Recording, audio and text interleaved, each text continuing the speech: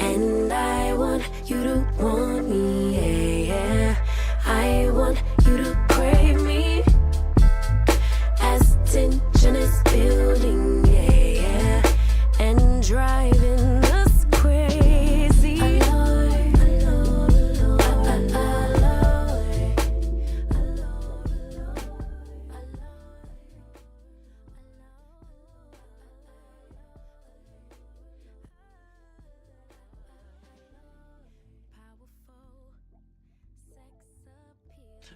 Okay, let me come on in. Everybody, happy Thursday, the 21st. For some reason, that didn't felt right to say. I was like, wait, the 21st? Yeah, the 21st. Not the 22nd, that's tomorrow. 21st. Yeah, I hope everyone's on Thursday was going on good. Mine has been well.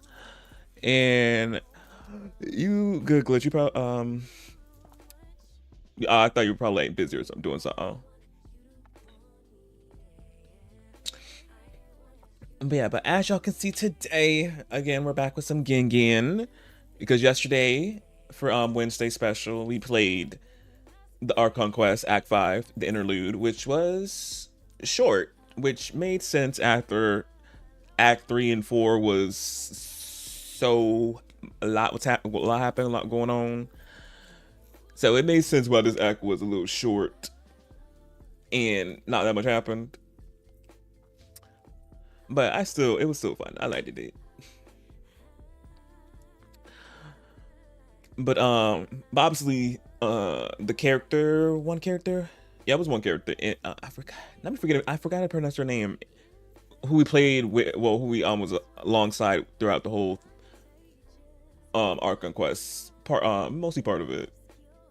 Insun. I hope I'm saying their name right. Insun. Yeah. Since the whole voice acting thing going on, obviously some voices are acted or not for the English dub, so yeah. But we did get Kachina back though. Person who played Kachina, we heard their voice again, so yeah. But Kanij and Ahau still are not voice yet. But thank you for the lurk. But yeah, but now for but we're gonna be getting into today in Genshin. We're gonna be doing Chasca and Xilonen's tribe story quests, which are right here. Obviously, we did Mulani's and Kanich's. We finished theirs up. Now we got to do Xilonen since I didn't do hers yet, because round time Xilonen came out, 2 hurricanes want to come back to back. So it wasn't on my radar to do hers. But now that everything's calmed down and hopefully no more hurricanes, we gonna get into her story, her tribe story quest for the Children of Echoes. I accidentally ran into this quest and I was like, oh no, I don't want to do it. So I did like a little smidge bit of Act 1, but I didn't do all of it. So we're gonna be continue off where I accidentally left off. And then after Xilonen's, we'll be hopping into Chasca's. I almost said Shiori for some reason, but Chasca's tribal story quest with the flower feather clan. There we go. And doing all these. So yeah. So I don't know how long they are going to be. So we're gonna have to see. Cause I forgot when I did not Kachina, when I did Mulani's and Kinij's at once, they took. Cause for Mulani, I did these 2 on my own. I think. What did I do? Yeah, I think I did these 2, and then I did the 3rd one with y'all, and then I did Kinij's, if I'm correct, and did all his. So yeah, we're gonna see. I might continue to play this or something else, depending on how long it is. But if they are a decent amount of decent of a long time, I didn't articulate that properly. But if they're a decent amount of time, that might be it for stream. But I'm gonna see after I finish them. So yeah, let's get into it. And also too, for the people who play Genshin, drops are enabled. So if you didn't get your drops yesterday, you can get your drops Now. Still.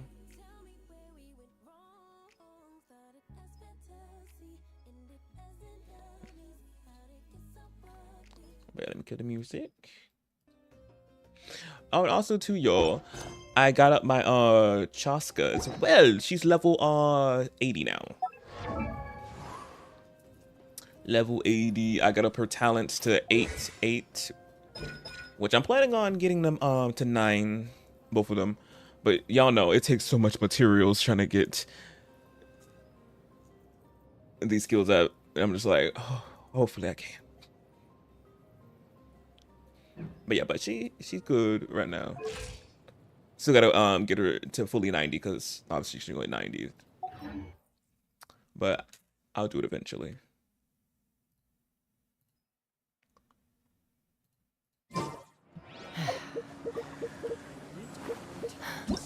But yeah, now let's head to the Children of Echoes. Well, we're gonna be heading here though.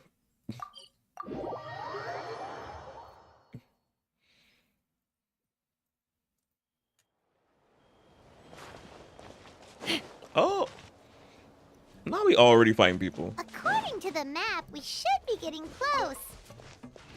Get away from me! Look, over there! Is that Master Chevin?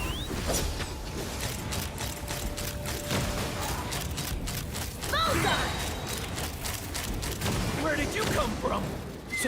So strong! Let's get out of here, boys! Run! I'm not sure now want to run. If you want to live, drop all of it!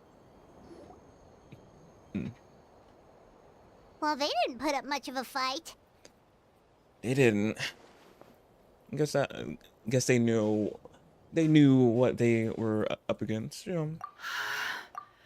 Thank you so much. I thought I wasn't gonna make it down this mountain alive.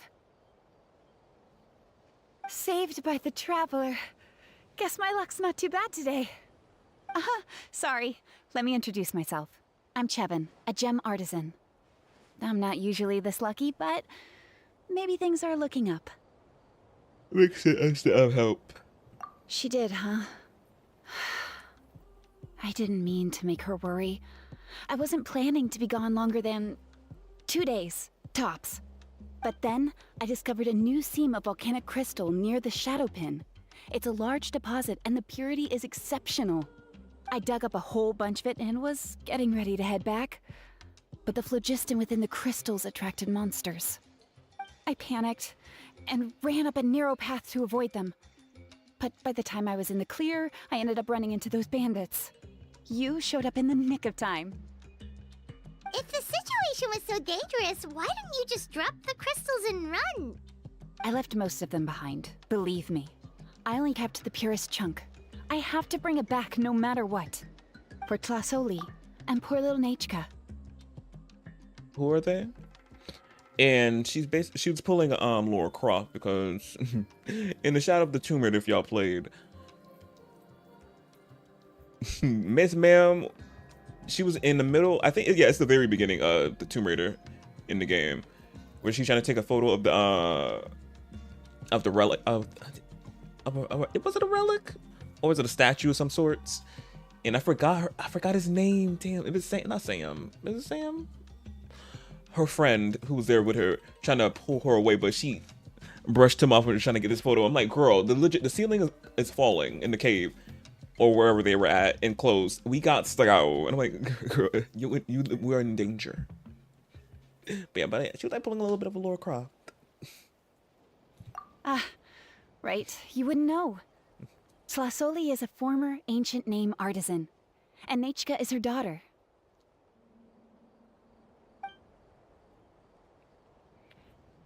So she crafts ancient names, as long as that is a line of business too. Xilonen. Oh, you know Xilonen? Yeah, Xilonen. Try mentioning that name in front of Tlasoli. She could sing Xilonen's praises forever. The foremost expert in ancient names, the future of our tribe, the finest artisan in Natlan. You'll never hear the end of it. I know Tlasoli misses the days when she used to forge ancient names. She'd never say as much, but I can tell. Why did she stop? Because of her daughter. Poor Nechka contracted an awful illness, and Tlasoli put everything aside to take care of her. Even as Nechka's illness grew worse, Tlasoli never gave up. Like a torch in the night, she was determined to burn bright, even as darkness encroached from all directions. Still, all's well that ends well. Thanks to the doctor's medicine and the YOP's protection, Nechka's flame was rekindled. Her condition has been slowly improving ever since. She's still weak, of course, and has to recuperate at home. But she's well enough to write letters already. That's cute. She often writes to Xilonen, apparently. Her dream is to become an ancient names forger, just like her mother. Oh. Her birthday's in a few days, so Tlasoli asked me to find a pure Oh, hey, volcanic Annie. crystal to give her as a present. What is going on? I'm playing Genshin Impact. I'm playing Tribe Story for one of the characters. But yeah, but how you been? How you doing? So that's why you were out here. Yeah, talk about an important chunk of ore. What a nice gift. Paimon hopes it helps her feel better. I'm sure she and her mother appreciate your well wishes. All right, let's head back. I'm sure Imish is worried sick. Actually, why don't you come with me to visit Tlasoli tomorrow? It's all thanks to you that I managed to bring back the crystal. You deserve a reward for helping us protect something so significant. I just hope it makes... Ooh, I already forgot how to pronounce that name. Happy. Is it an ancient name? Go. Hey, the Pyro Archon said she contacted Xilonen about that already. Let's not complicate things. We don't need anything fancy like that. A normal gift is more than enough. Don't worry, something tells me you'll like this one. But I'll let Tlasoli tell you what it is herself.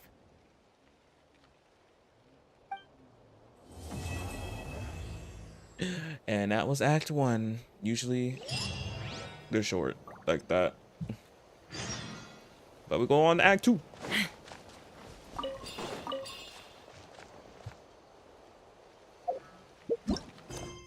Now we not hitting that fast enough. Or is it?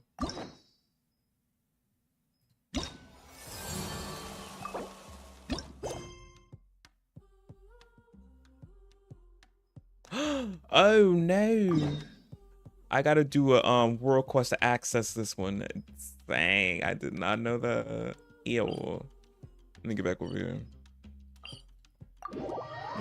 I probably can bypass it. Let's fly.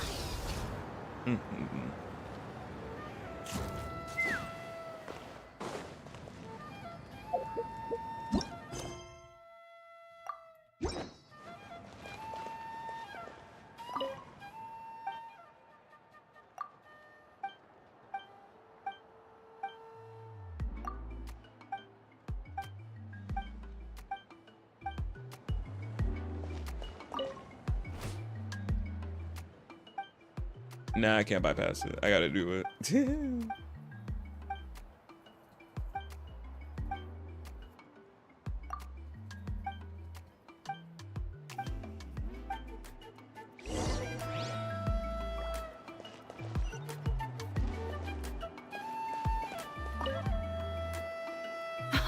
Oh, here we go. You're early. Looking forward to your gift? We just happy to visit Ooh and Hoo. That's right. Nechka's been so sick, and Tlasoli had to give up what she loves.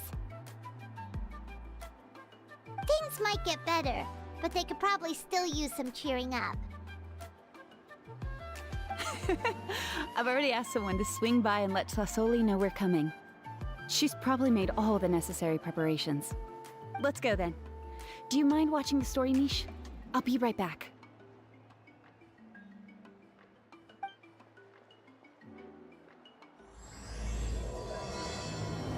Act 2.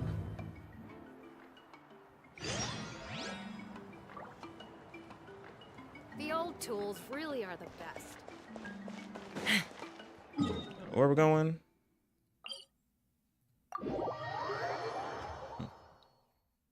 But I thought I had to do a world quest real quick, but nah. I just had to interact with NPC.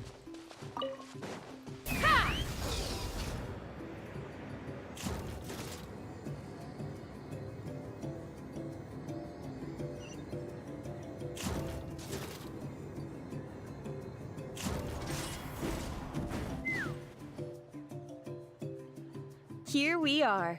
Nice house, right? Give me a sec, I'll go knock. I love that blue plant. Flasoli, open up! They're here! Flasoli? Are you home? Open the door! That's strange. Huh, the door's locked. But she shouldn't be out at this time of day. Why would it be open? They Hey, were there. Nechka! Nechka! It's me, Chevin! Open up, please! Not need me to break the door down. Oh. Not me resorting to those drastic measures. Still, I told Flasoli we were coming. Maybe she had to take Nechka out to get some medicine.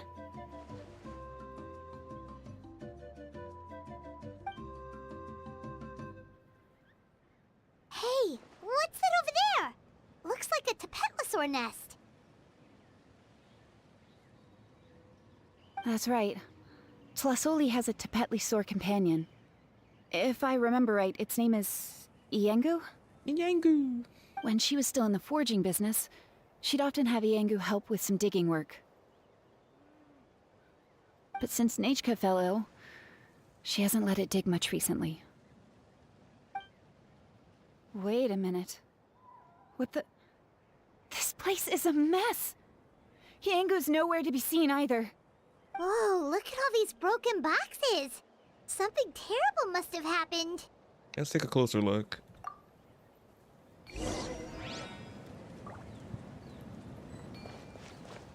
The tracks end at this cliff. Could the Tapetlosaur have climbed up the mountain? Let's head up there and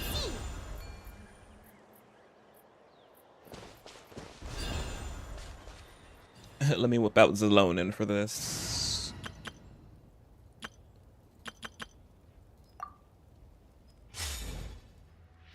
Bring it!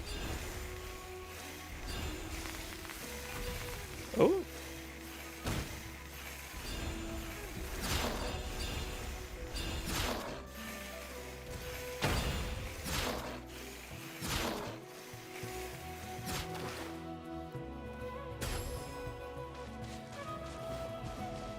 Hey, Eric. How we doing now? Huh. I'm doing good. There's How a about you? Tapetlosaur up here.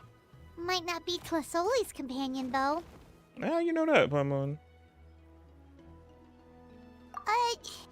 Paimon still doesn't see any sign of Tlasoli.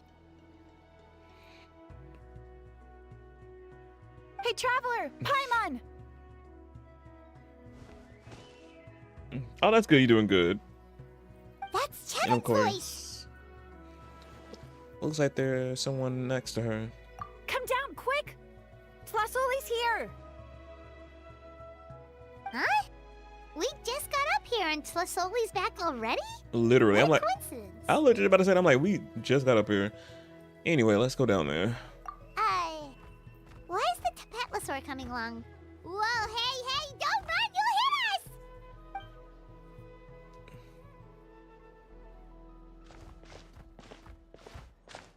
us! Iengu, come here. Are you being naughty again? I knew that. I was like, that must be Engu.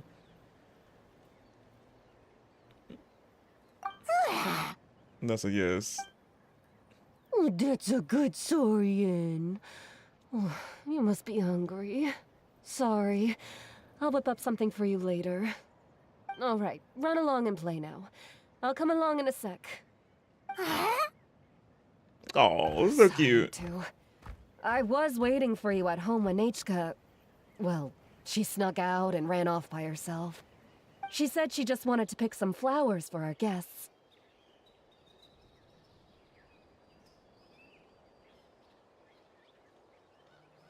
But she ended up getting lost along the way. Luckily, I managed to find her before long. Is she alright? Yeah, Chevin told us she was just starting to get better. She's still very weak. The shock and the cold winds certainly didn't help, so she ended up with a slight fever. I gave her some medicine and now she's in bed. But it's nothing a good night's rest can't fix. That said, she won't be able to meet you today. I'm sorry you came all this way for nothing.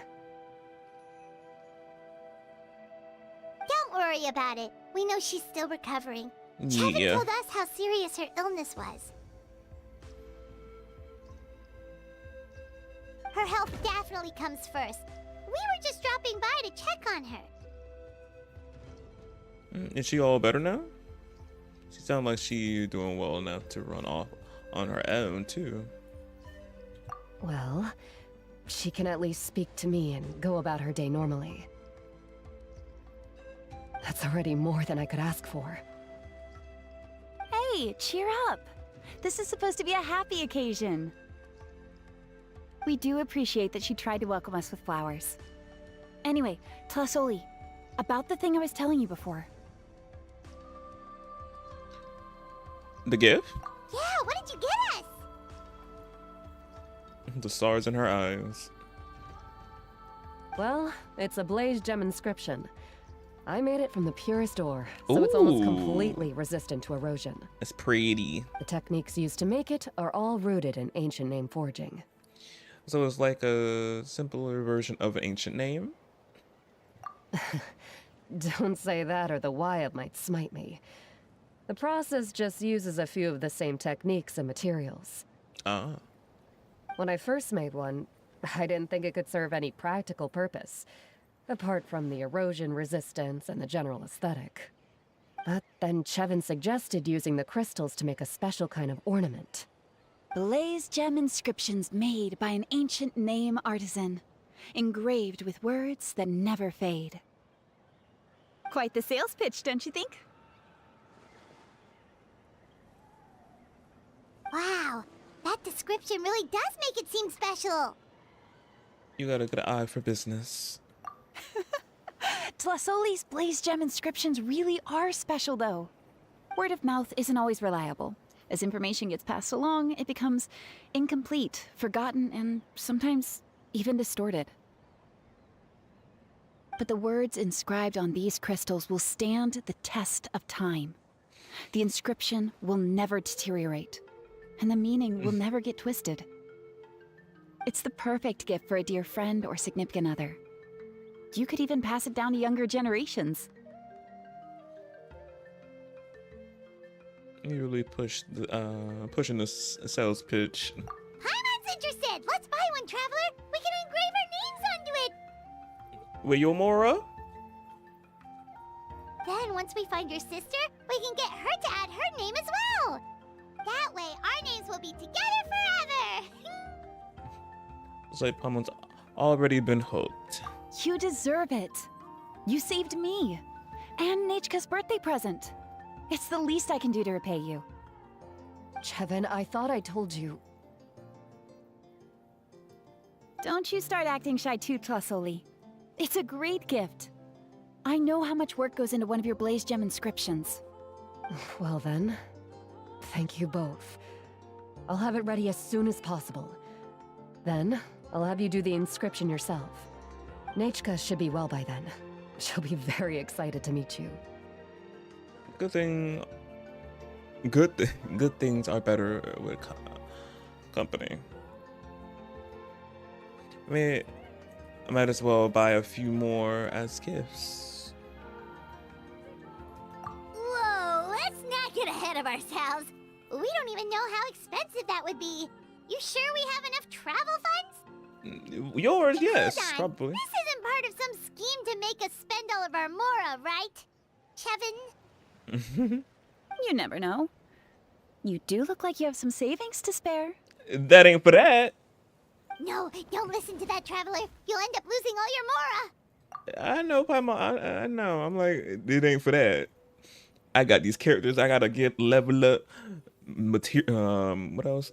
The other characters, the weapons, their talents. Girl, it ain't in the budget. I'm sorry. In any case, it's up to you.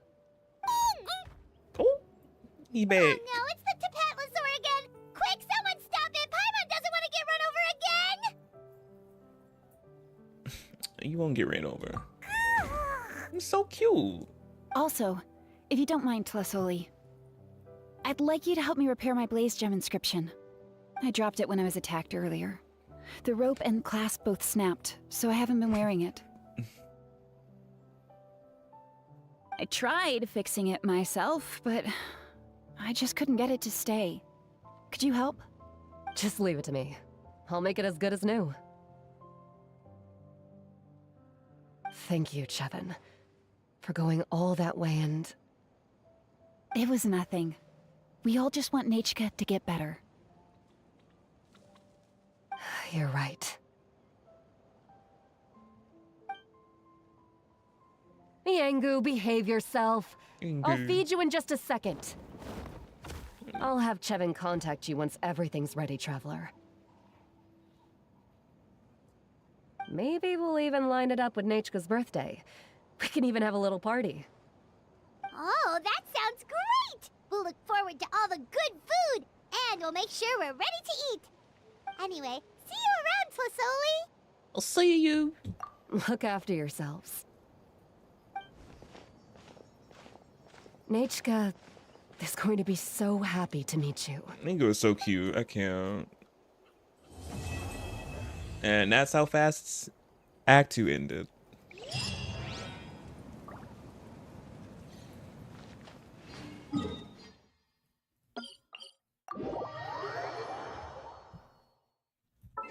And now we got the last act. Let me see. Now I got the last act with Xilonen. So yeah. What did I say? When 5.0, when Natland obviously came out with 5.0, we had these three. I mean, wait, was it 3 or 2? Forgot. Yeah, we had these already was here. And we could do Act 1 and Act 2 of Children of the Echoes. But obviously we couldn't do 3 yet since it required Xilonen, Miss Man right here. I figured since obviously I did Mulani's in her tribe, it required her at the end. So that's how I'm thinking they're doing it. Well, it is how they're doing these tribe story quests. So for the Night Winds, this one gonna be requiring Silali. Since obviously she's the 5-star that's gonna go. That's from the Night Wind. So that's why this one's coming soon. Since obviously we can do the Act 1 and Act 2 right now, but we have to wait until she comes out to do that one.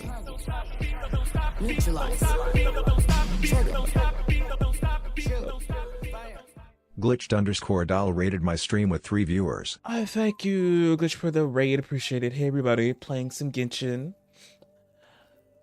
How was the stream?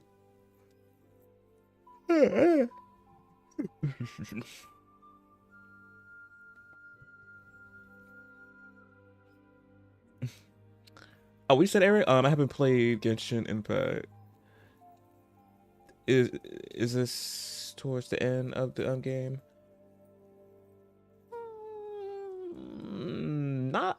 No, Eric, it's not towards the end of the game. We used to have a whole nother nation we're gonna be getting next year. But nah, it's not the end of the game. But there's a lot of content though that is out now for it though. Since we got all these new nations and all that new areas to explore with Intivat, so yeah.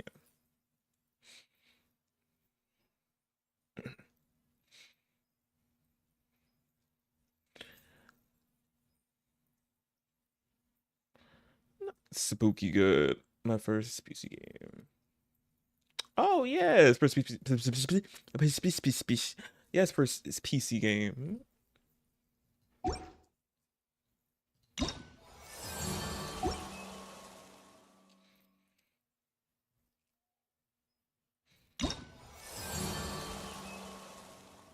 But yeah, but now we're on to Sing Xilonen.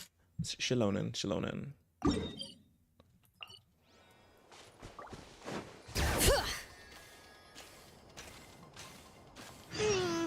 It's been several days now.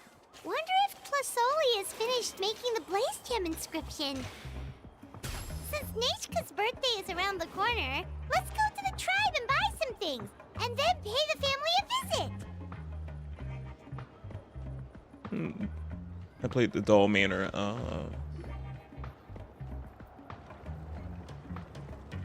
Oh! Xilonen. That's Good Xilonen thing you're sleeping. here. I'm wondering if I can. Oh, the shelf on the left, second row down, first X on the right. That one's yours. And the garden hoe belongs to Iqnal, and the hammer is Pakal's, so make sure you take the one that's yours. I haven't even said why I'm here. But looks like you're about to head out for a break. Yes, but I am going to take it right here. The temperature is just perfect today. Really? But doesn't it feel a lot hotter than usual? I really don't want to stay out in this heat.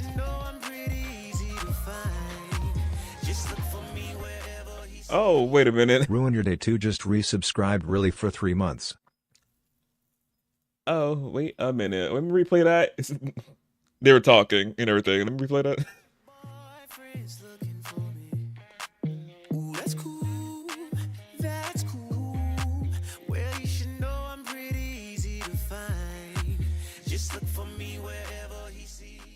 Ruin Your Day 2 just resubscribed really for 3 months. Oh my goodness. Thank you, Eric, for the resub for 3 months again. Appreciate it. You did not have to do that again.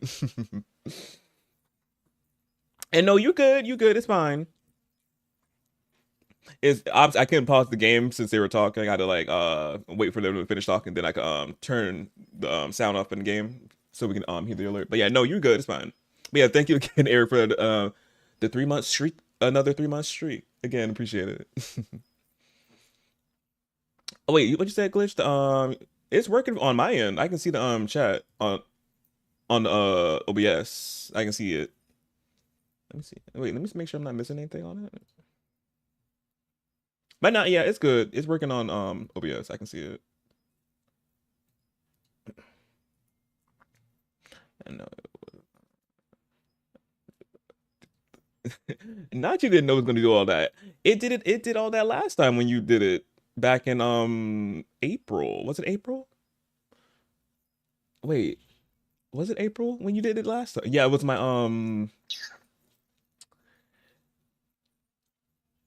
yeah, you're right. Yeah.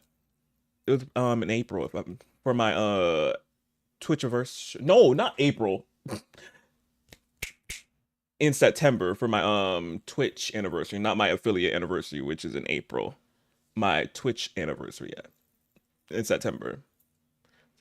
October, November, December. Wait a minute. Is September? Yeah. October, November. Oh yeah, so 3 months, yeah. So another 3 months. So November, December, January will be another 3 months, yeah. I was streaming, but I was still here. I was still here lurking? Yeah. You told me, Glitch. Yeah, you was lurking. But yeah, again, thank you, Eric, for the 3 months. Another 3 months, I mean.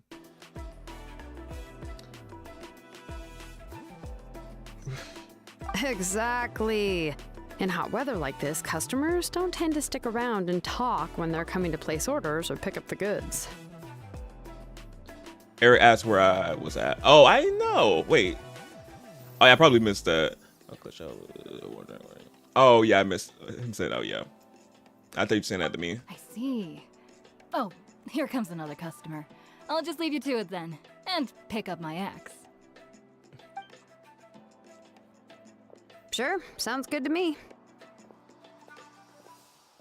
Hey, Xilonen! Paimon, why are you under the table? Oh, Traveler, Paimon! We meet again. Oh, you two seem to be in good spirits. How's your Pilgrim's Chronicle been? Run into any issues? No, everything's fine. Oh, good. It was also my first time receiving a Pilgrim's Chronicle. Even though I've already turned it over to you, there are still a lot of things that could go wrong, so I wasn't sure if there'd be any issues. Huh? So, what are the chances that something might still go wrong? Well, less than the chances of Mualani accidentally falling off a spirit way, I'd say. Oh, well, that definitely would never happen. Yeah, she's too good at what she be doing. Surfing. I found the Xilonen. Thanks a lot. By the way, Nichka's birthday's coming up real soon. Are you planning to visit her? I've prepared a gift, and was just getting ready to take it to her. You're not planning on giving the kid a full set of pliers again, are you? Or, let me guess, woodworking tools?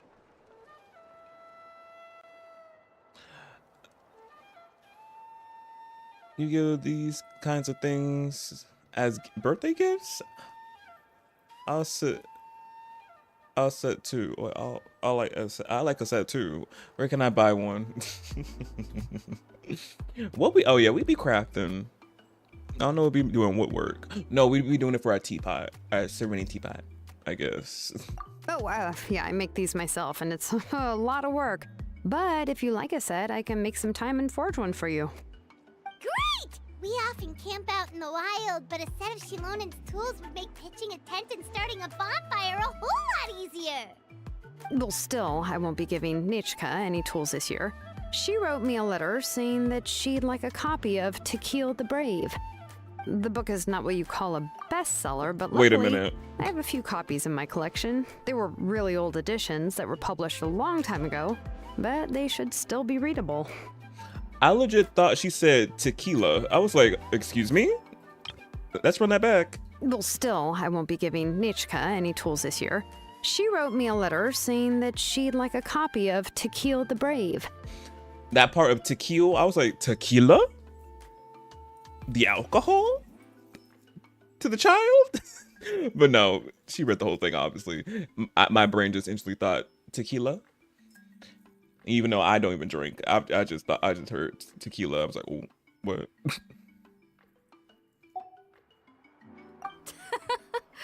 Children her age love fairy tales. The last time I was at Tasoli's, I even brought Nichka. Wait. Not what dot did I dot bring dot. her again? You would have thought the same thing It must have been too. her favorite thing, but why can't I remember it anymore? Oh, it is quite hot today. Seems you're about to pass out from the heat. Do you even remember your own name?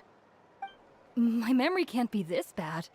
It's just these last few days. I've been forgetting things for some odd reason. Well, in that case, why don't you use the Blaze Gem inscription you have as a memo to engrave some important things to remember? After all, that inscription will never wear out, and it's easy to carry. I'd say that's quite a fitting use for it. You do have a point, but my inscription is almost already full. Her name is that long? No. I engraved some wishes on my Blaze Gem inscription. You know, just some dreams that I have for the future and things I'd like to accomplish one day. Even though Tasoli has said that from an aesthetic point of view, it would be best for people to keep their inscription short, this Blaze Gem inscription was still made by a name engraver, the forger of ancient names themselves. Everyone thinks that the inscription she made might have some wondrous powers. So, many people who bought Blaze Gem inscriptions engraved their wishes and dreams on them, in hopes that they would come true. Sounds kinda like a wish granter. But if you do that, won't everyone be able to see your wishes and dreams? I was just wondering the same thing. Don't worry. We usually ask Tasoli to add the inscriptions for us. She has a unique method of engraving. With her method, the light must be at a certain angle in order to see the text. Without the right angle of lighting, the Blaze Gem inscription will just look like a pretty stone. That's true. In the end, a Blaze Gem inscription is essentially just a piece of rock. It doesn't have the power to grant people's wishes. Making wishes to it is like shouting into an echoing valley. The only one who will answer is yourself. But using it as a journal for your wishes is also fine. Carrying them with you and taking a look from time to time can be a good source of encouragement. Well, as long as you don't suddenly change your mind and want to take your wishes back, that is. These things are extremely durable. It would take a lot of effort to change the words. And I don't think anyone would willingly part with it either. They're not cheap and very hard to get. If you ever lost it, you'd just be filled with regret. Still, it's really strange. Given Auntie's skill, how could it take so long for her to make one? Oh, well, I hope someone didn't give her an idea of making fewer and selling for more. I know just the person who would do that. Sounds just like on a... Let's see, sure. It's true. Chevin would totally have put that in her ear. Still, I don't think it's such a bad thing for Tasoli to make some money by selling these. At least she and little Nachka are better off now, and won't have to worry about the cost of treating her illness anymore. I was really worried about their family at first, and was even planning to send them some... Huh?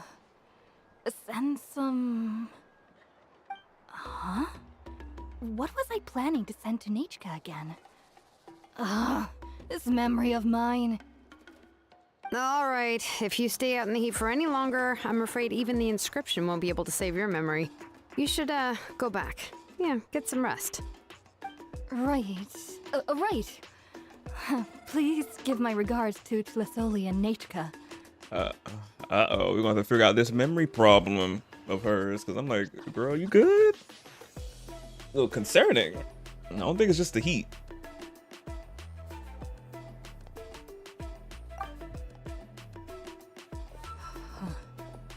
What's going on? Maybe I should go talk to Ernly to get some medicine. So you'll be going to Nachka's birthday party too, Xilonen? Oh, perfect! Then let's go together! Oh, yeah, sure, but I didn't expect you to know Tlasoli too.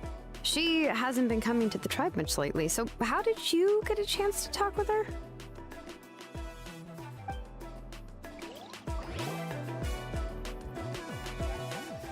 We explained everything.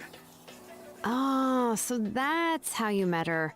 She even wants to use volcanic crystal as a forging material. Guess she's really pulling out all the stops for her daughter. We also wanted to get a gift from Ennens. But we had no idea what she might like. Then let's just go and ask. Come on, I want to give her the book anyway. Huh?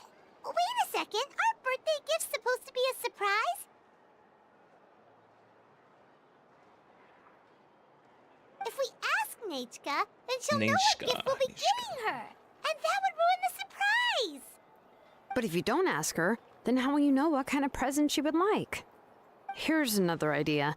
Perhaps you can also give her a storybook based on what she wrote in her letter. That might be a good option. Easy enough. I have lots of those in my bag. But shouldn't we give it a little more thought? If we all give her books, it might seem like we didn't put much effort into it. Xilonen, have you really never asked her what she would like the most? There must be something else she'd like besides books. Unfortunately, no. Nachka's illness has kept flaring up over the past few years. Apparently, she couldn't do anything during that time other than rest in bed. She didn't even have the strength to talk to anyone. It wasn't until recently that she started to recover from her illness and regained strength to write letters to others. Anyway, there's no need to overthink it. Worst case scenario, I can split the book into 2 volumes and we can each give her one. Great idea. No, that's terrible! Oh my goodness, Paimon. It look like we didn't try. Let's just go ask Nachka. Even though it would ruin the surprise, we could at least get her something that would make her happy. Anyway, could you tell us a bit more about the book that you're getting her? Is it really that unpopular? Well, it's a little difficult to explain. You see, there are actually two versions of To Kill the Brave.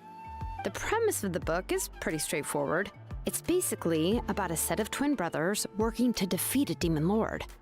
But after defeating the demon lord, the older brother, To Kill, discovers that the king's spirit has possessed his younger brother, Remok. In the ending of the original story, the older brother kills his younger brother to defeat the demon lord, before jumping into a volcano.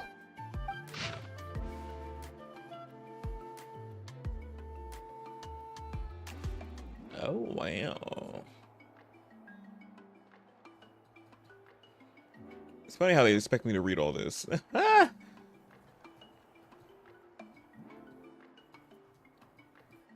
That's funny.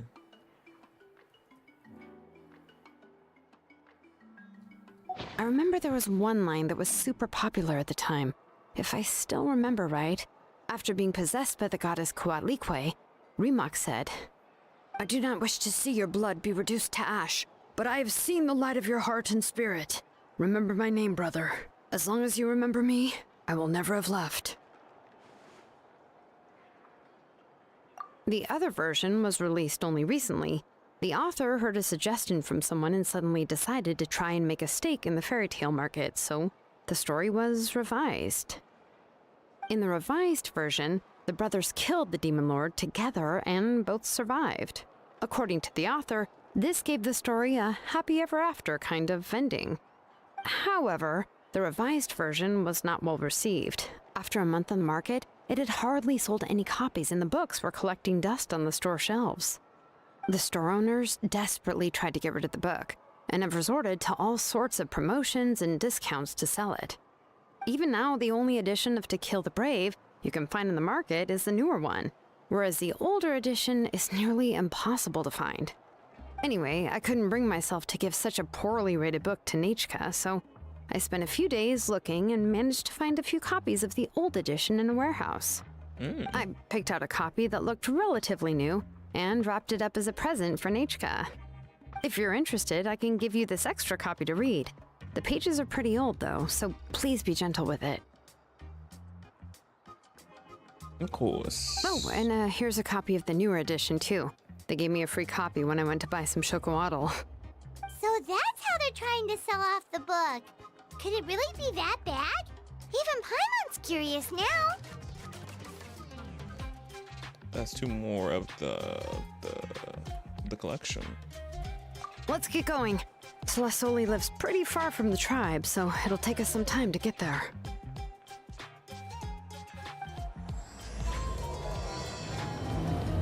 And Act 3 begins. It'll be much more of a longer act than the other two. She don't live that far.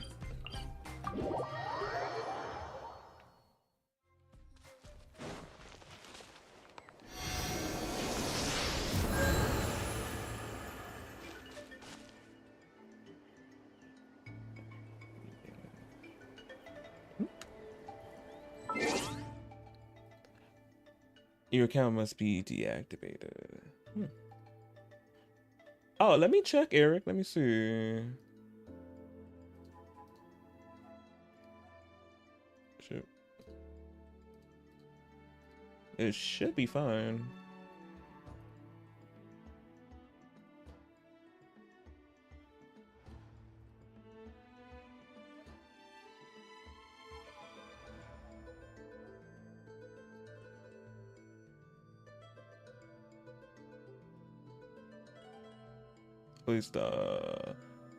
At least the link don't work for me. Yeah, I'm testing it out right now. But if you still got my tube up, not tube, Twitch up, Glitch put it in the chat for you. But yeah, let me see what's going on.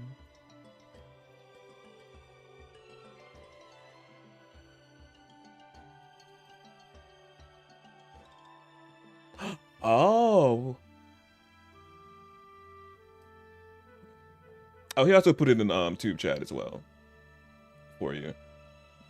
Oh yeah. Oh, it is broken. Okay, yeah. I'm going to fix that later. Oh, I thought it always stayed up. But hopefully the stream elements one is working because it goes directly there as well. Oh, it's directly connected. I mean, yeah, that one works. But yeah, I might definitely have to fix that later.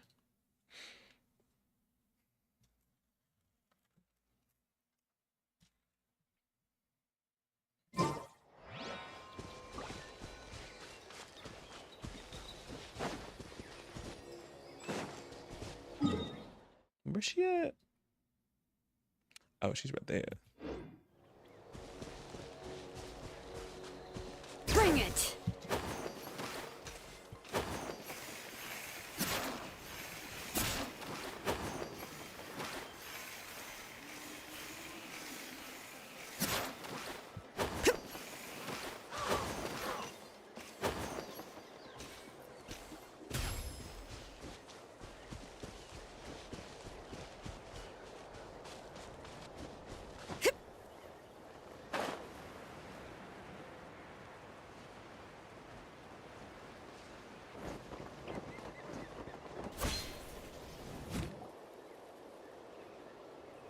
Go on now, Yengu. Nechka is still resting. Oh. Hey, Tlasoli, we're here!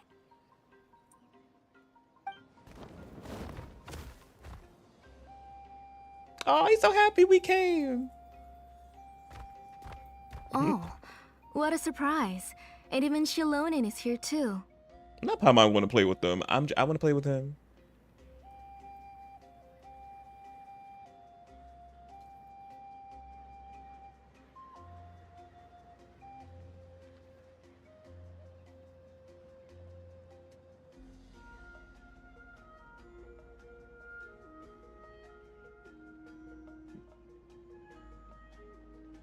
Oh, it's been a while since I've seen you, Auntie. I received Nechka's letter. She wanted a copy of To Kill the Brave, right? Well, I've brought the book for her. There are several editions of the book in Natlan, and I wasn't sure which version she'd prefer. That's okay, they're playing in the I asked background. a messenger from the Scions of the Canopy. It seems this softcover edition is one of the most popular options, so I brought it for Nechka. You haven't changed a bit, Xilonen. Let's go inside. I was just boiling some chocoatl, so you can all try some. Xilonen used to love drinking chocoatl. When she was little, she would always have several cups every time she came to visit me. You were already a big girl by the time I finally had my Nechka. Alright, for now let's... Oh. Oh? Oh, Auntie, let's go inside. You good girl. Traveler, please help me get her into the house. That means we're going in the house. Oh, Paimon will help too! Be good, Yengu, and don't get in the way. He just said. All right, let's get indoors. Watch your step, Auntie.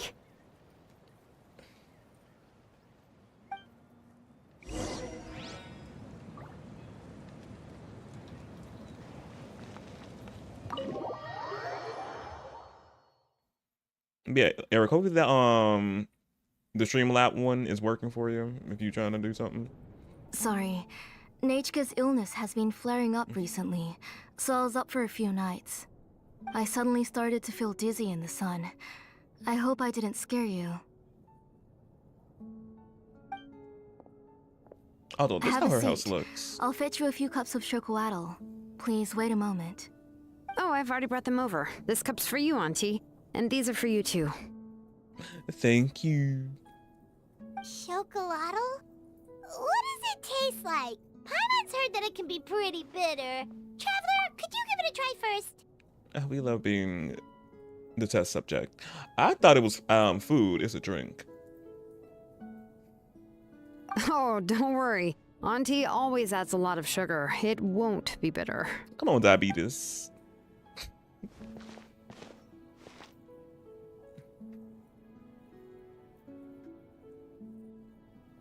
The last time you came to visit, you were still just a kid.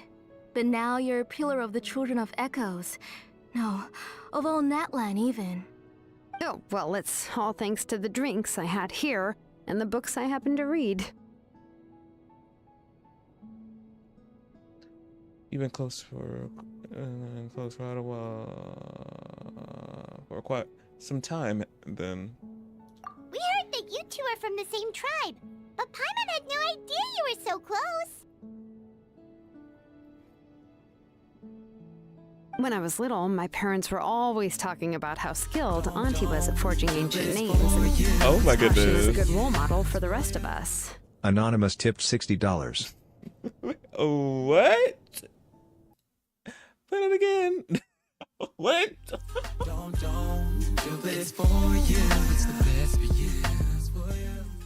Anonymous tipped $60. Thank you, Eric, for the $60. Appreciate it. You did not have to do that. You already sub for 3 extra months. Like, so sweet. Thank you.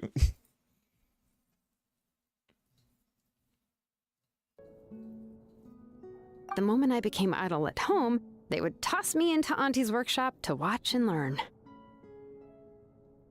Then I would have your parents go back, boil you a pot of chocolate, and let you play in the house. Yeah, and then I would drink and listen to you banging away with your tools in the workshop. Oh, so that's how she got forging from. Hello, you're welcome. But eventually, she moved out of the tribe to find some more space, and I didn't have the chance to visit again after that. But why did you seem so familiar with the place when you went to the kitchen for the drinks just now? Because the layout of this place is identical to her old house. Let me see. Yeah, that should be Nechka's bedroom then. Oh, so we can just bust That's in her right. bedroom? I remember you used to hunker down in the room to read and draw. But you're all grown up now. Even if you wanted to live here, I'm afraid you've already outgrown Nechka's bed. But this is cute. We get to learn some backstory about Xilonen. You two seem like family. That's how Nechka sees Xilonen too. Whenever she's feeling better, she always asks me when her pen pal sister will be coming to visit. Well, yeah, I'm here now, and even brought a gift as an apology. I'll leave the book here. You said Nechka asked you for the book? I hope it wasn't too much trouble to get. Really, I'm surprised that she even asked you for a present. When she's at home, she'd even ask me for permission to eat some snacks. Maybe I've been too strict with her. She's obviously starting to like her big sister more than her own mother. Oh, really? Well, I'd say I really haven't done enough to deserve the title of Big Sister.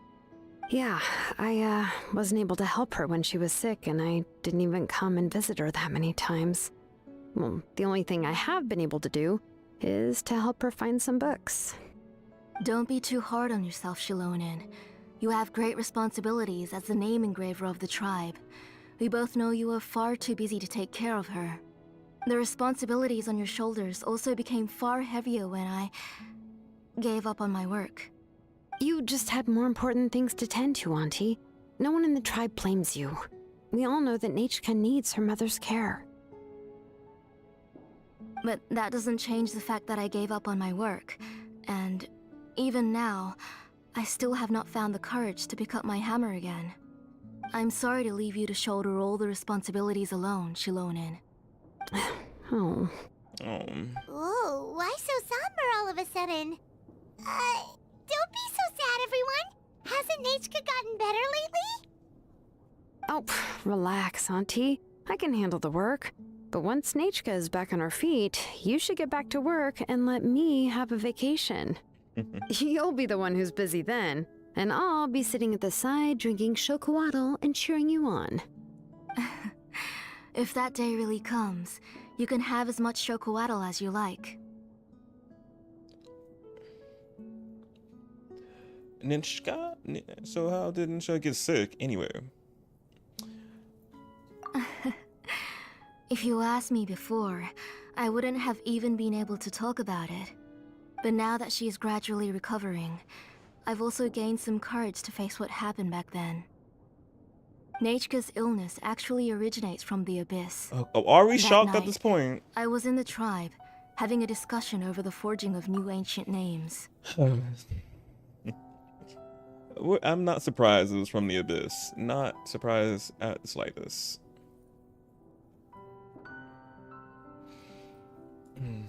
It's giving very much the illness. Well, no. I would say it's giving the illness that was in Inazuma. Not Inazuma.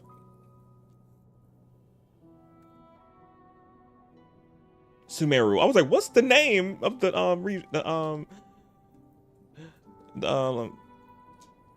what was the that last region's name? Not last. Fontaine was the last one. Sumeru. The illness Elazar? Was it Elazar? Was it called? I think. Yeah, it's giving very much that a little bit. Well, not really, because I don't know. Doing something will make it go away. Well, since it's the Abyss we're talking about, so that's where it differs from. But illness from that, like Elazar. Elazar? Is that? I think it's called Elazar. It was. Bam. Before we could finish our discussion, the alarm started to ring outside. A horde of monsters from the Abyss suddenly attacked the tribe, so everyone banded together to fight them off. I joined the fray as well, and it wasn't until the monsters were repelled that I got back home with some guards from the tribe. But Nechka was gone. I can't remember how long I spent searching for her. Maybe for 2 or 3 days. In the end, we found Nechka at the bottom of a short cliff. Oh. She was holding a dried up embercore flower in her hand, and there were traces of abyssal corruption around her wounds. I know. It was all my fault. Before the incident, Nechka had asked if I could forge an ancient name for her. Work was busy at the time, so I told her that if she could find an embercore flower, I would use it as material to forge her an ancient name. Oh, Nechka, my daughter. My Nechka. I was holding her in my arms, but no matter how many times I called her name, she wouldn't open her eyes and look at me. I was the one who decided to move my workshop to the outskirts of our tribe for work. And I was the one who left her home alone. Anonymous tipped $60. Sorry to keep interrupting your stream, but early Christmas gift. Not shoot, that one took me by surprise.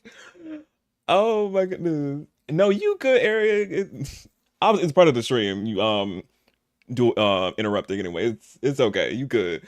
But oh my goodness, thank you for another 60. Appreciate it. And thank you for the early Christmas gift as well. Oh my goodness. Oh, my daughter. My Nechka. Why do you have to suffer like this? Whoa, hey! It's okay, right? Nechka's getting better. She already has the strength to write letters now, doesn't she? Well, Xilonen has even brought her a gift. We'll drink some water first. Things will get better. Sorry. I just can't control myself whenever I remember that time. Phew. Alright. It's not every day that we get guests. I really shouldn't be crying like this. I asked someone to buy some ingredients for me. So, why don't you stay for dinner tonight? I'll make some shrimp bisque, grilled fish and mint sauce, and tower tacos. Okay, that sounds so good. Shrimp, grilled fish, mint sauce, taco tower. We're gonna be pregnant, and it's a food baby. Backs are gonna be big. Backs will be widened. Truly, I'm like, that sounds good, and it's gonna be seasoned because I know this nation seasons their food, so I'm like, it's gonna be delicious.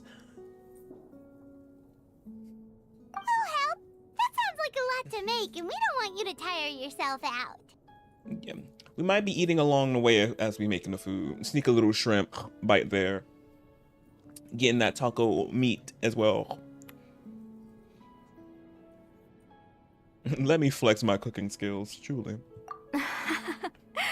Thank you both, but don't worry. It's just a few dishes. I'll be fine. You three just need to make sure everything gets eaten up. I can't eat a lot at this age. We'll have our to-go plates as well.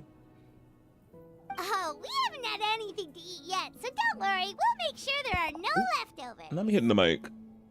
Remember, where is messing up? No, Sharpbot is good. It told me about the tips. If you were wondering about that, I can see them. Can you see them on your end? I promise that the plates will be picked clean. As I said, we're gonna have our to-go plates. I'm gonna need my to-go plate and a to-go bag for this food. Ah, it just occurred to me that Xilonen likes to eat cheesy crab hot pot. Why don't I make that instead of the grilled fish and mint sauce? I remember you don't like picking out fish bones. Oh yeah, that can get crazy. Yes, it was done twice. Oh yeah, because he did it twice. That's why. It popped up twice. Oh, cheesy crab. Oh, that sounds good. Cheesy crab hot pot. I knew my girl. She loved her some crab.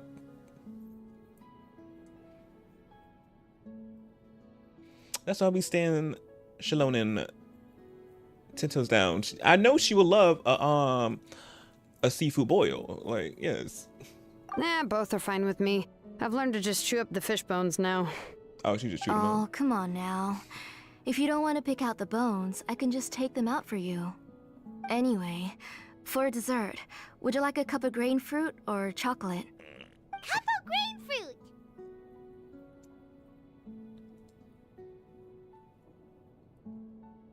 I'll agree with Palm on the cup of grain fruit. I don't know what you're talking about. Palm, I'm not me. I mean, not Palm on me. I don't know what I'm talking about. I'm talking about chocolate. I wouldn't say that.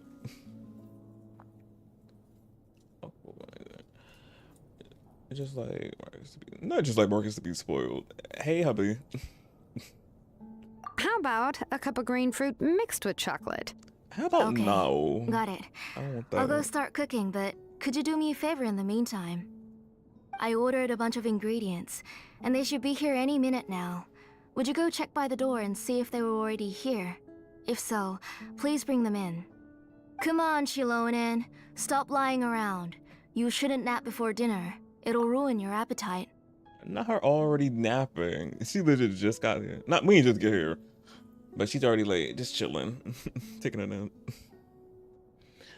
How wow. Words. How have you been? I've been good. How about you? Hey, I'm not a kid anymore, you know. You don't have to worry about my appetite. That's beside the point. If you don't watch out for your health while you're still young, then when you get older, you'll... All right.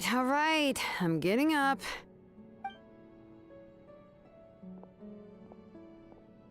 We'll go check on the ingredients with Xilonen. It isn't far, so it shouldn't take us long.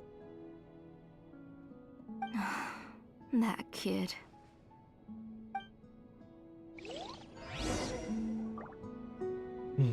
We learned so much.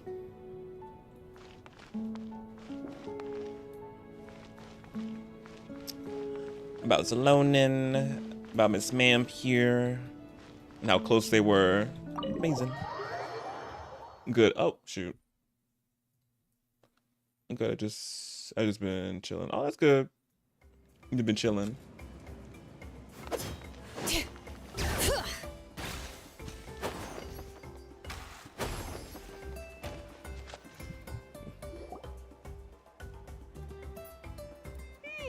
No one's come to deliver the ingredients yet. I'm Paimon thought we'd see someone come flying down on a Yunkasaur as soon as we came out. A messenger from the Scions of the Canopy wouldn't be flying here. They usually come climbing down the cliffs nearby. No need to look. There isn't anyone on the cliffs. So should we keep walking? Oh, never mind. I just saw a ghost. Hey, you there. Sorry, but does Tlisoli live around here? Oh, are you the one who's supposed to deliver the ingredients?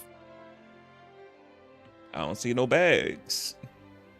Ingredients? Are you kidding? I was nearly eating myself. Never mind that now. Those monsters are still hot on my heels. Please, you've got to help me. Xilonen, She's already gone. where'd she go?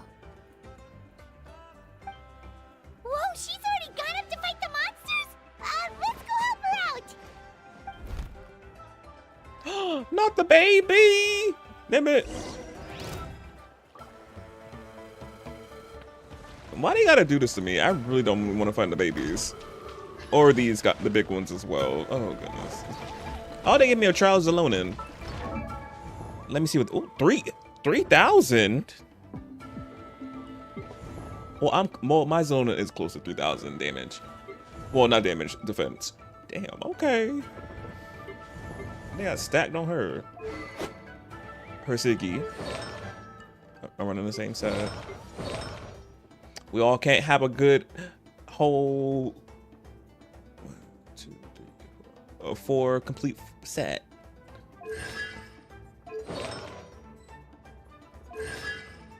C3 can't afford C3, child.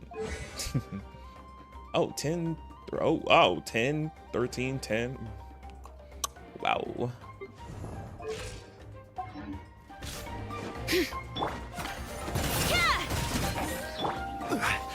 Gather! Illusion shattered! Order guide you. All right.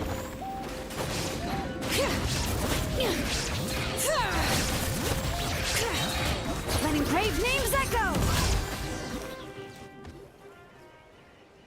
All right, that should be it for the monsters. Yeah, it was easier than I thought. Oh, it also seems we're in good luck. The goods weren't damaged either. Strange, we didn't see any monsters on the way here. Wait, so was he breaking the goods? Or was somebody else?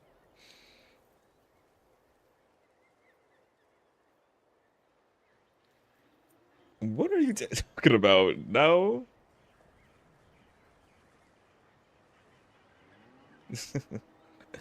You must have terrible luck, huh? Yeah, right. I use this road to deliver goods all the time, and I've never been attacked like this before. It's the main road in and out of the tribe, so people often come here to clear out any monsters. This area is usually very safe. I don't know what happened, but it seems like all the monsters around here have gone berserk. Even the docile Tepetlosaurs are in a frenzy. Tlisoli doesn't even forge ancient names anymore, so why can't she just move back to the tribe? If she comes back, Nachko will even be able to find some playmates. She's so young and hasn't even...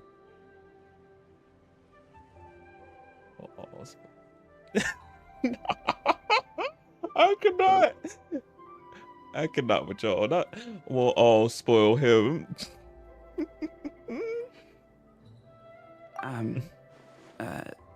Nachka's playmates.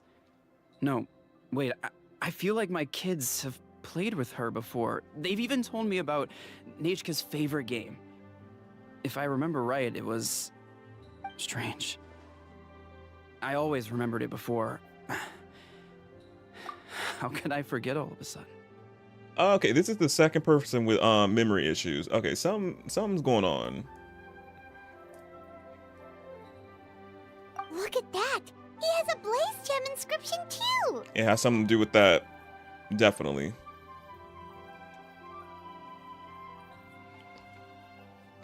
So lucky shouldn't be that problem. So wait, so luck? I don't know why the E part. So luck shouldn't be the problem. seems that the of a mark for the inscriptions. You should go back to the tribe. It seems like you had quite the scare today. We'll take the ingredients back for you. I'll carry these bags, and you two can carry the rest.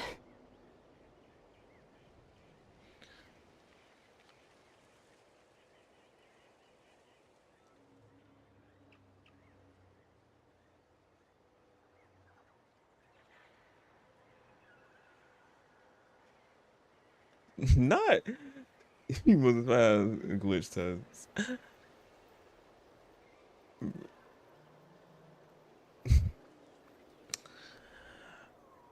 Nah. You good, Eric. You fine.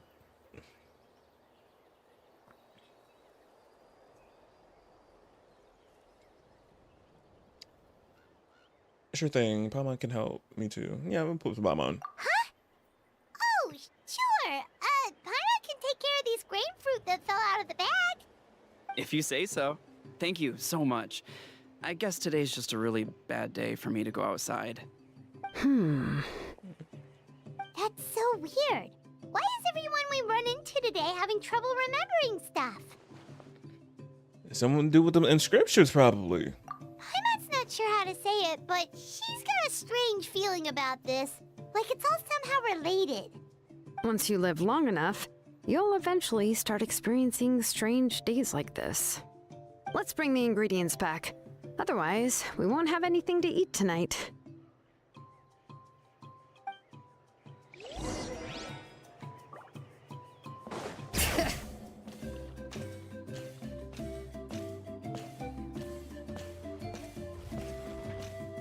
Oh, they just rolling down there. Cute.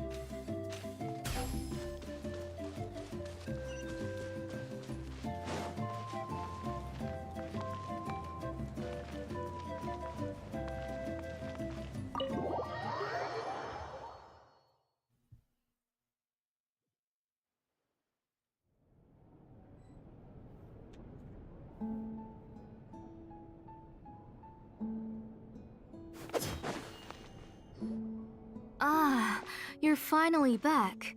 What took you so long? I was starting to worry. Oh yeah, we ran into some small problems, but everything's fine now. Alright, as long as everything's okay now. You all have a seat. I'll get the food ready. It won't take long.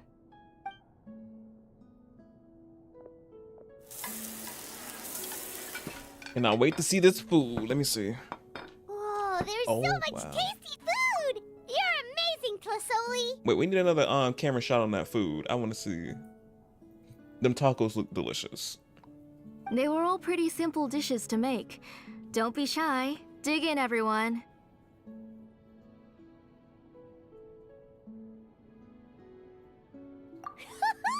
Paimon will help herself. Paimon will have some of this, and this. Oh, and this! Oh yeah. ooh. Can I get another serving, please? I thought I paused it. I'm gonna take them tacos. Thank You're you. done already? Do you even chew when you're eating? Of course! Didn't I say that I chew up the fish bones? I'll have just one more fish and leave the rest for Nachka. Oh, she got the jumbo shrimps. I see. These are the jumbo ones. Okay, yes. It's okay. Just go ahead and eat all you'd like. Nachka can't eat these dishes anyway. Her body is too weak to digest these kinds of things. I'll just make some broth for her. Oh no, but Paimon thought she'd already recovered from her illness. Injuries caused by the abyss cannot be undone. The doctor said the fact that she's stable is already quite a miracle. But it's okay. Nachka can talk to me now and can even hold my hand. That's more than I could ask for. Even if she will never again know that I am her mother. Oh, it's that bad. What do you mean? The doctor said the abyss has had an irreversible effect on Nachka's soul. Oh. She's lost all her memories from before she was injured. The doctor also said this sort Amnesia? of memory loss isn't like simply forgetting something. No. Rather, she can no longer remember anything from before that fateful day. Huh? But how does that happen? Before that, it's giving very much that 50. I forgot what that movie's called. The 100 something, 50 something dates like that. Like when she goes to sleep, she obviously her brain resets. Definitely, I think that day before she got into the accident. I forgot if I correct about that movie.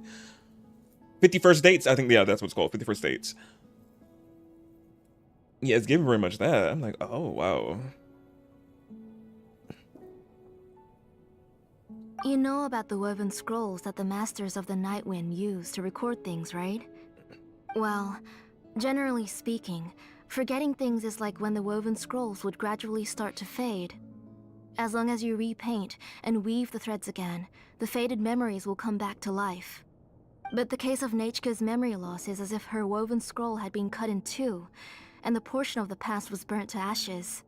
The books she loved to read, the flowers she took joy to grow, and the time she spent in this house were all cut off by the abyss, and can never be retrieved again. As one example of that, Nechka now only sees me as a strange, unfamiliar auntie who claims to be her mother. She's a good kid, and doesn't want to upset this lady who's been taking care of her so much, so she still calls me Mom.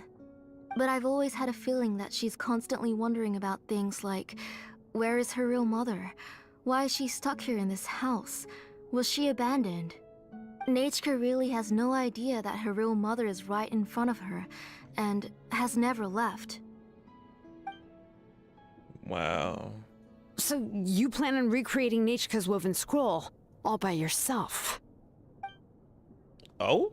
What do you mean? Or should I say, you've already started reweaving that scroll long ago? The gem.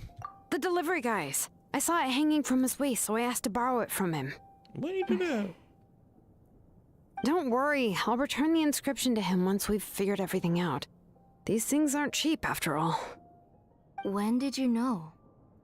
Yeah, I noticed it back when Blaze Gem inscriptions suddenly became popular among the tribe. It was then that I also noticed that everyone wearing Blaze Gem inscriptions had varying degrees of memory loss. Traveler, you've picked up on it too, haven't you? Yeah, we've seen the two suspects, Miss Ma'am and Mr. Sir, recently, who we just ran into, who she got the inscription from. Yeah, everyone's memory losses has something to do with her. Accessories made using ancient names forging techniques. For what's only supposed to be a pretty souvenir, this inscription contains a phlogiston engraving with a truly overkill level of complexity. The shapes and patterns of these engravings are also identical to that of an ancient name. By making just a few slight adjustments to the layout and connections of the main pattern, you can pretty much qualify this Blaze Gem inscription as a bona fide ancient name. And yet, you've never told anyone about these engravings in the Blaze Gem inscriptions that can be activated at any time. Am I right, Auntie? She said a lot, but I'm I like, knew you're a sharp one, Xilonen. she is. That's right. I have a way to cure Nechka and restore all her memories. It's actually quite simple. I want to forge an ancient name for Nechka that contains all of her past memories. You're going to make an ancient name for Nechka, but ancient names must be approved by the WIAB. And the reason they must be approved by the WIAB is because the memories they bear are all stored within the ley lines. Extracting those memories from the ley lines requires the WIAB's assistance. I wonder how she's gonna pull it off. But your plan wouldn't need you to do any of that, right, Auntie? Damn. Is that a bad thing? Sound like a bad thing? Your Blaze Gem inscriptions will help you complete that part of your plan in the ley line's place. You will use the inscriptions to form a massive memory bank for Nechka. And the ancient names you're trying to forge will be used to extract corresponding memories from the memory bank. A memory bank? Wait, so the reason all those people were having trouble remembering stuff is because the Blaze Gem inscriptions took away any memories related to Nechka?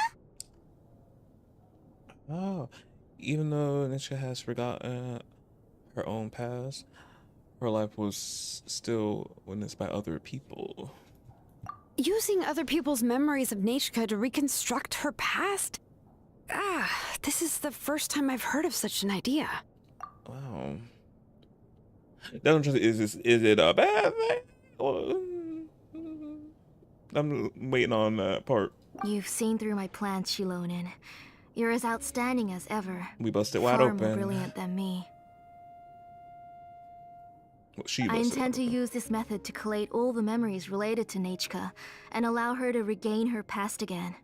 But wouldn't extracting memories like that hurt the person carrying the Blaze Gem inscription? Not at all.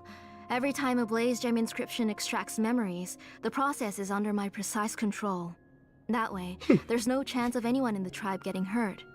This is the central inscription that controls all the other Blaze Gem inscriptions, which will also soon serve as Nechka's ancient name. You made all of this yourself, Tlasoli? You know, it's not an official ancient name. Yes, it was lots and lots of work. It was truly exhausting. Or perhaps I've just grown old. You saw it yourself. I nearly fainted just from being in the sun. I could collapse tomorrow, or even in the next few moments, but Nechka's ancient name is still far from completion. I've solved the issue of storing memories, but I still don't know how to connect Nechka up to this central inscription. I thought you'd just modify your own ancient name. I considered it, but this matter doesn't have anything to do with my ancient name. It's of no help to me, and I don't need its help now. You know the price to pay for making something like this. Yes, I do. But as long as I can get my Nechka back, I'm willing to do whatever it takes. Otherwise, Nechka won't have any chance of reclaiming her past once I'm dead and gone. She won't remember me, and she won't even remember why her name is Nechka. When that time comes, she'll be left to drift around the world all alone, unknowing of where she came from or where she should go. She is my daughter, the one to whom I gave the Nechka name. Whether it be as her mother or as a name engraver, I can't simply stand by and let her name disappear. Xilonen? Shh, let them think about this for a minute. For a minute, me adding words. For a moment. I'll take the central inscription with me. I'm going to completely disassemble it to confirm its components and uses, and I won't make any promises until I've checked everything. Say goodnight to Nechka for me, Auntie. Oh, wait. I've also finished the inscriptions for the Traveler in Paimon. Let me fetch them for you.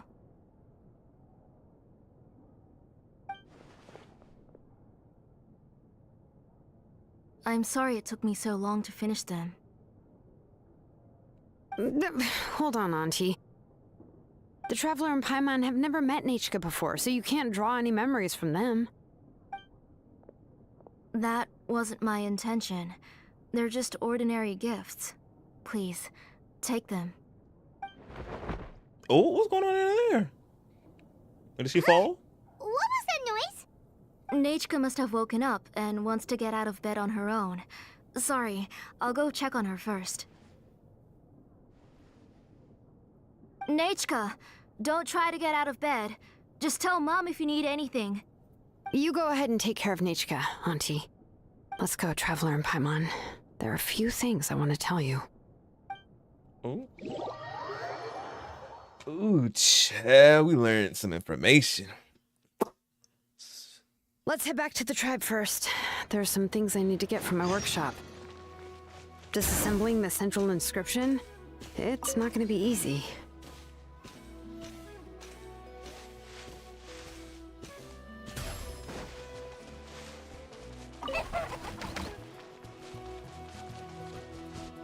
Oh, it's up there. All right, let's finish this.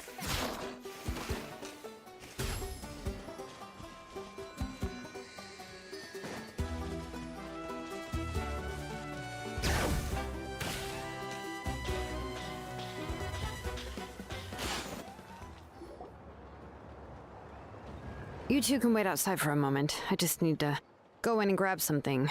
The workshop is a little messy, so unfortunately, I won't be able to show you around. Not a mess is what I like best. It rhymes me, but no, I don't.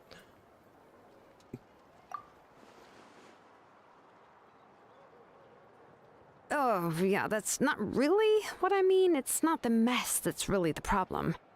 It's just that the workshop is cluttered with way too much stuff. Books, files, and even ancient texts I got from the Masters of the Nightwind. Everything's piled up to the ceiling. You probably won't know where to step once you're inside. Kachina suffered quite an unfortunate series of events the last time she went inside. Well, I suppose it was my fault for being so focused on searching for information at the time that I forgot to lock the door. After entering the workshop, she was shocked to find herself face to face with a massive woven scroll from the Masters of the Nightwind, and then she turned around and knocked over a huge stack of forging blueprints. She tried to step out of the way, but tripped on a poster tube that was behind her, and then goodness. Boom! The forging blueprints came crashing down right onto her head. Oh no! Was she okay? She's lucky I noticed in time. I found Kachina in a daze and managed to save her before an entire set of the history of the Children of Echoes was about to bury her. I then dragged her up to the second floor. Ever since then, Kachina always waits outside the door and doesn't dare take a step in whenever she comes to see me. Were there many books and stuff? I thought the workshop was supposed to be full of tools. Yeah, you're an artisan and craftswoman after all. We thought there would be weapons and armor hanging all over the place. But it seems more like a library than a workshop. Well, my primary work is forging ancient names, which is much trickier than making swords and tools. Aside from the necessary craftsmanship, I also need to consult many ancient texts. You probably already know that each ancient name represents a certain spirit, behind which are countless related stories to support it. In other words, the essence of an ancient name is the physical manifestation of a certain spiritual will. And as a name engraver, when I'm working on a new ancient name, I'm not only trying to give it a physical shape, but more importantly, I'm also trying to understand the spirit contained within the name. And to do that, I have to collect as many related stories as possible and read through them all. Oh, she got her ancient name in her hand. I'm shocked because sometimes they don't be putting stuff in their hands anyway, so I'm just like, They did this time. But, as you might know, people tend to add a lot of extraneous details when it comes to stories about themselves. For stories that have been clearly exaggerated or altered, I must gather other related stories and information as cross-references. This way, I can filter out all the absurd and exaggerated details and restore the person's life to its true nature. Only in true stories can you find the authentic spirit. And this is the only way for the spirit to become an ancient name that matches its essence. We've heard about the concept behind ancient names before, but after hearing you explain the details, Paimon can't help but think that ancient names are really powerful. If only they could be even more powerful. Well, no matter how powerful ancient names could be, they would never be able to suddenly turn into a blade or allow you to smash through an entire cliff in one punch. It's just a form of spiritual power that's passed down from generation to generation. It doesn't have those kinds of physically tangible effects. Well, take your own names, for example. From the moment you appeared in this world, some person had already prepared a blessing for you. And that person then condensed this blessing into your name and gave it to you as a gift. It may feel like the moment you received your name is already in the past, but it will always stay with you and move with you in the future. Names are blessings for the future from people standing in the past. Well, that's what Auntie once told me. With this blessing, people will become more confident as they walk into their future. To put it another way, it's like having a lamp in your hand as you walk through the darkness of night. Oh. Paimon gets that. If you're alone when you're walking in the dark, it's easy to get scared and tired quickly. But if someone else is walking with you, then it won't be nearly as scary. And, well, you might still get tired, but it'll still be a whole lot better than walking alone. The Traveler always has Paimon by his side, though, so he'll never have to worry about that. Yes, we're stuck together like glue. Ever since when we came to this world. Well, no. When we got sent to this, what was that? Yeah, by the Sustainer, the Heavenly Principles, Miss Mom. And then when I fished you out of the water, well, the ocean water, yeah. Yeah, ever since then, we just been stuck together. Oh, Paimon sure many wish they could be in your shoes, Traveler. Well, you always the one who gets tired when we're on the road, even though you be flying. So I'm like, how you be tired? Probably be tired of floating. I understand that, but you won't be. You just be floating. Paimon's always flying. Of course it gets tiring. But we're getting off topic. We can talk about that later. Now we have a little bicker. Try not to fall asleep on the next on me next time. Anyway, this is what Plisoli told me when I was training as a name engraver. And to be honest, I've only understood 20% of what she said at most. I've never been able to figure out the rest. But doesn't that mean you basically don't get it? Well, that's not entirely true. Auntie and I have at least come to a consensus on the most important thing. You know what? I am sick of talking. We can talk about all of this later. Please, wait a moment while I grab my things. She said I was talking for too long. Like, we'll talk later. Oh my goodness. What was that noise?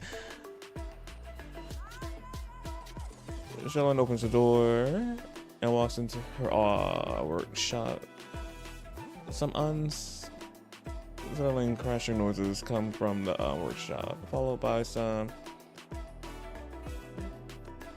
ooh, I'm about to wipe my eye.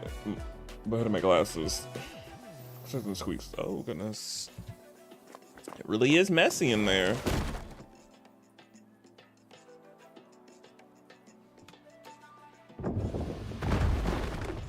Oh my goodness.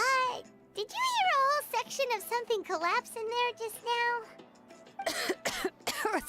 It's fine, it's fine. It was just a bunch of very old ancient name records. I've already made copies of them. I kept this set of phlogiston wedges in the back, so it wasn't easy to take out. I had to resort to brute force. Come on, let's go disassemble the central inscription. It shouldn't take long. We really need to get that office clean, girl. Probably would have went mad.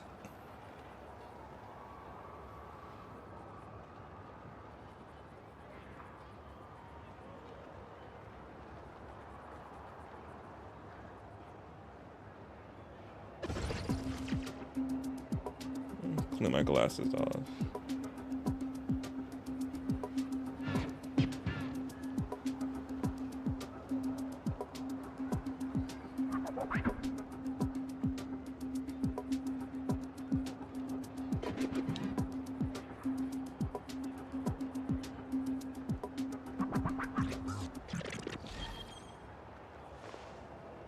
I hope y'all just enjoyed Miss Xilonen DJing right there. Yeah, her DJ idol pose is amazing. Especially love this one. Love this idol so much.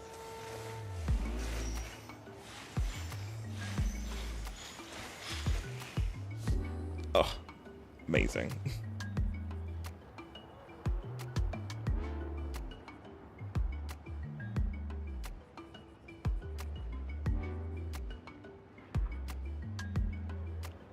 Are we clean? There we go. Bring it!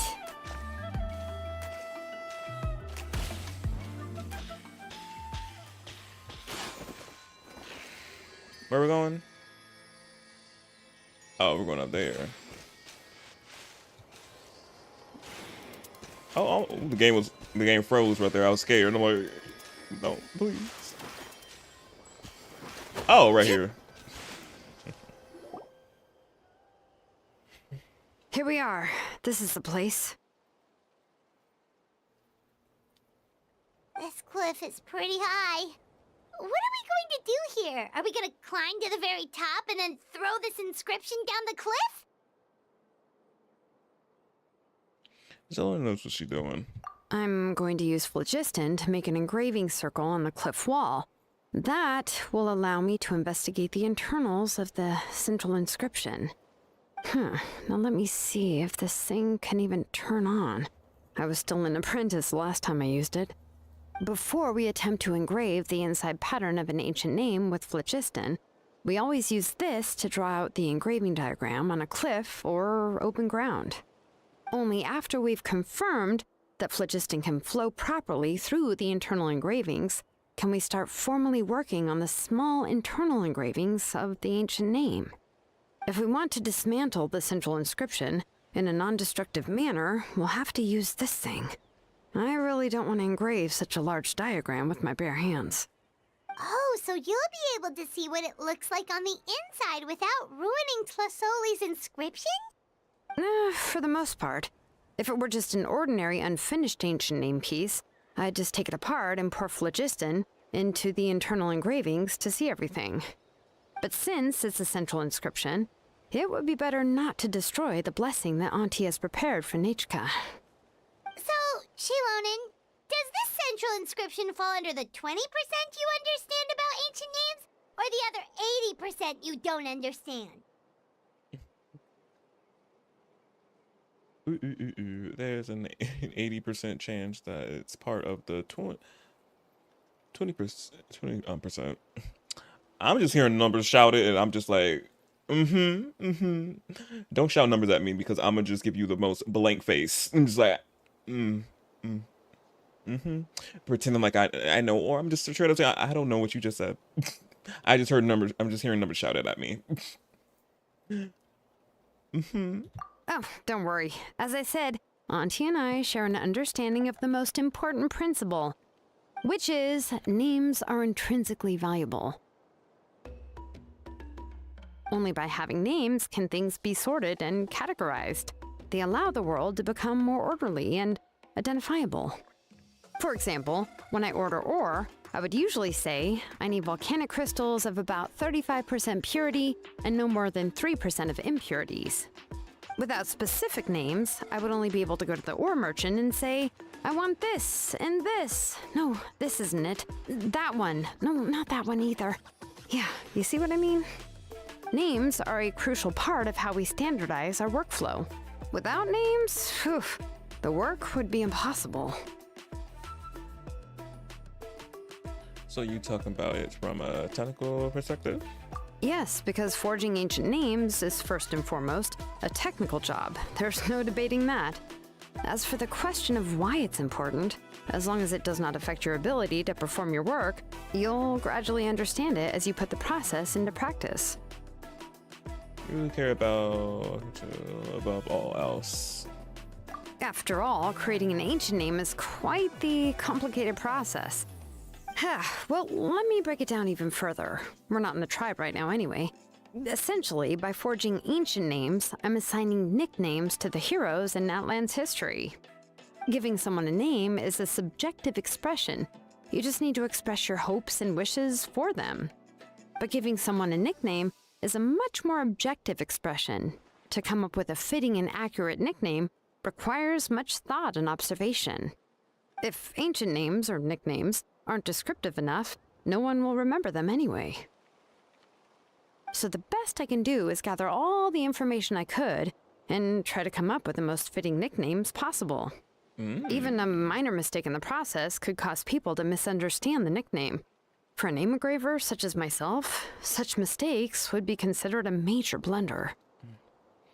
Wow, she really just broke down the whole ancient name debacle, making it and everything. So you gotta be really precise. Obviously, you gotta make sense to the person and everything. Like, yeah, where people won't understand it. Yeah, maybe, yeah.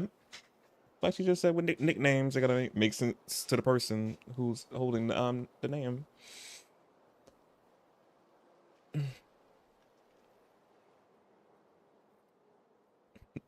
I'm gonna come for Paimon right here. Oh yeah, y'all can't see fully what that says. Paimon isn't trying to come up with a nickname for Xilonen. Besides, all of Paimon's nicknames have been very descriptive. Everyone can remember them. Oh yeah, what's she called? Ito? Bowl Chucker. Yeah. Yeah, her nicknames are rememberable. I remember that one off. I'm like, oh yeah, Bowl Chucker. I'm about to call her she called him Lavender Melon, but I'm like, that's Ito's nickname for Paimon. So I'm like, oh, but yeah, she called Ito Bull Chucker. Phew. Now I'm curious. Why don't you come up with one for me? Are you serious? Off the top of the dome. Of course. This is also my line of work, you know. Go ahead. The lighting is hitting her just right, like right above my head. She's amazing, she's so beautiful. A nickname? Xilonen. Well, she uses phlogiston to forge weapons and make names for others. Better make it a good one. Smith? Yeah, not bad, and quite fitting too. I'll remember it. But you should keep observing my work, Paimon. Maybe you'll come up with an even better nickname. Yeah. Right, okay. Time to make like a smith and start smithing. Watch closely. Oh, what is this?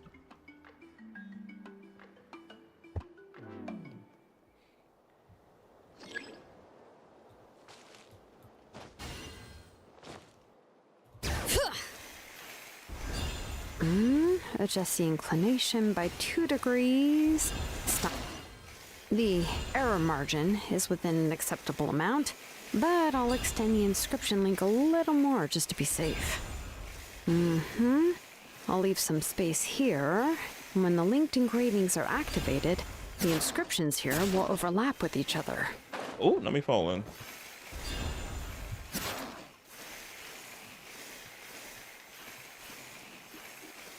There. That should complete the flow. Amazing, Xilonen! You were running all over that cliff as if it was flat ground!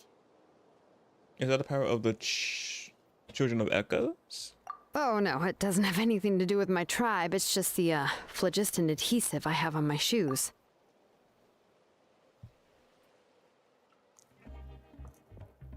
Oh, adhesive, almost said something else. Adhesive on her shoes. Oh. But look at her pretty feet. Look at her pretty toes. Look at her toenails painted. The detail. But after all that running around, I'll have to infuse them with more phlogiston again. Huh.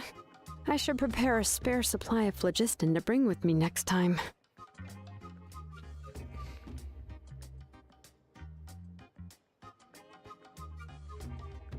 More or less, yeah. I usually have at least the key equipment on hand. I can show them to you when we next find the time, but let's get to work first. Let me see. Start with Anchor 1 and activate it with Density 3 phlogiston.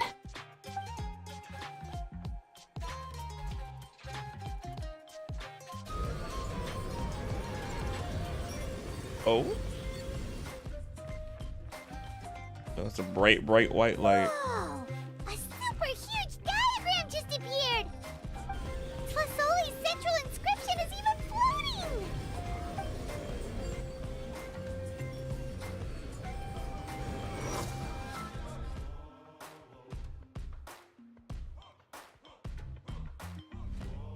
So are you done checking the inscription, Xilonen? How does it look? I didn't find any anomalies in the phlogiston engraving. All the adjustments are indeed based on ancient name engraving techniques.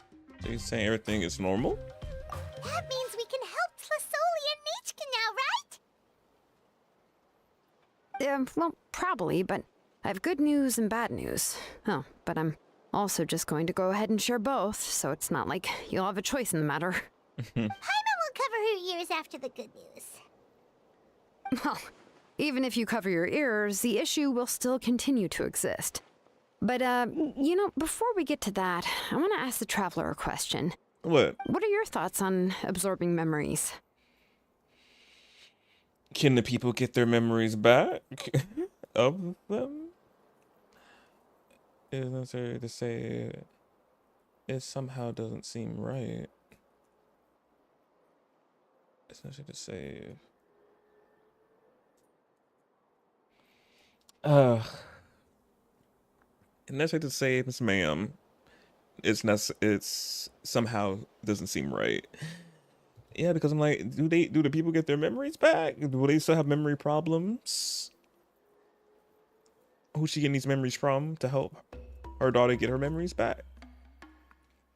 Like, that's what I'm just like, if the people can get their memories back, then I'm like, okay, Gucci, they can get it back. But if they don't, I'm like, concerning. I knew you felt the same way, and that'll save me some initial explanation. I've never been very good at that anyway.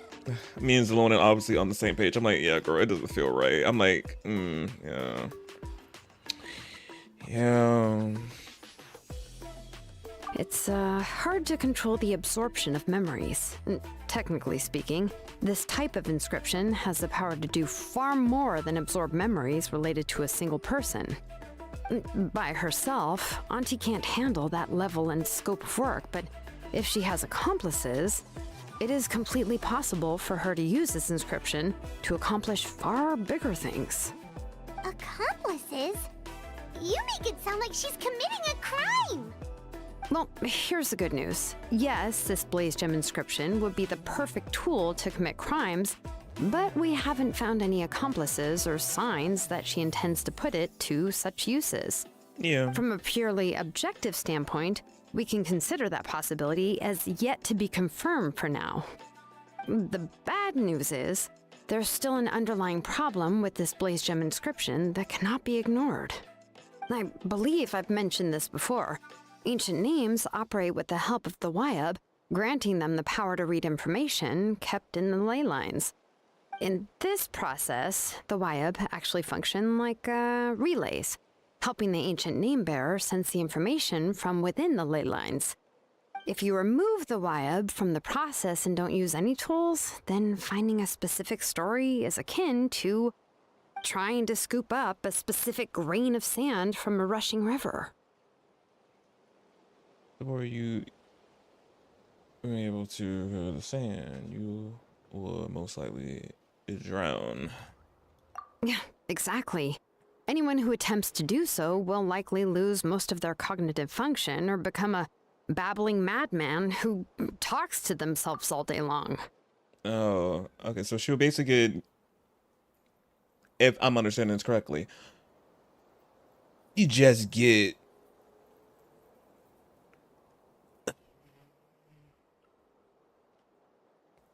a bunch of, not necessarily useless information and just be talking and not knowing what she talking about. Well, probably do know what she's talking about, but just keeps on babbling.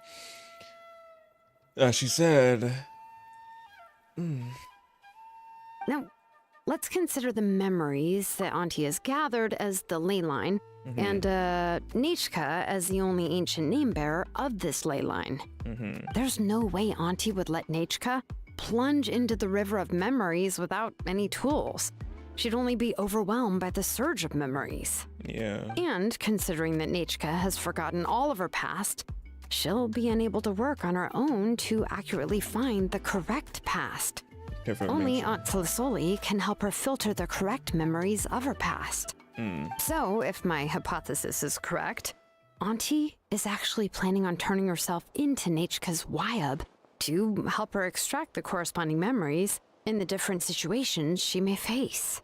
In an ideal world, this would be perfectly fine, as long as every extracted memory is correct. Nechka would essentially be getting her past back.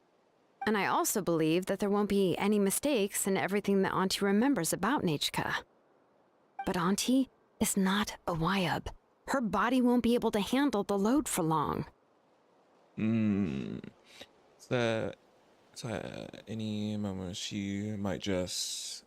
Oh, I see. This is a problem that we can't ignore. But how can we solve this problem? No matter how we try, Tlasoli will... She already made up her mind. She ready to pay the price. Names are blessings for the future from people standing in the past. I've also made up my mind. Come on, let's go see Auntie. Oh no.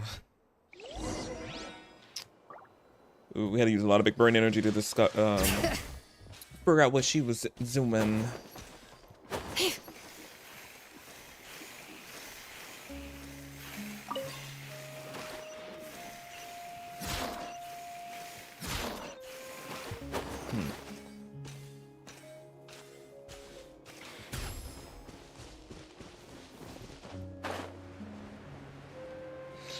Yeah, so basically she will be getting memories and information that probably don't have nothing to do with her to get her past back.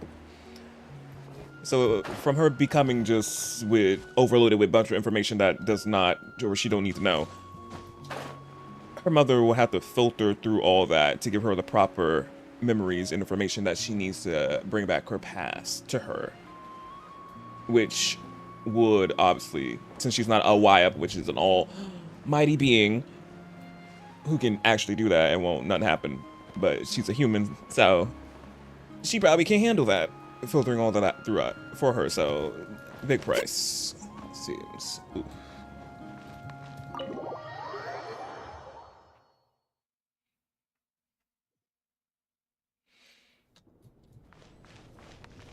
Interesting, indeed it is. Ah, Xilonen. It looks like you've made your decision. Am I right? Yes, here's some research that I've done. You can reference it to modify the way the central inscription operates. I'll also help you continue working on the Blaze Gem inscriptions, but I must have complete control over all the inscriptions and the ability to oversee their uses. The memories that can be absorbed by the inscription will be limited solely to Nechka's past. We'll plan a set time frame together from which the memories can be drawn from shortly. If you attempt to extract any memories beyond this scope, then I'll consider that as committing a criminal act and halt all work related to the central inscription. After the memory bank is constructed, the Blaze Gem inscription's absorption functions must be stopped immediately. Only functionalities for outputting memories will be kept. I accept. Thank you, Xilonen. I really... Auntie, you know I can't stand it when you do this. If you needed my help, you should have just said so. There's no need to beat around the bush like you did. Using technology for ancient names to forge other things without permission is no trivial matter.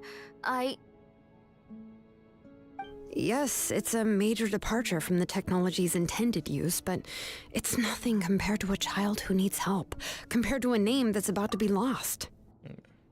Good thing it's not in no Natland law or anything. Oof. But once this is all over, you must come with me to see Pakal and discuss everything that happened. That's fine. I'm willing to accept any punishment for my little Nechka. All right, let's clear off the table and come up with a plan.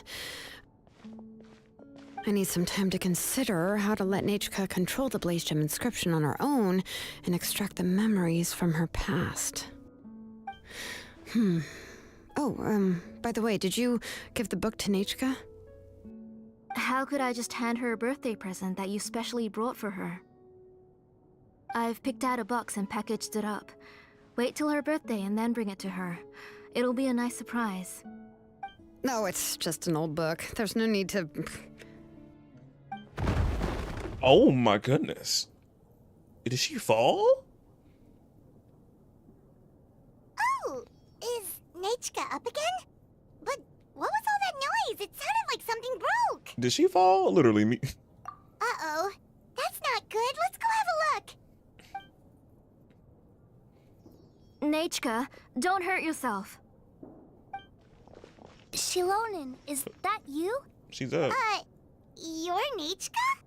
I can't see her face. How many times have I told you? Don't get out of bed on your own. You were running a fever yesterday. Hello, Nachka. Thank you for the book. I've already read it several times. You've already read it? But didn't Tlasoli package up the book that Xilonen brought?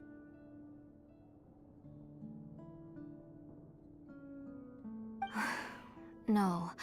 She's all mixed up. The one she read isn't from Xilonen. It's one I bought for her before. A few days ago, she told me she wanted a book. I know nothing about these kinds of books, so I had no choice but to go to the tribe and look for a copy. I eventually found one and bought it for her. I put it in her room once I got back. Soon after, she suddenly developed a fever. I was so busy taking care of her that I forgot about the book and even forgot that she had asked you for a gift. Auntie, do you know which version of the book you bought? Which version? The shopkeeper said it was the one with the perfect ending to the story. Apparently that's the only one you can find on the market now. Ugh. It's all my fault. You wasted your money and now it won't even be a surprise. Oh, it's all right. It's just a book. As long as Nachka enjoys it, that's what matters. Yeah. Oh, right. Nachka probably doesn't know us. You're Paimon and Mr. Traveler. Mom told me about you. Up. Oh! Seems like everyone knows who we are now. Yeah, household name. Yeah, Nachka seems to be doing pretty well today. Since she's been stuck indoors for the last few days, why don't we take her out for a walk?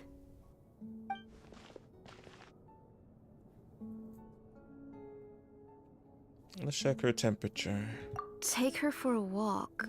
But considering her condition, I don't think she... Oh, don't worry, Auntie. She'll be safe with the Traveler and me.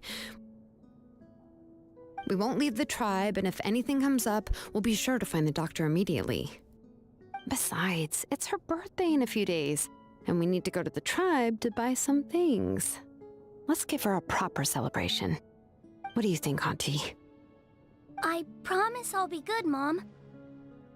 Didn't you say before that I need more fresh air? All right. As you wish. I also happen to have a few repaired Blaze Gem inscriptions that I need to get back to the tribe. We can go together. Wait for a moment.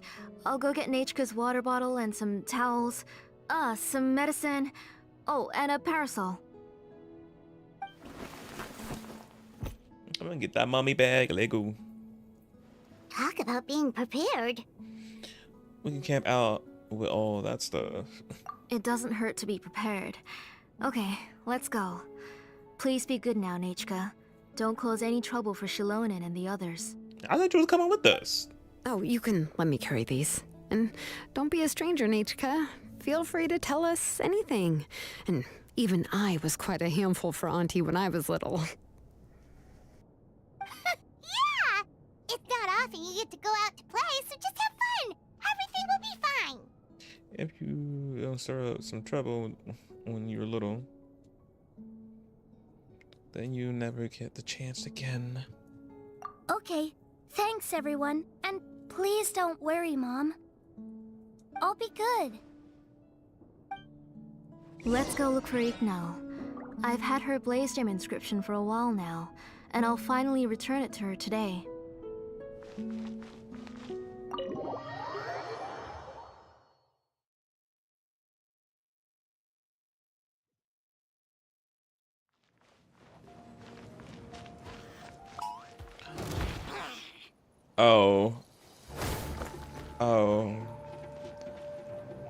Not them all coming charging over here. I can't, my heart. I hate doing this.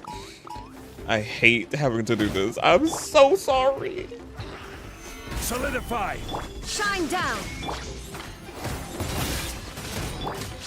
Bring it! Hear the echoes of the valley!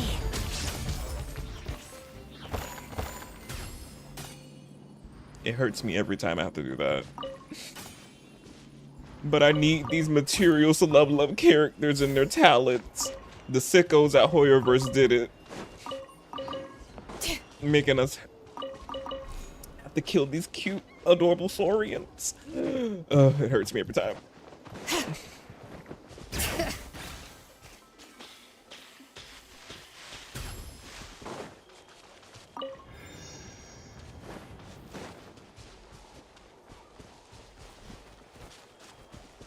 Bring it!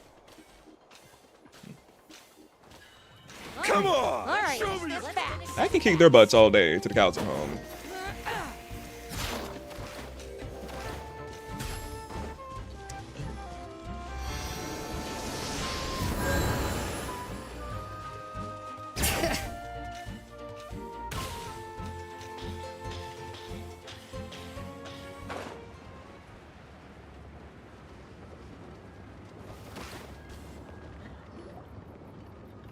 Tosoli, what brings you to the tribe today? Oh, and Nichka too. Oh, she did come with She us. seems to be doing much better now. She's even out and about. I'm sure it won't be long before she'll be playing with Chenille and the others. I hope so. Here, Ignal. This is your inscription. I finished repairing it. Oh, thank you for bringing it back for me. Oh, by the way, I came across a piece of good quality ore a while ago. I was thinking of using it to make some pretty jewelry for little Nichka. I remember that Nichka would become so happy every time she saw a shiny ring. Right, Nichka? I'm sure she'd love that. Thank you. My pleasure. Give me a moment. I'll bring the ore. Oh, I can make the jewelry for her. What kind would you like, Nichka? I would like... something shaped like an embercore flower would be nice. She was always asking me before to make her an ancient name with an embercore flower design. Noted. I'll make that as a gift for her next birthday. Sorry, Nichka. It won't be a surprise for you. That's okay. Thank you, Xilonen. I should probably forget about it. Found it. Sorry to keep you waiting. Here, please take it. By the way, Nichka, feel free to write to me if you ever want to know more about ores. Well, I was shocked last time when you wrote me out of the blue asking for a volcanic crystal. She don't remember that. Sorry about that. She can hardly contain her curiosity now that she started to recover. She's still too weak to go out whenever she wants, so she begs me every day to help her write letters to people in the tribe about all sorts of things. That's how you know she's one of the children of Echoes. It's normal for us to be interested in ore. Everything's looking up! Oh, we're just like the main character in the new version of To Kill the Brave when he was about to save his brother Remak.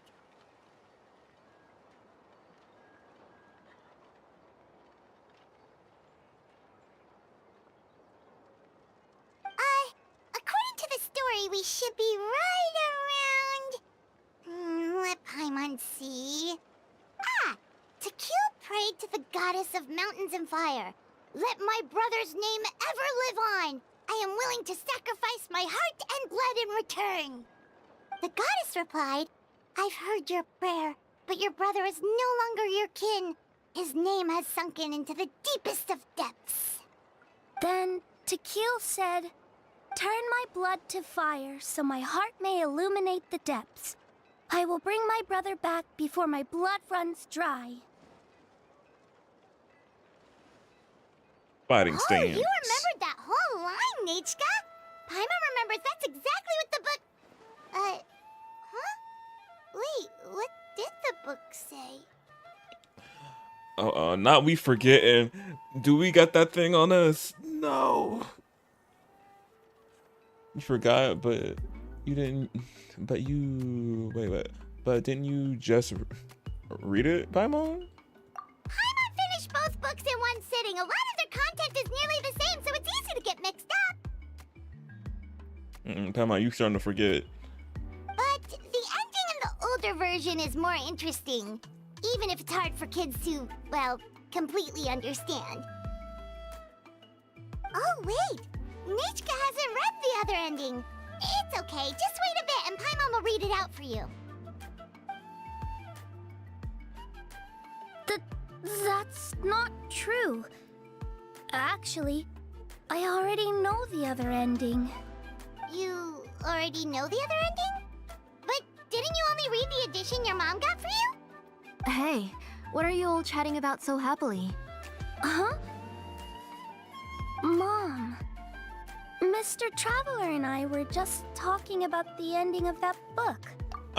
Something going on. The look she was giving, what is she? Something going on with her, other than obviously what's supposed to be going on with her.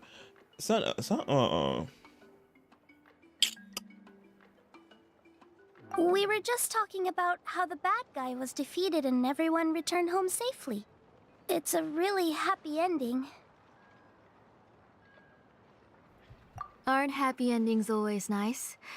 But if you already read the whole thing, then what will Mom have to read to you at bedtime? Guess you'll have to go to bed early tonight, but I'll buy you some more fairy tales next time, okay? Okay, Mom. So, how's the ore? It's pretty good quality. I'll be able to give Nichka a beautiful and durable piece of jewelry for her next birthday. But, you know, for now, let's focus on celebrating her upcoming birthday. Where are we headed to next, Auntie? Next, let's visit Apaish. He should be close by. Stay close, Nichka. Don't go too far. Yes, Mom.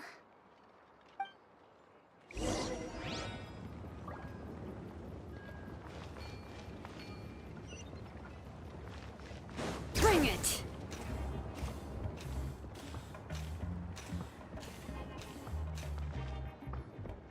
Why do my eyebrows keep twitching today?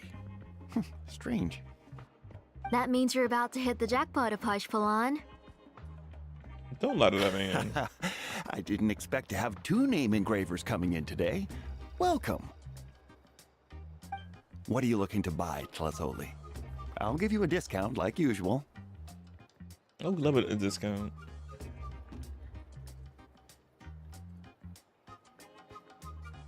Whoa! Offering a discount just like that? Tlasoli sure has connections. She was once our name engraver, and did a lot for the tribe. It's only fair that I offer her a discount. Thank you for your generosity. I've finished repairing your Blaze Gem inscription. Here, have a look. Come on, Nichka, say thank you. Thank you, sir. Oh, so this is Nichka. Tlazoli has shown me some pictures before. It looks like you're doing much better now. How about this? Go ahead and pick anything you'd like from the store. Think of it as a gift from me. No, that's all right.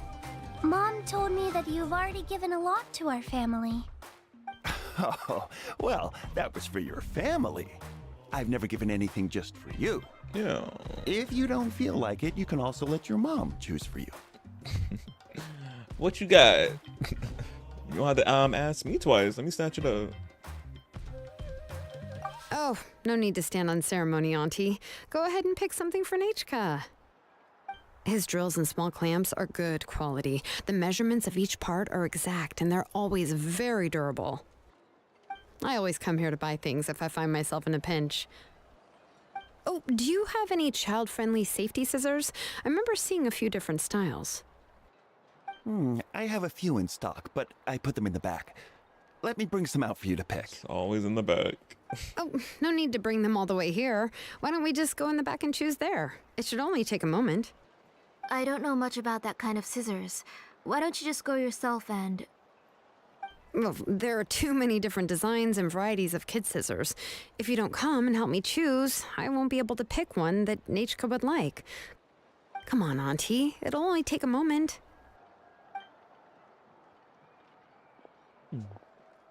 Is Xilonen And up there this? goes Xilonen dragging Flasoli off to buy more stuff. Ooh, what a busy day. Be sure to stay close to Miss Ma'am. I won't run off. Paimon, who's your favorite character in To Kill the Brave? Paimon's favorite? Tequila, of course. He went through a lot to rescue his family. In the old version of the story, he was never able to reunite with his family, but he was still really strong and fought as best as he could. Oh, that's in the back. Not that far. She like she was going far away into like an whole like little thing. She's just right there.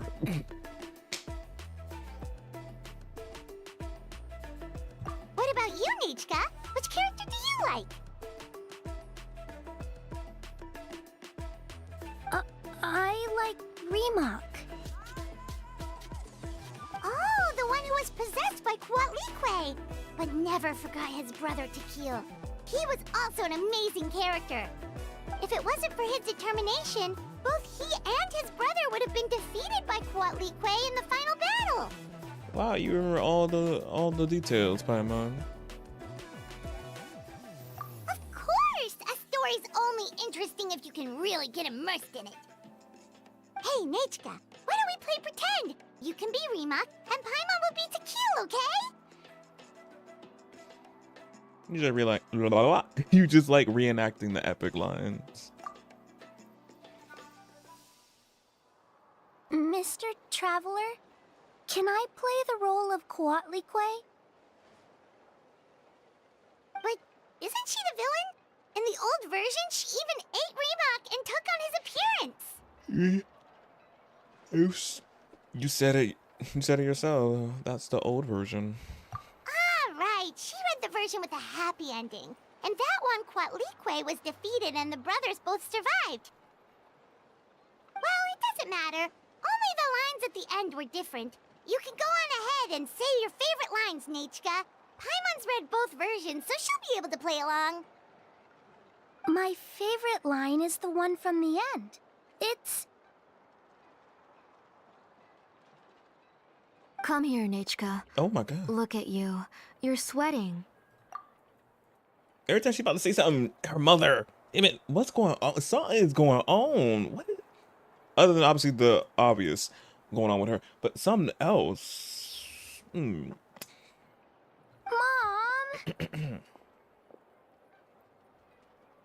Let me wipe your forehead. Now, drink some water. This child. You forget everything as soon as you start playing. We've picked something up for Nichka. A Paishpalan will deliver it to Auntie's house once he's packaged it up. How was Nichka? Oh, we were just about to get to the exciting part. So did you leave us with on purpose? Really? Oh, now that Paimon thinks about it, Xilonen has dragged Tlisoli away from us a couple of times now. But why? Okay, so she did. I knew she was up to something. There's a strange look on her face. Let's talk later. Just trust me and act normal for now. Okay. Oh, we should head to our last stop, Auntie. It's real hot today, and we shouldn't let Nichka be in the heat for too long. Right. Let's go see Chevin and head back home. Okay, so me and Xilonen is on the same page. I'm like, that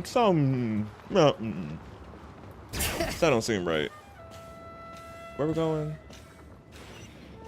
Oh, I went the right way.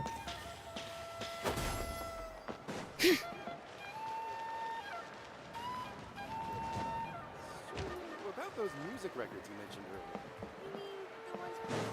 earlier. Bring it!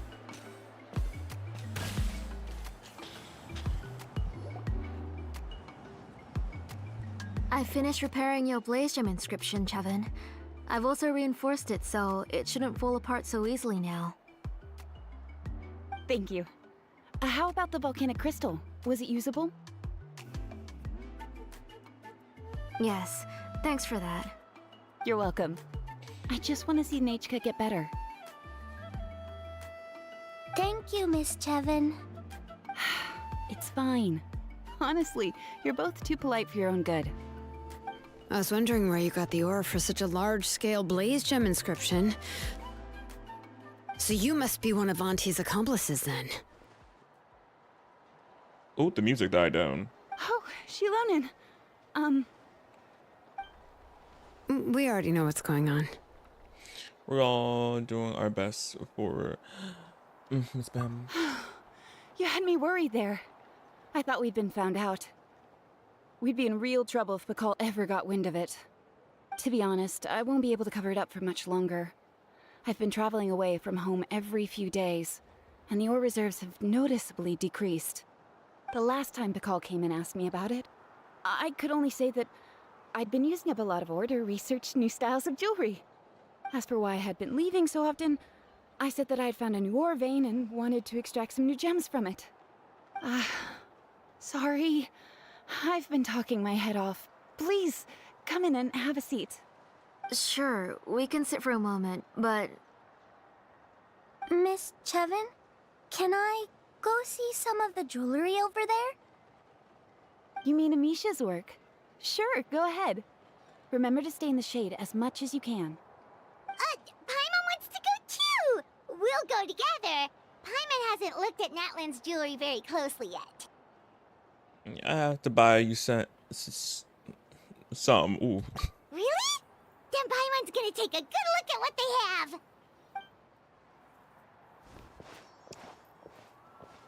You haven't bought any jewelry for a while, Auntie. Why don't you pick one out?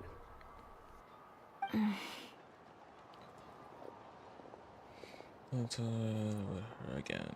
Let's talk to let's talk to her. Come on, Nichka! We don't know anything about Natlan's jewelry, so you can help us pick something out. Mr. Traveler, What? Come here, Nichka. Girl, no! No, you stay over there. You stay over there. She was about to say something. What is going on? Huh? Damn. Sorry, Chevin and Xilonen, but it's already getting late. We should be heading back now. It'll be Nichka's birthday in a few days, and there's still a lot for us to do before then. No problem.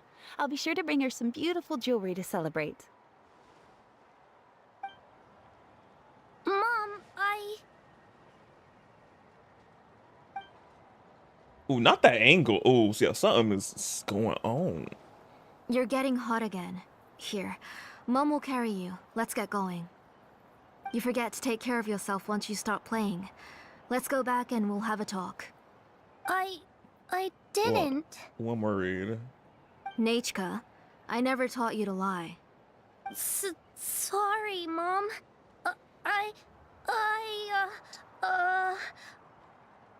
Nichka's looking at us. Paimon feels like something's not right. What should we do?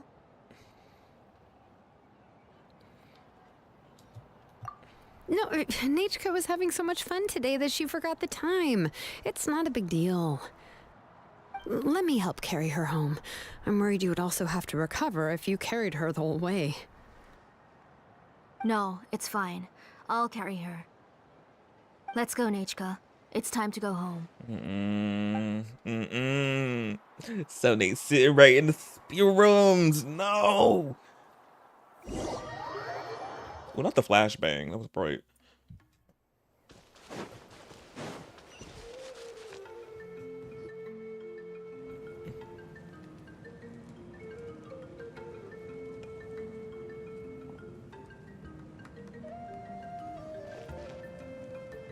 Thank you, everyone, for spending so much time with us today. I like how it was just Please so be far. sure to come to Nichka's birthday party. We'll be there. All right. It's nearly bedtime for Nichka, so let's part our ways here.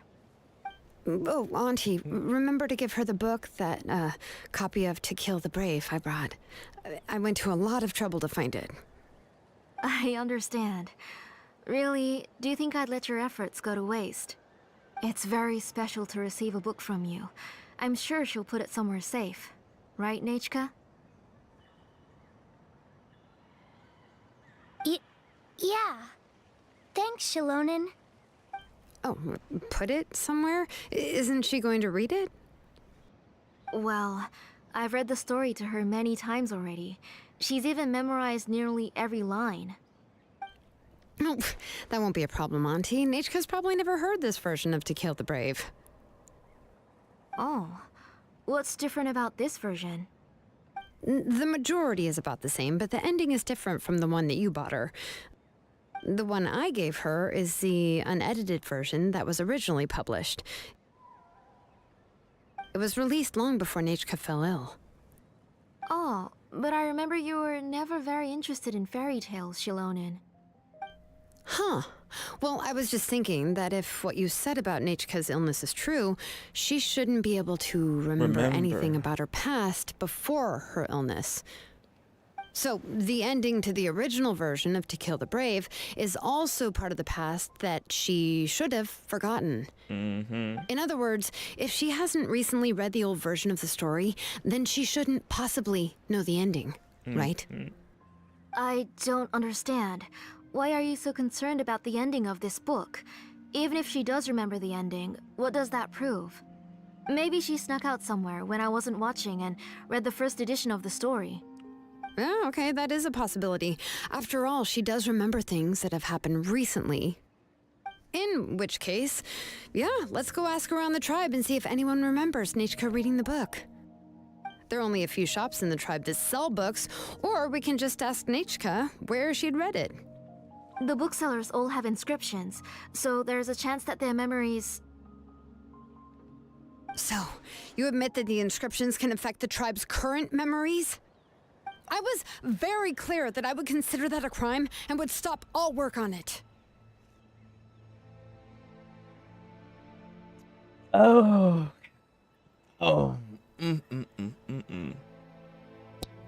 Here we go. I'm like, wow. So it does affect their other memories as well, not just the ones revolving her. Where was... So, you admit that the inscriptions can affect the tribe's current memories?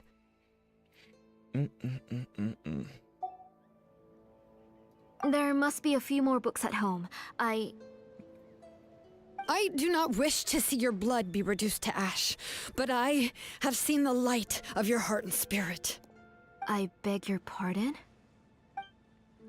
Nechka, where did you read that book? Answer me. Go home, Nechka. Go home? Is she at home? Are you disobeying me? You're the one who wrote me the letter, Nechka. You're the one who wanted the book. Only you can speak for yourself. We're listening, Nechka. Right here, right now. Remember my name, brother. As long as you remember me, I will never have left. Silence. Ooh? That's the line from the old ending. Nechka remembers it. So what's her memories? I know everything. Xilonen, help me, please. Oh, damn. Something's blocking the door. Get back. Ooh, we went to that screenshot. Pretty. Love that. Beautiful shot. But what? So did she even lose her memories at all? Like, what the f- Xilonen, wait for us! The tunnel is blocked. We can't go in. There might also be traps. Whoa. What are all those things on Nechka's walls? It seems Auntie put all the extra inscriptions she made here. Wait.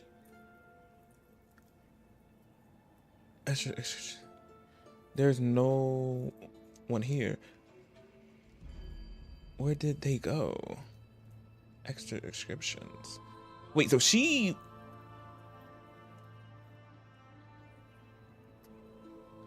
So was she extracting a lot of other memories other than a few people who knew her? And then knowing, well, that their current memories that wasn't revolving her will get affected? Oh, wow. There's no one here. If she's trying to finish that ancient name, there's only one place she could go. Come on, follow me. Oh my goodness. We're going into the domain.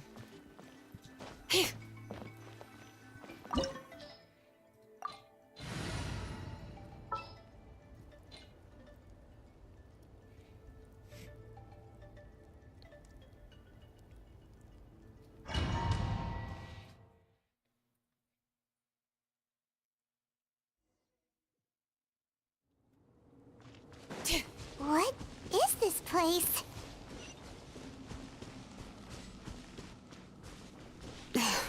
Auntie's workshop. It was supposedly closed after she stepped down from her position in the tribe. But it appears that we've all been deceived. Oh, she was lying to all of us. Wow. So damn, this is her whole workshop here? This is all her here? Okay. There's some deep. It is. Why are there people up there? I didn't know it's gonna get this crazy. If you're up to shady business, you have to hire shady people to help you. Let's go, don't hesitate. Well, I thought she said shitty business. I was like, oh, what? It was shady. Come on, let's show me your courage. Illusion shattered. That was quick. Delicate as silk.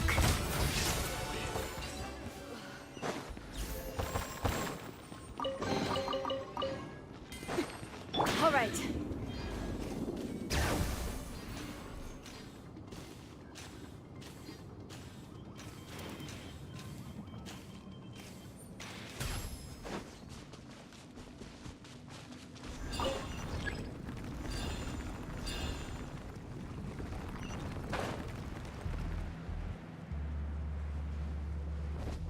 Okay, the camera was fighting with me.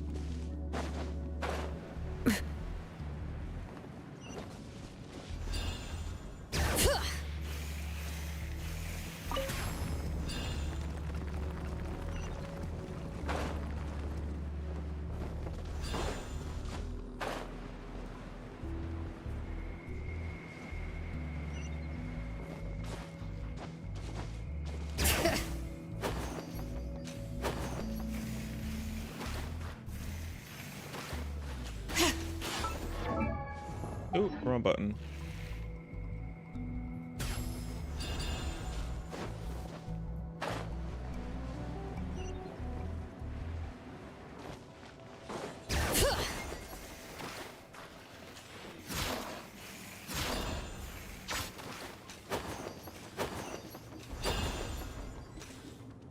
Come on, show me your courage. There is no escape.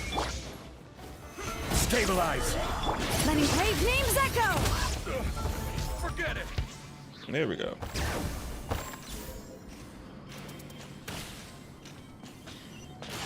Oh, not me falling. My bad, Xilonen. But not you finna dive in the lava, girl. She was ready. Yep. Bring it.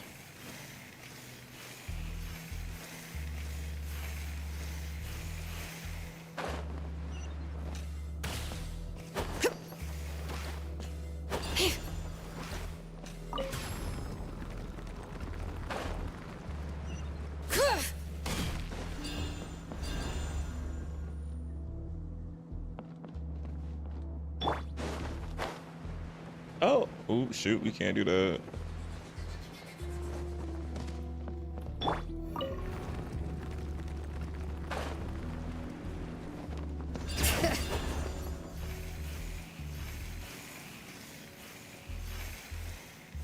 Oh, great way to use her abilities. Well, her ability to skate up things.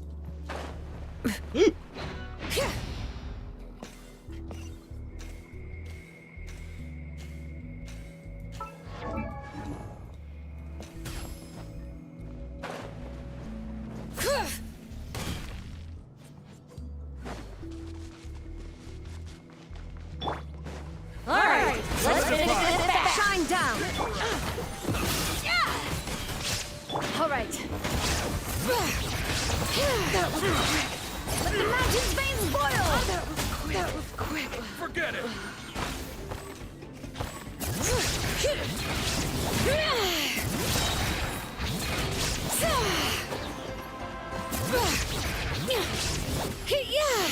Hear the echoes of the valley! Yes, you are. Qualified. Bring it! Yes, you are. The door's closed here too. Where should we go now? The transport system seems to still be functioning. Let's go look for the controls and get this cart running again. Maybe it can take us further inside.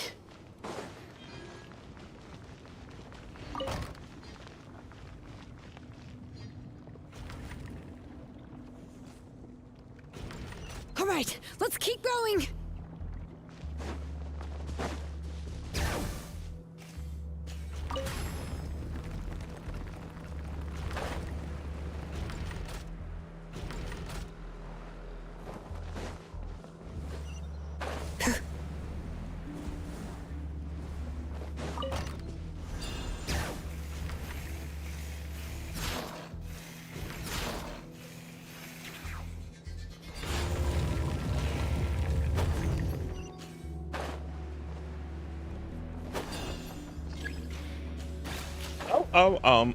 Well, I'm gonna fall.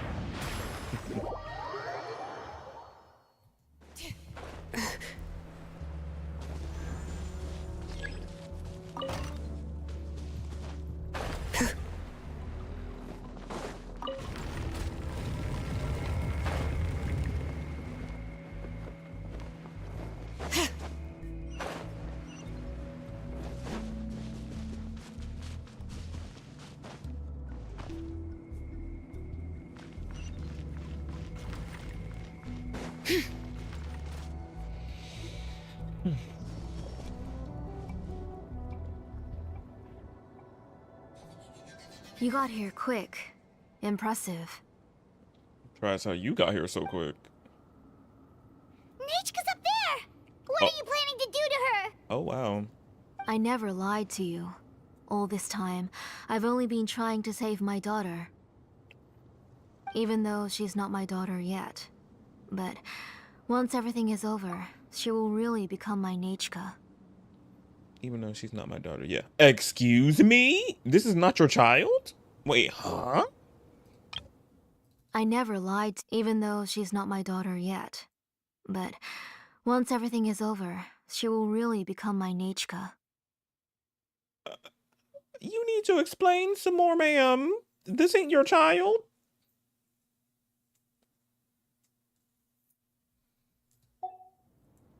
What is she saying? Is she not Nechka? Me and Podmon's like, bitch, is she a what? Infusing memories, forgetting the past. So you figured it out. I want to use memories to awaken my Nechka. And that child? That ain't Nechka?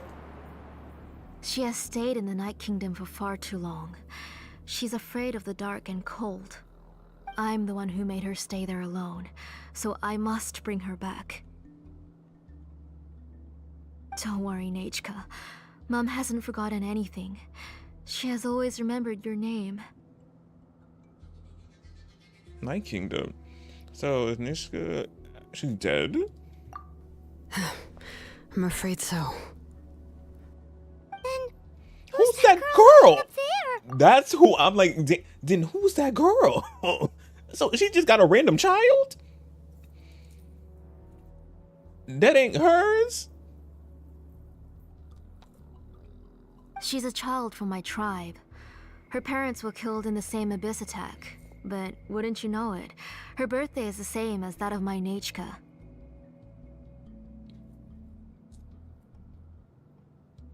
This is some real sick and psycho behavior. Okay. Oh, wow. Oh, wow. Oh.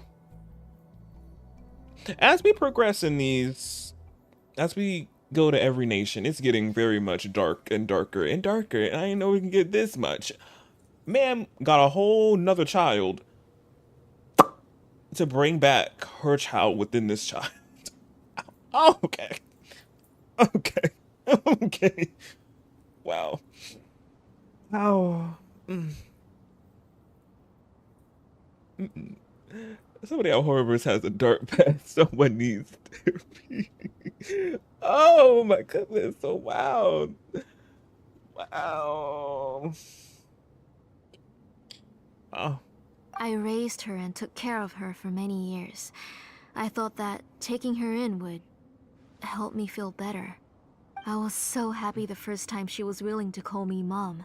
Willing. But then, I suddenly felt very, very scared. Is she really my child? My child's name is Nechka. Ooh. It could only be Nechka. Ooh. Oh yeah, she went through a psychotic yeah, y'all can see. Oh, she has snapped. Brain legit snapped. Oh. How could I be happy? My little Nechka is still waiting for me. Waiting for me to get her home. Oh, goodness. Oh, yeah. No, we gonna do this. Oh. As I said, I only want to bring Nechka back, even if it costs me everything. And now, the time has come for me to pay.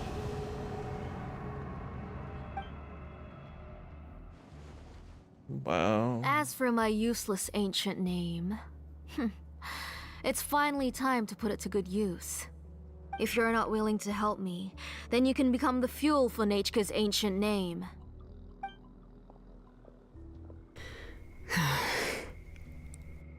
Xilonen, you have yet to make a move. I take it you're examining the inscriptions around you. It's no use. I've already set up the blaze gem inscriptions, and the engraving diagram has already begun to run. It's all thanks to your ideas. Now, the central inscription will finally become Nechka's ancient name. After Nechka returns, I'll make sure to invite you to her birthday party. Oh, wow. Oh, wow. Oh, wow. Oh. Let's go. You're not gonna go up there, are you? Yes! Is already dead. We can't let her harm an innocent. Legit, she's legit get rid of this child. But I'm like, yeah, we have to go get the.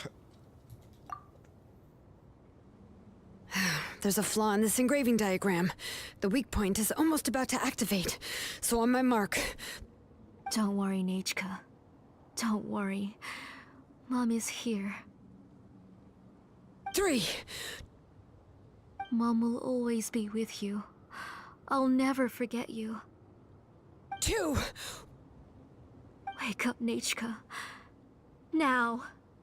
Please, wake up. 1! Cutscene?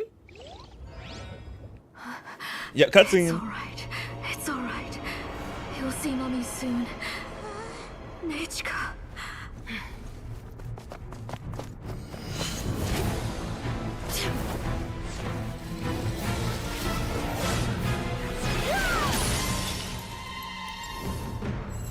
Baddie tings. Keep back. Those are distorted thoughts. And the mists are the thoughts' twisted cries. If you become tainted by them, they will control you, and you'll never be free again. Where are you? I don't want medicine. It hurts. It hurts. Why am I alone? Nechka, why? Always falling. Always gotta fucking fall. You stay with me forever.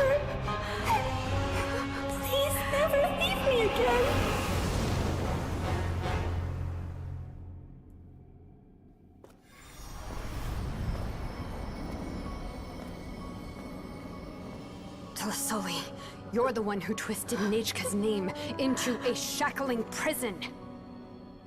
It's time for you to hear her true voice. Stone engraved and echoing peaks converge, disperse, in ashes be reborn, for flames born anew, and the blazing dawn.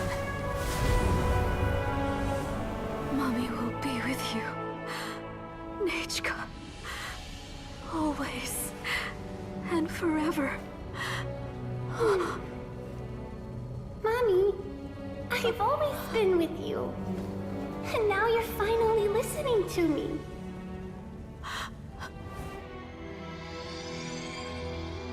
The old births the new, as flowers shield the roots, so life ever cycles until we return to the loom.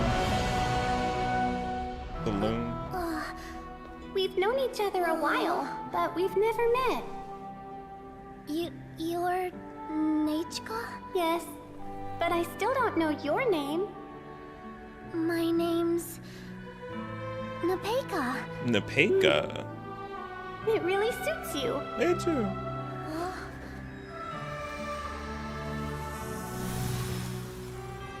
Nepeka,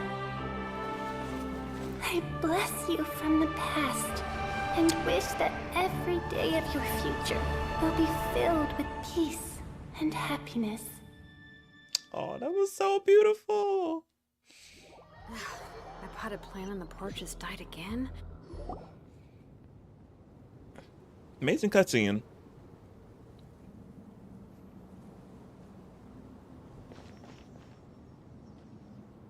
I saw Nechka and was speaking with her, but now, where did she go? Nechka? Nechka? Where are you? Answer, Mummy. Please.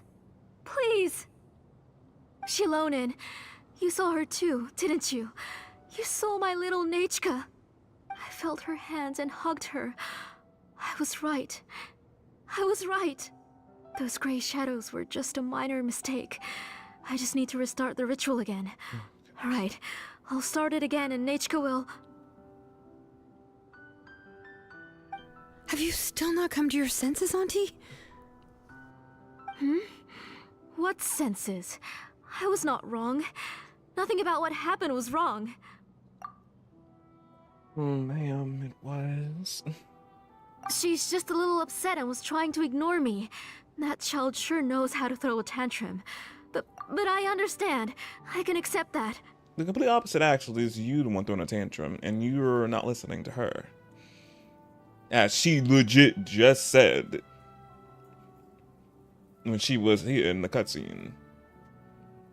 You're finally listening to her, but it seems like you're not. Still. Enough, Tlasoli!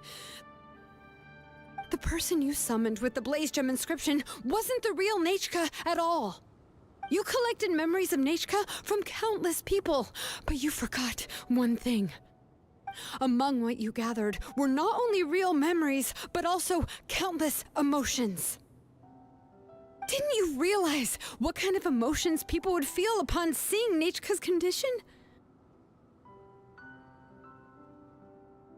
When people held a dying child's hand, when they felt her faint breath and saw the helplessness in her eyes, when they sensed her body growing colder and colder, what could they feel but abject pain and sorrow?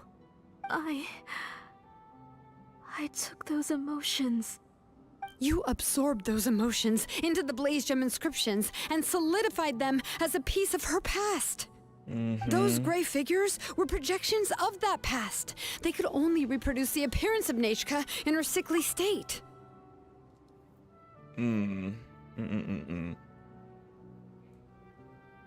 What the real Nechka wished to say was drowned out by those twisted and painful thoughts. I didn't want things to turn out like this. All I wanted was to remember Nechka. To see her again. Nechka has always been with you, Auntie. Everything has long been recorded on your ancient name, the one you said was useless. You exhausted every option and sacrificed everything in the hopes of saving your daughter. That is undeniable. But have you forgotten the true meaning of your own ancient name?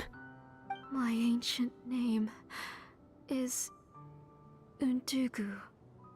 The immovable love between you and Nechka has already been recorded in your ancient name, but you chose to ignore that.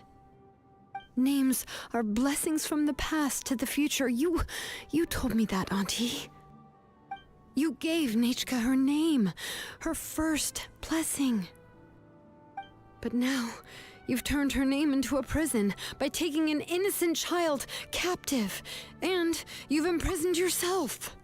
Mm-hmm.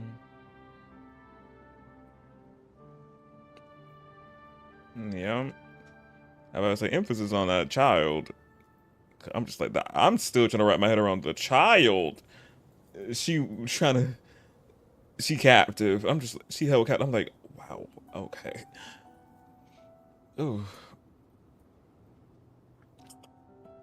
Nechka is everything to me. Without her, I can't see any future for me. And as for blessings, what blessings have I had since the day she passed? I see her in my dreams every day, grasping my hand, telling me she's in pain, asking me to hold her.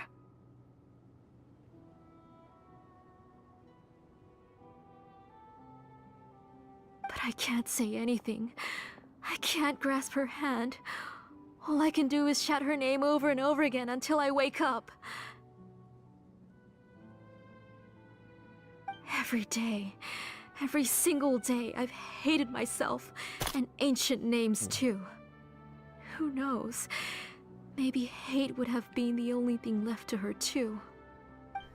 You think Nechka would have come to hate you?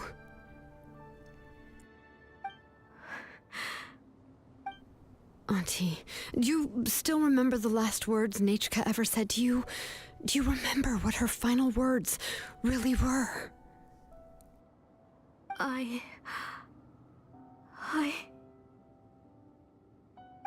The reason you haven't felt blessed is because you've forgotten the true past. Auntie, you've been wallowing in memories of your imagination and refused to let go of them. A name without a past is nothing but a withered tree with no roots, rotting without a future. It's over, Auntie. It's all over now. Slowly now. Why don't you stay lying down? Oh, on second thought, this might not be the best place to rest. Xilonen, Nechka, Napecha can already stand now, so we made our way over. Let me help you. Thank you, Paimon and Mr. Traveler. I'm fine, really. The real Nechka helped me just now, so it doesn't hurt much anymore. That's good. If you became Nechka, then this story would really become the To Kill the Brave. This isn't the place to chat. Come on, let's get out of here. But what about Tlasoli? She's gonna stay here? Oh, don't worry. She won't be able to cause any more trouble now.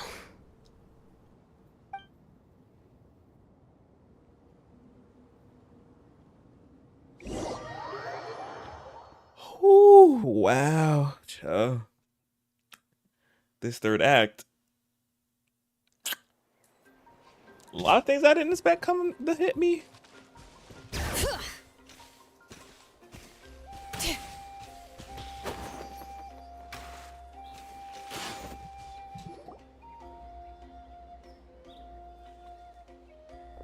All right, I've locked Auntie in the house with a few ropes. I'll take her to the tribe shortly to be punished for what she did. Funny how you just said it like that. I'm like, locked her in the house with some ropes, which are understandable. As for now, we can get away from the house and get some sun.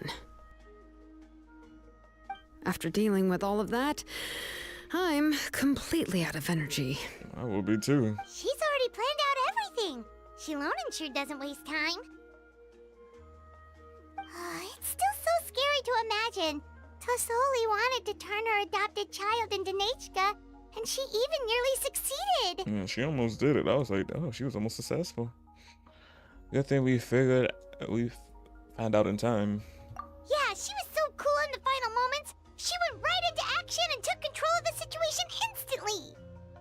Wait, what, Paimon? Yeah, she was so cool in the final moments. She went right into action and took control of the situation instantly. Yeah, you were so cool in that final moment. Xilonen, you were right into action and took control over the situation immediately. Some got lost in translation probably. I'm just like, this is not what Paimon is saying here. Yeah, she was so cool in the final moments. She went right into action and took control of the situation instantly. Interesting. Well, it's all thanks to Nepeka's resilience. She never gave up. If it weren't for her bravely trying to get help, then I wouldn't have noticed Auntie's plan so easily. Literally, we wouldn't have known. She legit had us all bamboozled until obviously we had that whole little walk situation, because she just kept eyeing her and didn't want her out of her sight. I was like, girl, what? But yeah, you were, ma'am. It was thanks to all of you encouraging me. After all, this was already the last idea I could think of. I tried to get the attention of many others who visited before, but they were all either quickly whisked away by Tlasoli or simply refused to believe me. Even if I told them everything, Tlasoli would just blame my illness to cover it up. Oh, wow. All she had to do was start to cry, and then the guest would try to comfort her, but completely forget about me. Oh, wow. I feel like it was a movie I watched with this situation, certain situation that's happened. Well, not like by the T, but like something similar to the situation, like holding like somebody damn, I can't think of the movie off the top of my head, but it's reminding me of this certain movie. I'm just like, wow.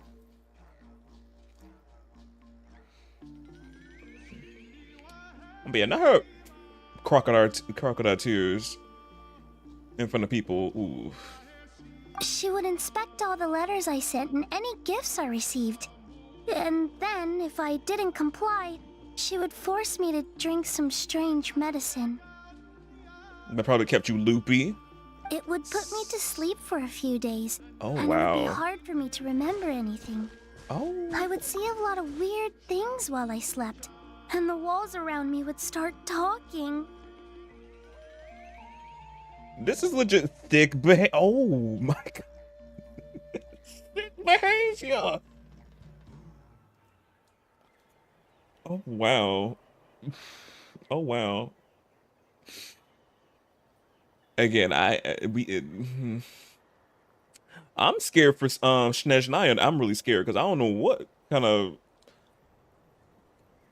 stuff we're gonna be seeing at Snezhnaya, because ever since Sumeru, the story is getting darker and darker and darker, and these others, I'm just like, I'm scared. I'm scared. What we gonna get hit with else? I'm like, this is wow. Oh.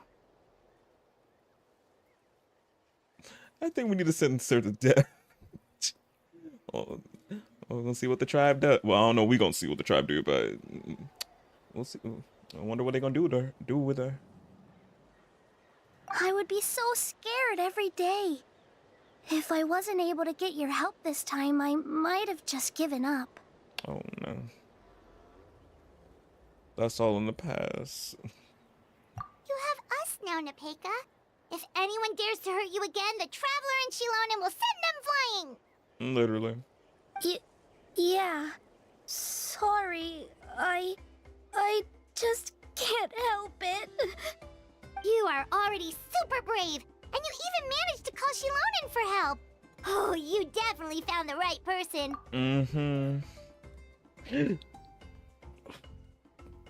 But yeah, all the trauma. I'm like, oh my goodness. Like, ooh.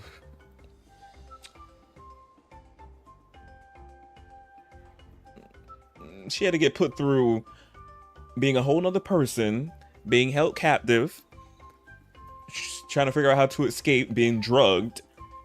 And I'm like, dang, like, oh my god. So much. Crazy. Xilonen isn't the kind of person who gets distracted easily by crying. She pays attention when someone's talking and doesn't miss a beat. And it was because of your help that I was able to pick up on the details. Without you, it would have been extremely difficult for her to communicate that she needed help.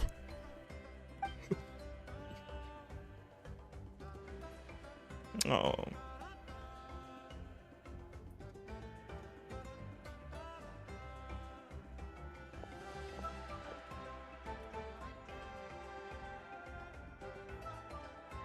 Tlasoli would certainly be more on guard if I tried to speak with her, and would probably have just kept Nepeka locked up in a room again. Literally. So we had a part to play too! But where did Tlasoli even get the confidence to try this scheme? When Nechka was alive, surely many tribe members would have tried to help her. Was she not scared that someone would realize that Nepeka wasn't Nechka? Yeah. She must have been using the for a very long time. Oh yeah, that makes sense. Oh yeah, that makes tons of sense. Because she had in the house when we seen the screenshot of the when Xilonen bust in the door, and we seen all those inscriptions in the wall. I was like, oh, Emily, that's a lot of people's memories there that they lost. I'm like, that was probably why. That was probably, yeah. She was using them for a while, probably.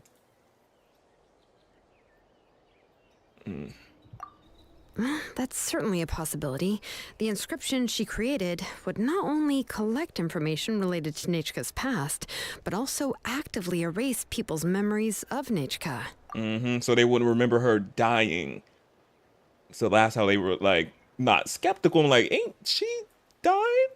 So yeah, she had the whole tribe bamboozled and memories just lost, basically. I'm like, wow. Crazy. It's similar to graffiti. If you want to paint something new on a wall that has been painted before, then first you must remove the old painting. It's possible that I was also one of her targets, which would explain why she was so willing to let me have the central inscription. Whoa, and you still took it?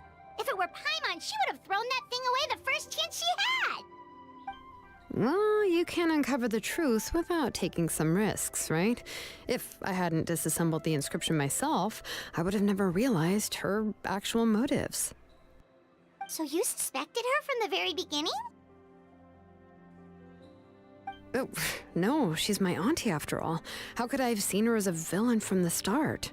Literally. The most I did was keep the possibility and a corresponding plan in mind, and it was just our luck that the worst case scenario actually happened. Yeah. But now that I look back on it, we still managed to rescue a suffering child, even if that wasn't our original intention. Anyway, I think we've just about summarized everything and praised each other enough by now. Everything is finally over, and Nepeka can finally be herself. Yeah. So, what should I do now, Xilonen? You should do whatever you like, of course. No one's going to lock you up anymore. But I don't know what I can do. Everything I know is about Nechka. What she'd like to eat, which flowers she enjoyed, how she acted and spoke. I'm not her, but I can only be like her. I don't know, Xilonen. I just don't know. Oh, don't worry, Nepeka. The Blaze Gem inscription isn't working anymore. No one will force you to be somebody else again. Yeah. But I no longer remember anything about myself now besides my name.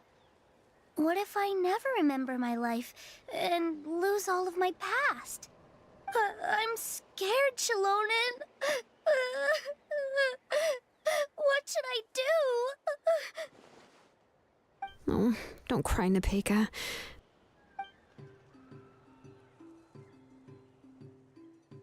Here, take this.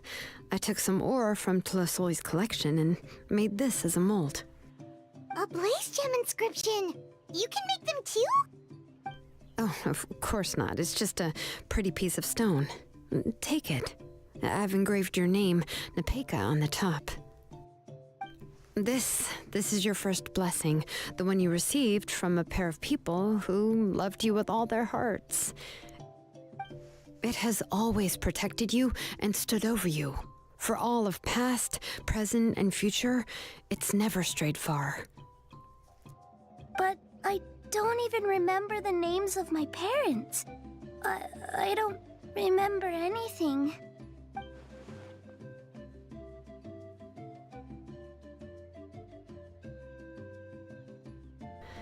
Huh. I won't make any big promises and say everything will return to normal. I'm not sure what kind of future you will face. I can only promise that no matter what the future holds, your name will never fade. This is a blessing given to you by a name engraver. You'll continue to grow and mature as a sapling sprouts upward and becomes a healthy tree, or as birds spread their wings to fly high into the sky.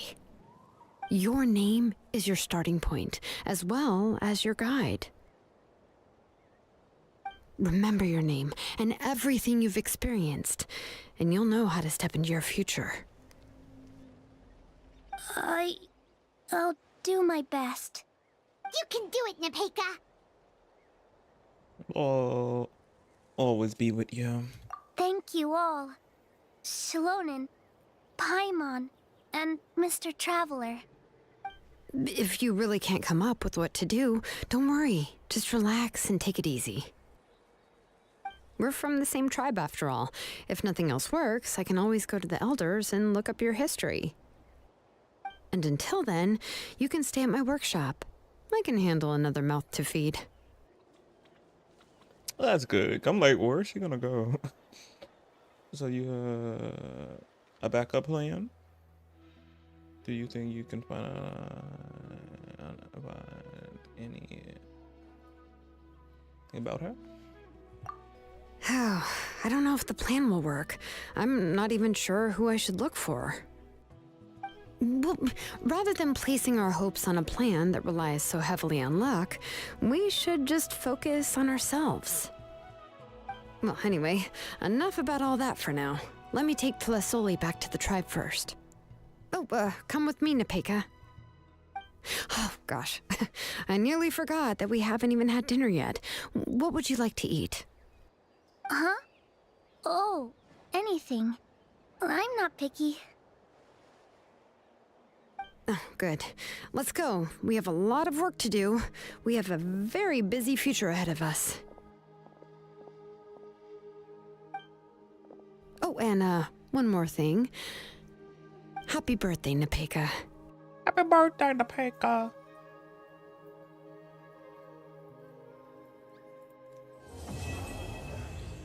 And that concludes the third act. Oh my goodness. Oh wait, there's more? Oh wait, there's more. There's more. We're not done yet.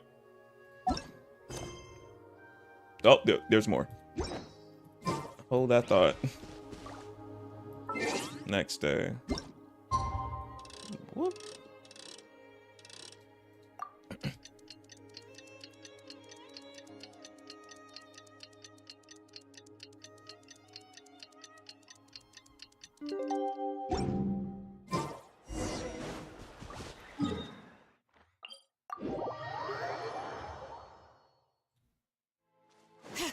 Bring it!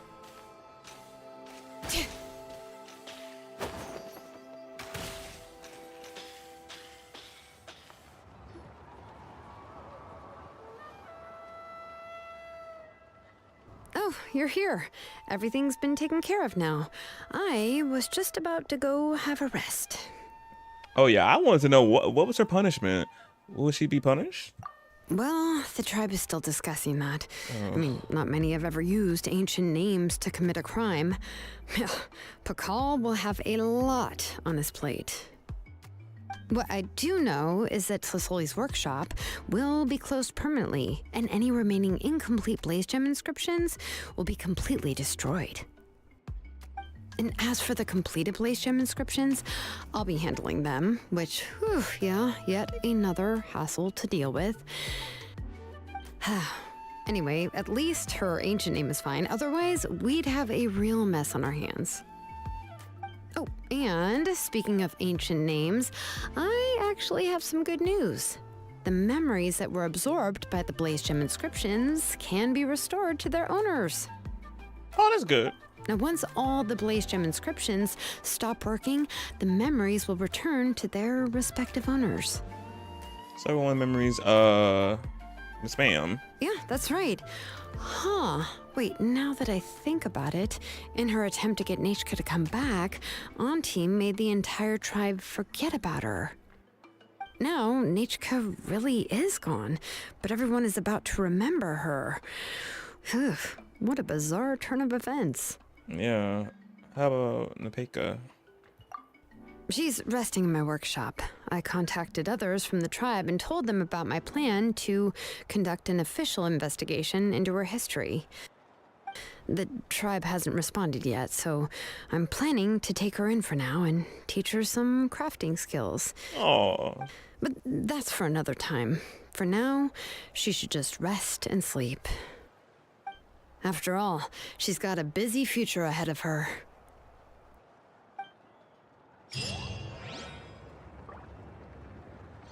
And now I think that was completely it.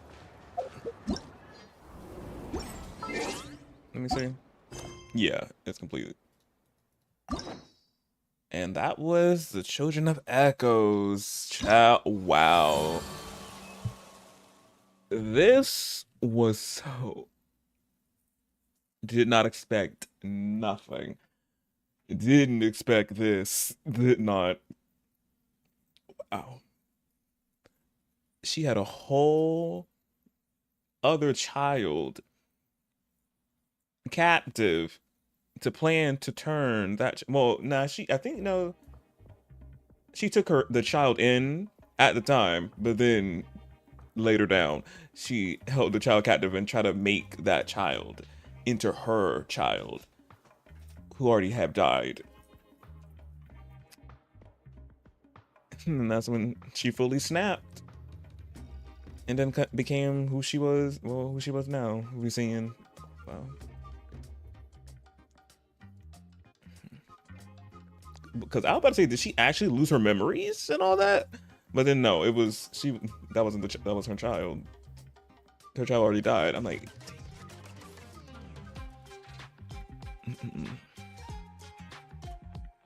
intense. Yeah, it was.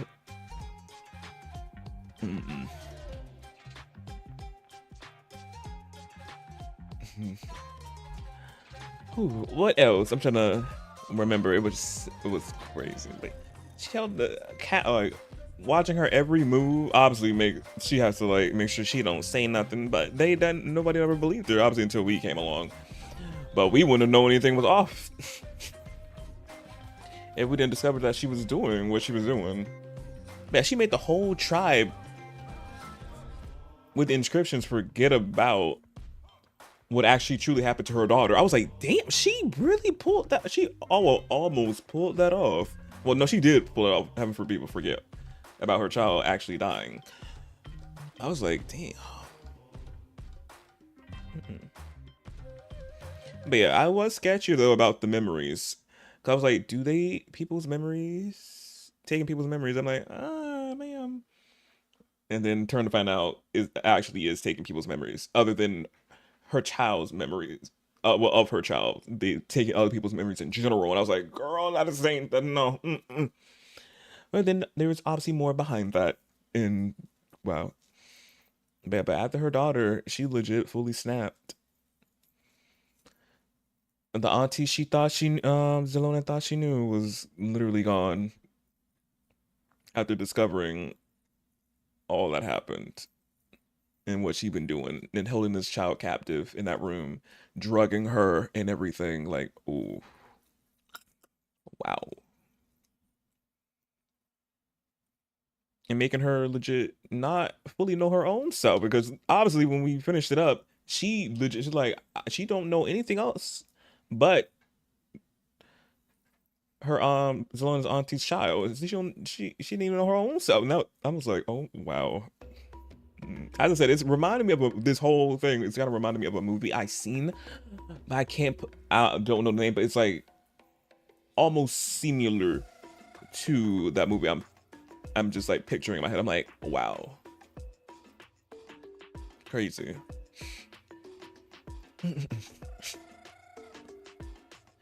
But yeah, damn, Hoyoverse, y'all really just making us like going off with these stories. Like, we know it was gonna get this crazy, this dark, this sinister, but it is. That's why I'm saying I'm scared for Senishnia next year. I'm scared. I don't know what y'all gonna be putting out of your behinds with that one. So scared. Because Natlan so far, crazy. Especially with this one.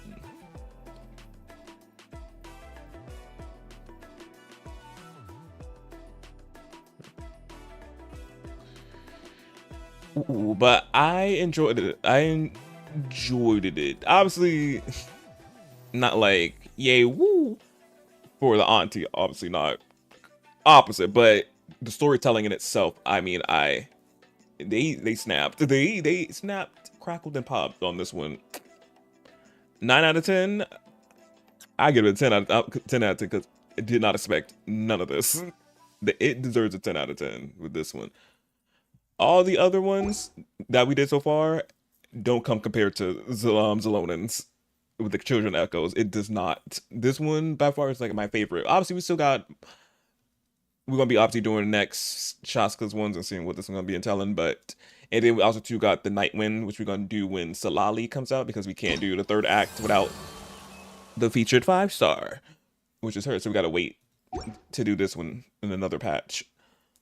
And then we got one more tribe after this, I think, and then it will be completed to some degree.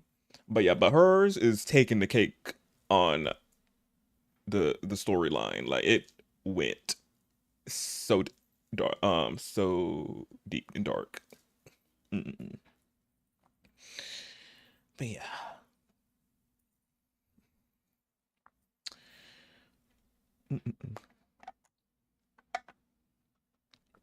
But yeah. I felt like her act 3 took like some time. We had mission for 3 hours. It probably didn't take that long, but because the first 2 acts obviously didn't take too long, and then third act it takes like a while, which I like. So we're gonna see what the Feather Clan, the Flower Feather Clan, seeing what this one gonna be all about with Chasca. But what about Farina? At least, no, but what about Farina? Farina's one still is a 10 out of 10 as well. It's still a good story that they did with Farina, and the whole Fontaine act itself. That one's still knocks out of park. At least the child got a chance to. Yeah, she will with Xilonen.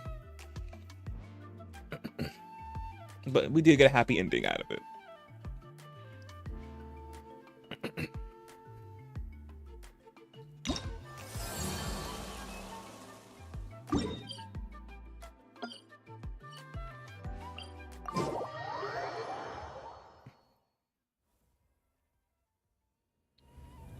Let me switch up my team.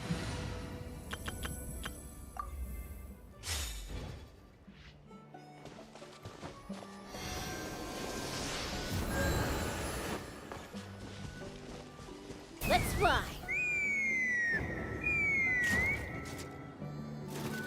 Huh? What's that sound? Seems like it's coming from that bridge.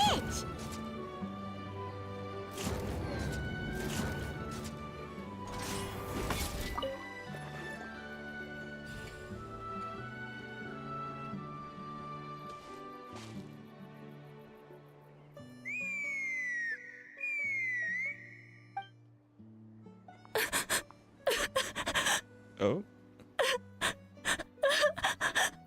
Oh no! Why is she crying? Should we go check on her? You know, just in case she's thinking of doing something stupid. I'd leave her be. Oh, hey, Chasca. The warriors of the Flower Feather Clan are a proud bunch who never show their vulnerability in public, even if they've gone wingless. Oh, Chasca? Good to see you again, Traveler and Paimon. Before Queen. we carry on, let's get a little further away before Koyer notices us.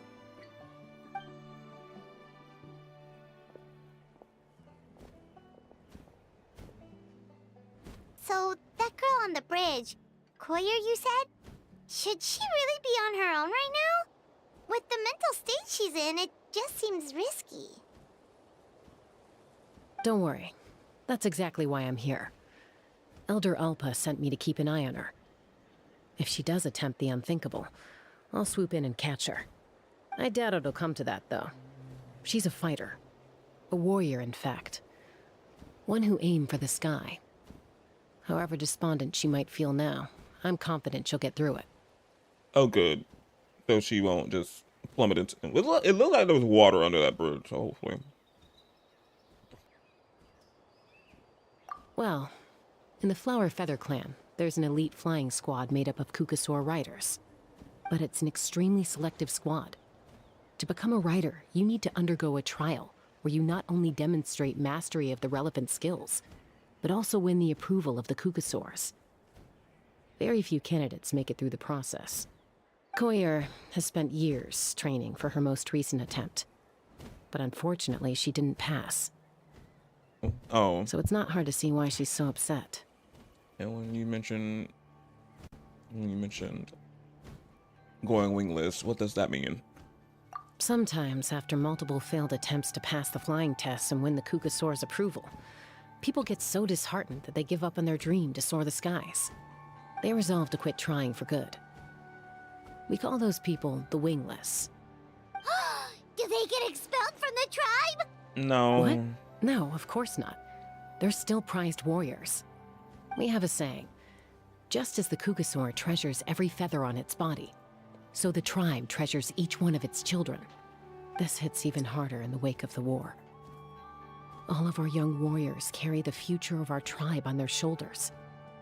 Besides, every Kukasaur falls from its nest before it learns to fly. It's practically a rite of passage.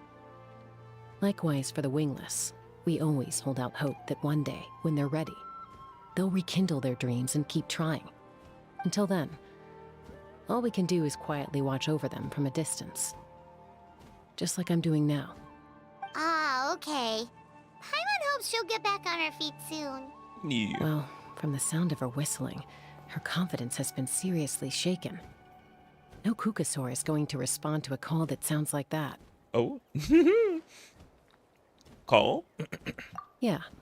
People from my tribe call to their saurian companions by whistling or blowing a horn. So it sounds like Koyer was trying to summon a Kukasaur to practice her flying. But the Kukasaurs are an even prouder bunch than our warriors. They would never respond to a lackluster whistle like that. First she failed the trial, and now she's struggling to even summon a Kukasaur. That's only going to hurt her confidence further. And getting trapped in that vicious circle is the kind of thing that'll make people go wingless. Surely there must be something we can do to help. That's very kind of you. Koyer's flying skills are up to par, but mentally she's stuck in a rut. If she wants to return to the sky, she has to overcome that for herself. I'm going to lay low nearby, just in case she takes a turn for the worse. Let me give you a tour around the tribe once this is all over. We love that tour.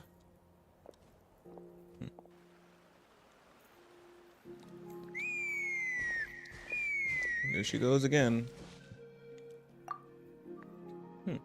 This one, tribe story quest with Chasca is different, because the first three, in the first two acts, we don't see the character until the third act. Since this came out with Chasca in 5.2, the current patch, right now. She's in the first act, so I'm like, okay. Koyer still isn't giving up. Even though Chasca said that she has to do this by herself, Paimon can't help feeling like maybe we can nudge her in the right direction. What if we could get a cuckoo to fly up to her? That might give her the confidence boost she needs.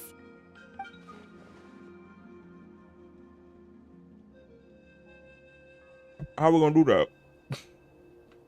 Ooh, let me hit the mark. The first act.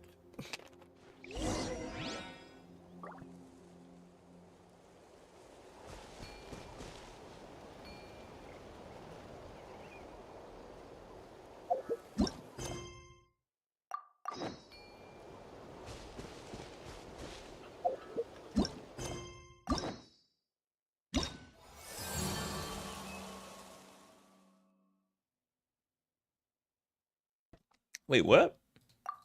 We're still in the first act. I thought we were done.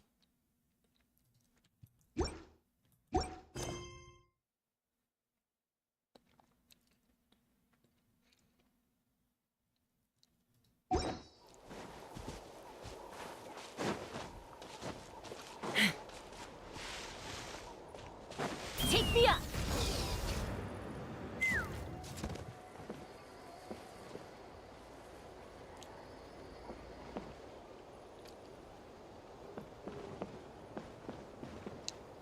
Oh, wait.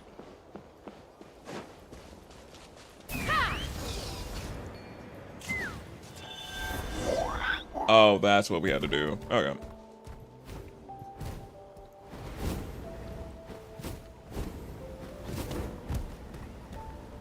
Hey, Queen. It's a cuckoo. Yep, that's oh my me. gosh. Is this really happening? I did it! I summoned one! I was beginning to think you'd all given up on me completely. Thank you. Oh, thank you.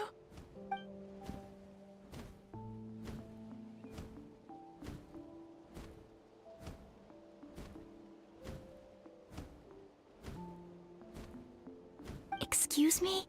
Would you mind if we did some flying practice together? Right now? I think I know where I went wrong in the test now. I need to maintain a higher speed on my turns. So, I just gotta practice my bell tail slides and split S maneuvers.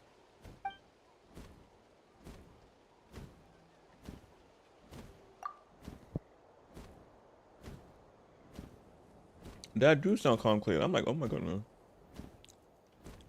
Also, I really want to try some stall turns and cobra maneuvers. Cobra? The snake? Oh, cobra maneuvers.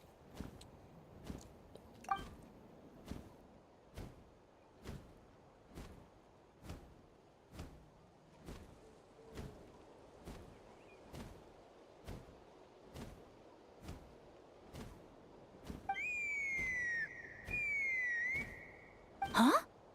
That sounded like a whistle. Is someone else trying to summon a Kukasaur?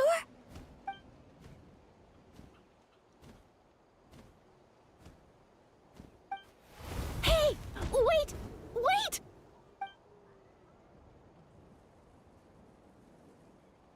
Do you think Koyer's feeling better now? Let's go back to that bridge and check.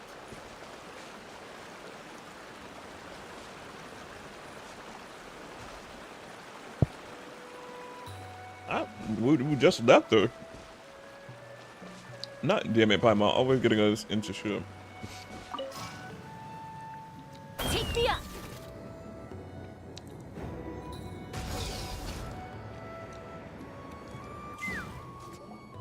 Chasca!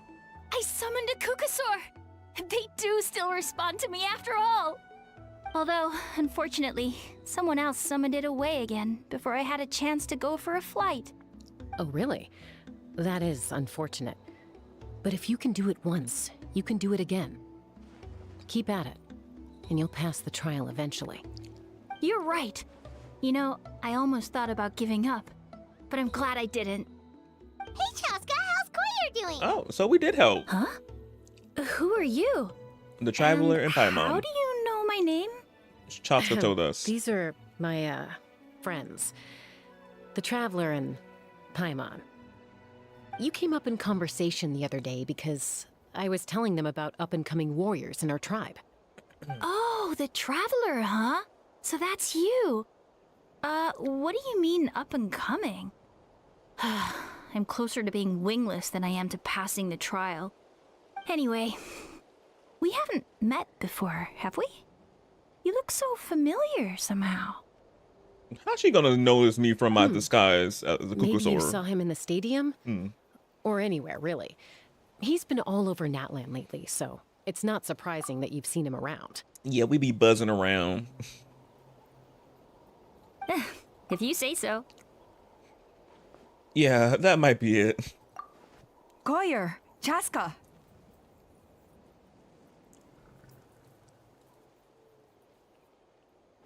Alpay? I don't know if I'm saying her name right. Alpay? Here you are. Pay? I've been looking everywhere for you two. She got an animal vision. Just like you, Chasca. Oh, Elder Alpa! Alpa. What's the matter? I was close. I said Alpay. Alpay. I thought I should tell you myself. We're going to redo the flying trials. Redo them? How come? This is so unexpected. And I can't believe you came out here just to tell us that in person. It's embarrassing to admit, but due to time constraints, we didn't do a proper inspection of the arena before the last round of trials began. Then we started to notice many candidates performing worse than expected. So we redid the inspection afterwards and found a number of issues which likely impacted candidate performance. This was entirely our mistake, and I apologize unreservedly. I know it doesn't make up for it, but I thought bringing you this message in person was the least I could do. Oh, okay. Chasca, these people you're with, are they the Traveler and Paimon? Yep. Huh? You've heard of us? I have indeed. Gathering intel is an essential part of being a warrior. Plus, you've already made quite a name for yourself in Natlan. Actually, I've been meaning to invite you to enjoy our tribe's hospitality for some time. Ooh, where the food at? Hospitality? Oh, that includes food, right? Y'all, not me and Paimon being on the same wavelength. Me, like, when she said hospitality, I'm like, food, where? Paimon. Includes food.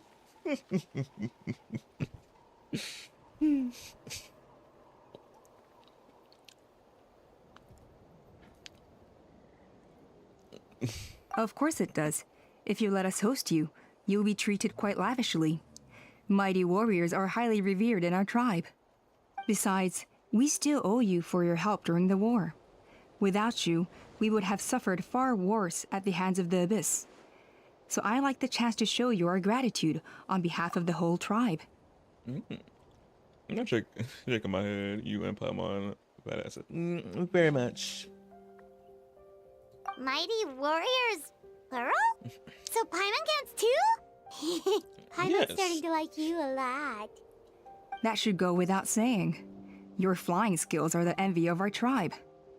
Not her flying skills, really. The Flower Feather clan seems like a really nice bunch of people. We definitely need to take her up on this offer. Well, I'd love to stay, but I'm afraid I still have to inform the other candidates about the retrials. With our younger generation's future on the line, there's no time to lose. Wait, Elder Alpa! Let me help! The sooner everyone gets the news, the better! Very well. In that case, Chasca, could I leave you to entertain our guests? Sure thing. Okay. Let's meet by the Obsidian Totem Pole later. Koyer, let's get going. Okay.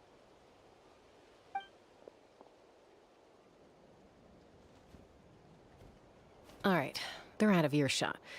I'm just gonna come out and ask. That Kukusaur who responded to Koyer's call, that was your doing, wasn't it? Yep. I grew up with these creatures.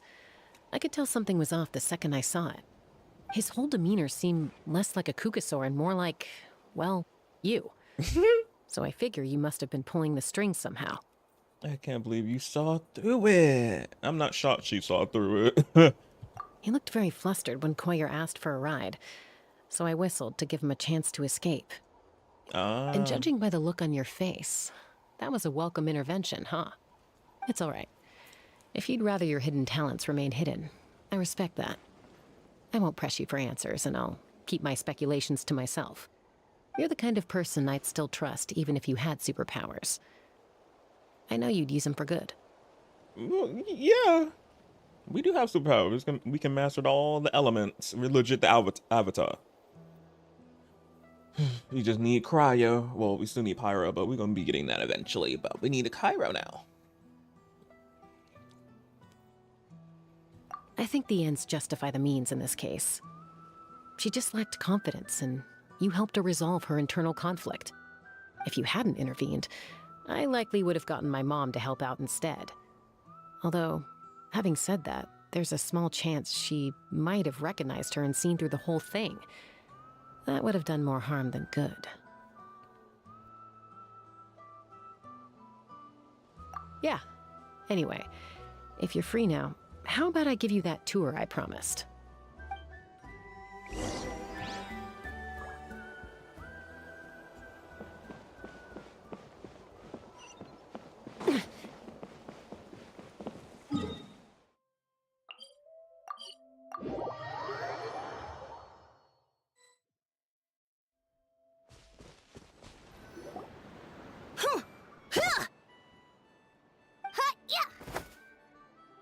Ready? I'm gonna get you! Uh-oh. Are they fighting? Should we try and break them up? They're fine. Just doing their daily combat training. Combat training? A little young for that, aren't they? A daily Not combat. us. We're a tribe of warriors. In ancient times, we were the most elite troops in the nation, responsible for patrolling and defending all of Natlan. And even though times have changed, we've kept our martial spirit alive. Hey, is that Chasca? Chasca, you're back! Oh, can you come train with us? Now's not a good time, I'm afraid. I'm showing the Traveler and Paimon around. Maybe next time. The Traveler and Paimon? Wait, you mean that legendary warrior and legendary flying expert? Yes. Legendary? Yep, that's us, alright. Awesome. It's so cool that you can fly without having to ride a Kukusaur. Even Chasca could only do that for short distances. Mr. Traveler, can you teach me some cool sword tricks? Oh, Mr. Traveler! My family shop makes the best volcano cake! You gotta try it! Let's behave ourselves, everyone. These people are here as our guests. They're going to meet Elder Alpa in a few minutes anyway. Kotini, instead of being jealous of other people's talents, why not work on developing your own? Kapak, there's no point in trying any cool sword tricks until you've mastered the basics. Have you done all your sword drills today? And Yatlan, easy does it, okay? Not every conversation has to turn into you plugging the family business. Okay.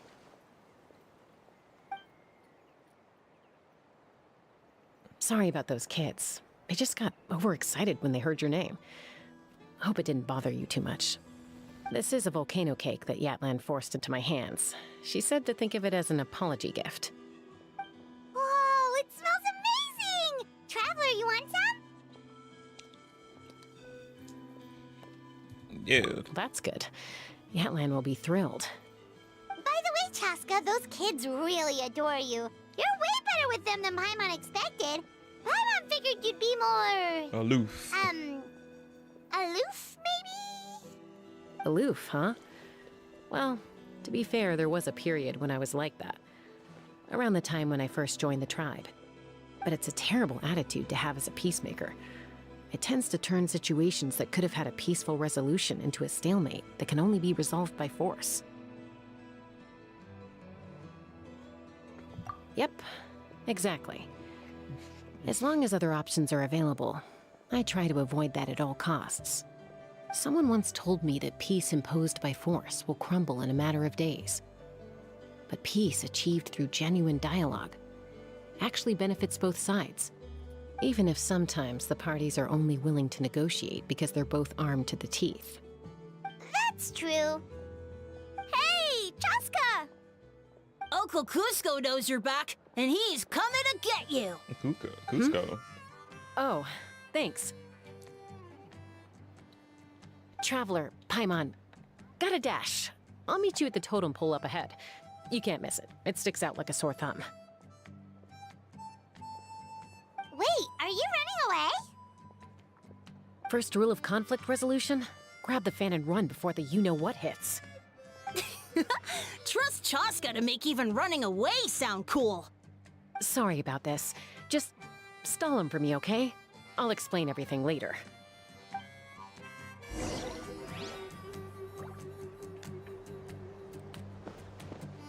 Where we're going? Let's fly.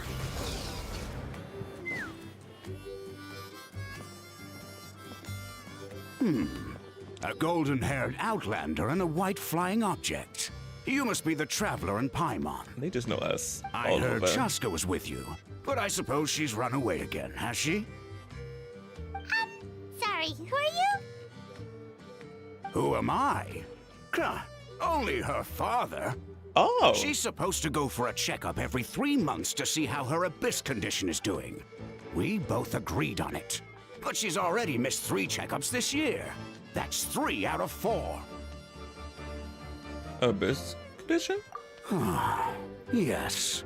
She got exposed to abyssal energy as a young child. Then her birth parents abandoned her. It's lucky those wild cuckoosaurs found her when they did, or she wouldn't have made it. They took her under their wing and raised her as one of their own. Eventually, some riders out on patrol spotted her and brought her back to the tribe. But she was practically feral at that point. Feral? The moment you took your eyes off her, she'd be getting herself into a fight, or she'd run away to be with the Saurians. She seemed to prefer them to her own kind. She might as well have been a Saurian in human form. That must be the aloof period she mentioned, right? Yes.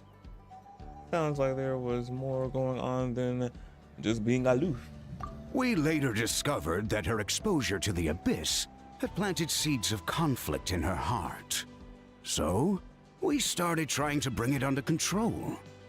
But ultimately, she's the only one who can control it. Anyway, she's much more human these days. Yeah, don't worry about her. She seems pretty stable to Paimon. She's probably only avoiding the checkups because she thinks it'll stop you guys from worrying about her. Yes, I'm well aware of that. She knows she needs to be careful. If her condition ever took a turn for the worse, she wouldn't be brushing it aside like this. And then what's there to worry about? It's just, every checkup she's been to, they find new cuts and bruises. Nothing to do with the abyss, of course. Oh no, that's all fine. The problem with her is, she's her own worst enemy. She's been living dangerously again. I'm sure of it. That's why she's avoiding the checkups. She wants to hide it from us.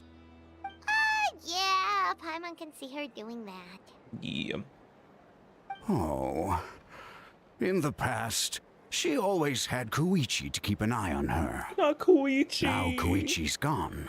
And I don't want to lose another daughter. Chasca's been increasingly reckless since Koichi passed. It's like she's trying to make up for it somehow. Next time you see her, please tell her to be careful for me. Even if she doesn't want to hear it. If she doesn't want to do these checkups anymore, that's fine. I just want her to stop putting herself in harm's way. Oh, so you've been listening.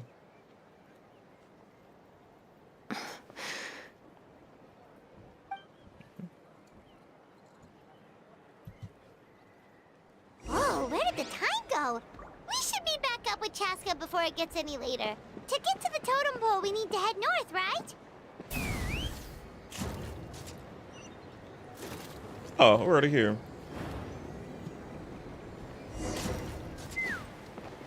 Hey, Chasca. Hey, Alba. Sorry to keep you waiting. It's all right. I bet my dad talked your heads off, huh?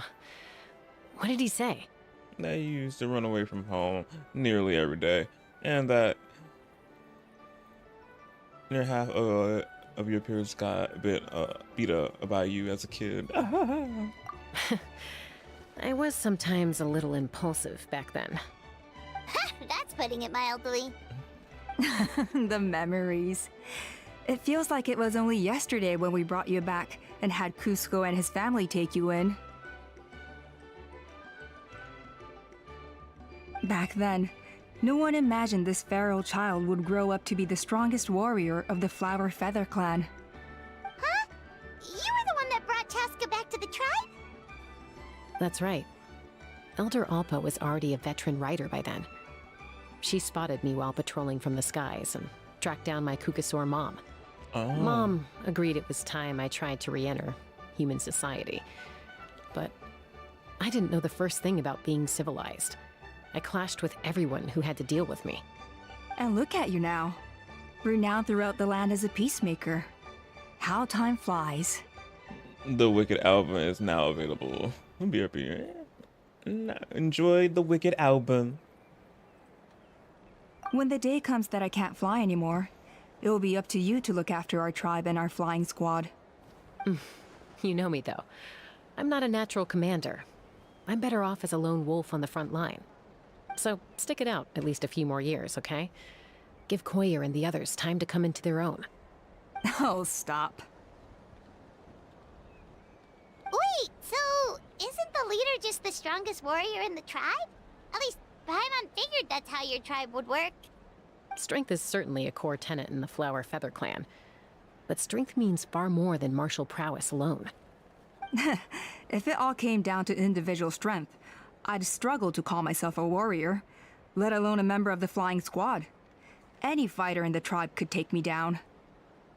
But yeah, I had you down as an elite warrior like Chasca. Well, sorry to disappoint you. It was something I aspired to at one point. So much so that I went adventuring in the Cinder City, Ochkanatlan, to try and prove myself. But it was foolish of me. I wasn't ready. I came back empty-handed and seriously injured. The fact that I survived was something, I suppose. But after that, I never seriously considered myself a strong fighter. And yet, you still managed to become the leader of the flying squad, thanks to your experience and determination. All while battling those old injuries. Don't you think that's a display of strength in its own right? Let's shelve this discussion for now. Traveler, Paimon, there are some simple refreshments on the table. Please help yourselves. Yes! Paimon was waiting for that part! Didn't you just yourself a whole bunch of volcano cake? They were for the snack stomach. The refreshment stomach still has plenty of space. Not her splitting up her stomach for different things. Paimon is so full. Well, if you're enjoying our hospitality, feel free to stay with us as long as you like. Don't say us that. You can tell us. Elder Alpa? There's, something's come up. Hmm? What happened? Is it serious? Shall I deal with it? It's... Some merchants showed up, not from our tribe. They said they're here to discuss some potential collaboration with us. Why now? This is terrible timing. There are a few winglets that we haven't managed to reach yet, and we still haven't inspected the retrial arena.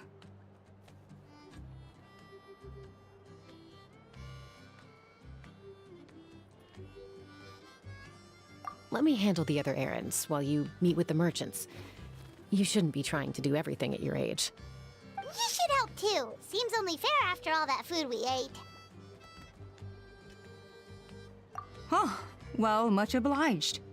Chasca, the remaining wingless are all people you know. Let's see. Pishika now manages the floating target balloons. Waska's probably still addicted to Eyes on the Feathered Prize, and Junon spends her days up on the flying platform, staring at the Cinder City. I'll leave you to tell them the news.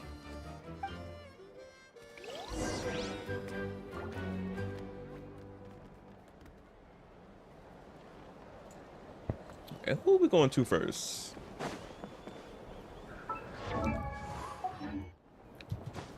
Let's fly. Cool. Now I'm about to fall off. Are you sure you don't want to reconsider, Pashika? Oh, the chief. I appreciate it, boss. But honestly, I'm pretty happy with my life nowadays. Pashika, they're redoing the flying trials. Huh? Mutona? Ah, did Alpa send you? I was just telling Pashika the news, actually. The way things are with the tribe these days? I mean, you don't need me to tell you. This here is no future for a seasoned warrior like you. I really like his hat. I'll just flare out.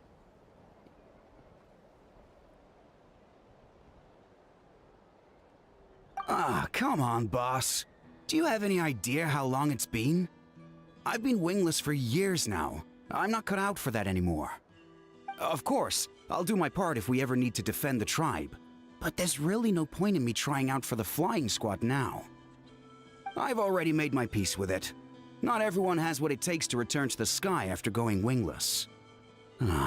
Elder Alpa's perseverance is something else. And it's okay if I'm not destined for greatness. I might not have the Kukasaur's approval, but with my hot air balloons, I can still reach the skies. Handling these balloons every day, seeing how the customers react, the looks on their faces, that's enough for me. Finding something you love doing can be just as hard as passing the flying trial. It's worth holding on to. Fair enough. It's your choice. I won't force you. Oh, by the way, you should try taking a balloon ride if you've got the time. Once you've been up there for yourself, you'll see why I love it so much.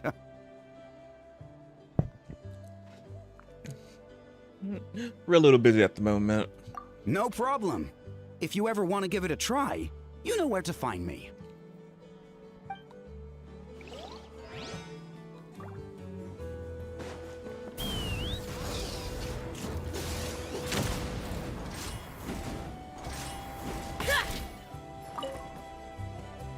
A retrial? What's the point? I pretty much treat life like it's a game. No Kukasaur's ever going to approve of that, no matter how many times I try. Waskar, I can assure you, Kukasaurus wouldn't judge you for something like that. Well, they must be judging me for something. Maybe I lack fighting spirit, or just don't have the talent. Not everyone's a natural like you. Don't waste your time on me. You'll have better luck with the ones who still have their heads in the clouds. In the meantime, I think I'm going to treat myself to a few more games of Eyes on the Feathered Prize. Yeesh, there's wingless, then there's being a total lost cause. You used to be a fierce warrior, actually. But fighting spirit alone won't win you the Kukasaurus approval. Are all Kukasaurs so strict? The ones in floating target balloons and Eyes on the Feathered Prize seemed pretty chilled out. It's one thing to hang out and have fun, but quite another to take to the skies with a human life on your back. Giving a ride to someone who's unqualified endangers not only the rider, but also the Kukasaur themselves. If the rider makes a mistake, they both suffer the consequences. So we have a mutual understanding with the Kukasaurs. If someone isn't up to standard, we have to reject them.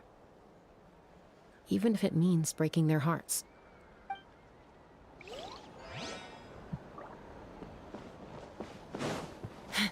Take me up!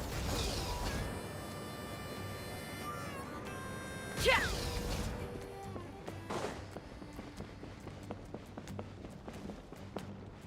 Look at that view.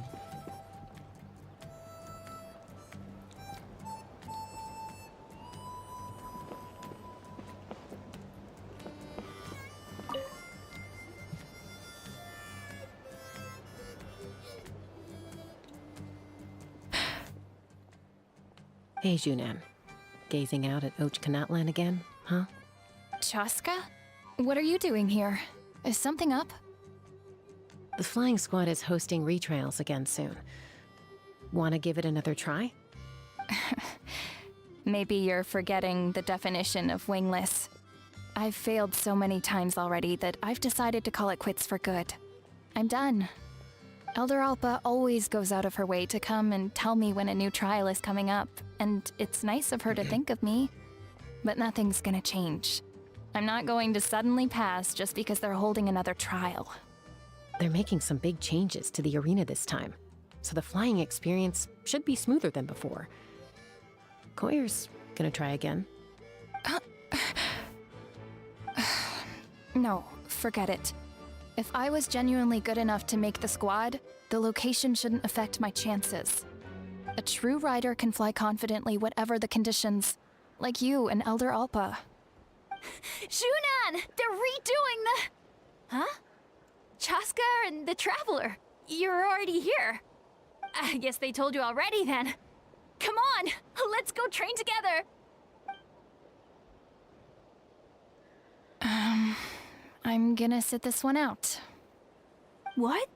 Why? But you've always looked up to Elder Alpa. She went wingless after her injury and spent years drifting, but even she came back and made it in the end. If she can do it, why can't you? I mean, I don't have that kind of perseverance. And besides, the last thing I want to do is fail in front of her yet again. Oh, come on.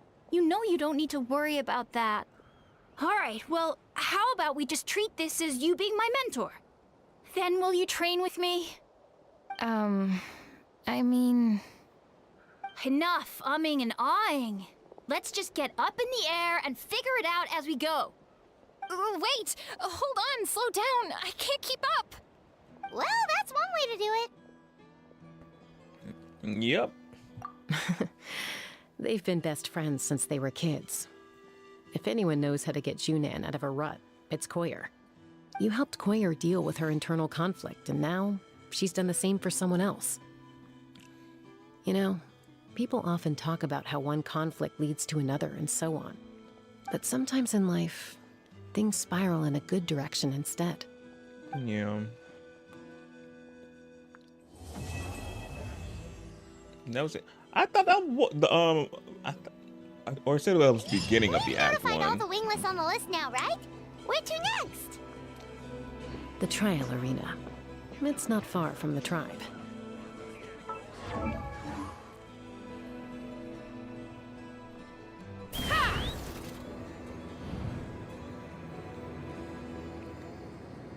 Oh, it isn't far.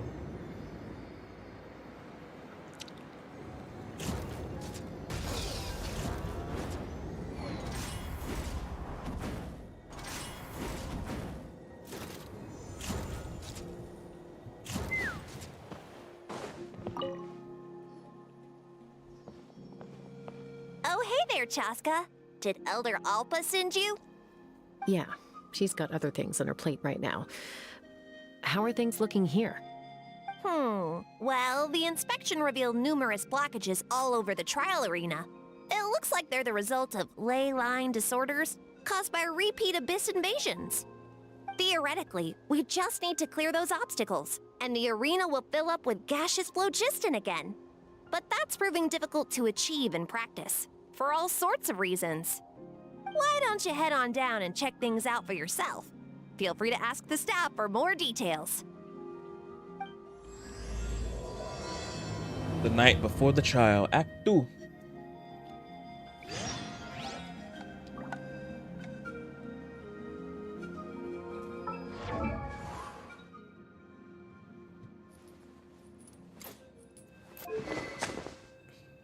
Oh, they give me a child version of her. Where her Stiggy.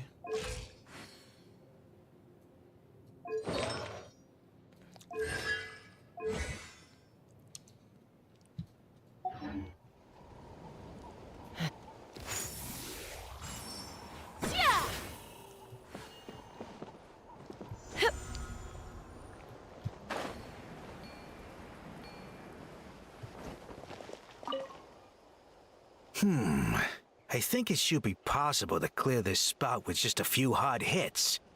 But there are signs of strange life in here. Meddling with it might be dangerous.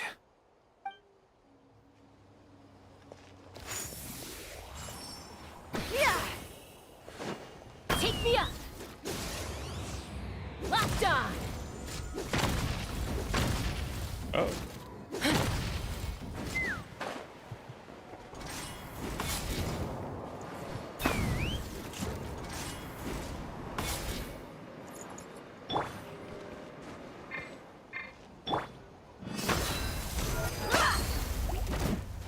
Hey! Monsters!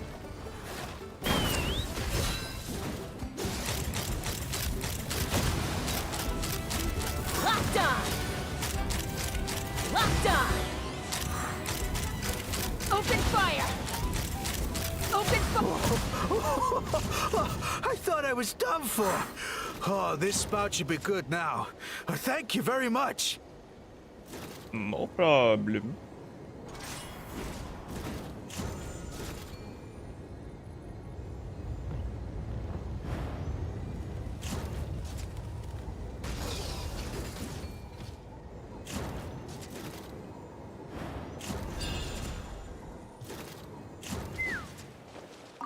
How strange. Why is there so much solid flow just in here? Well, could be from the Children of Echoes. Maybe it got swept up here due to the ley line disturbances? And I did see those strange markings on the cliff.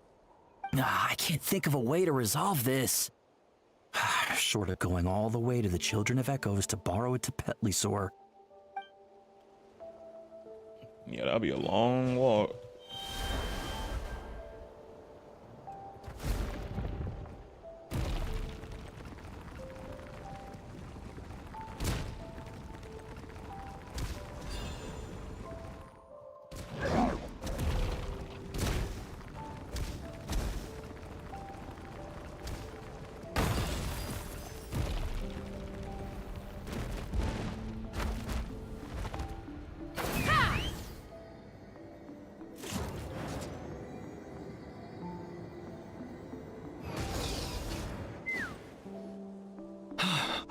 Oh, are you here to help?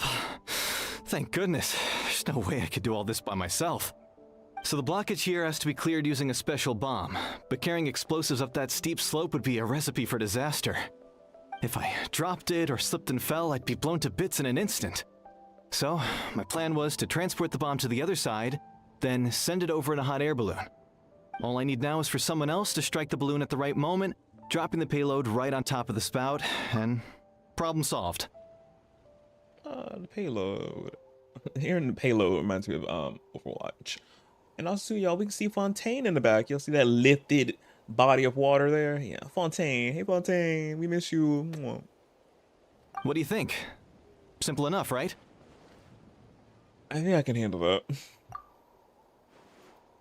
Is a hot air balloon there? Yours too? Huh? Oh, that one. No, I've got no idea who that belongs to.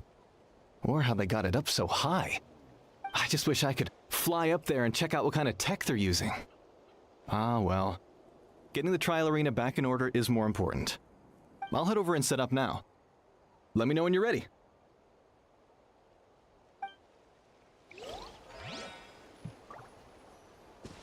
All right! Get ready! All right! Get ready!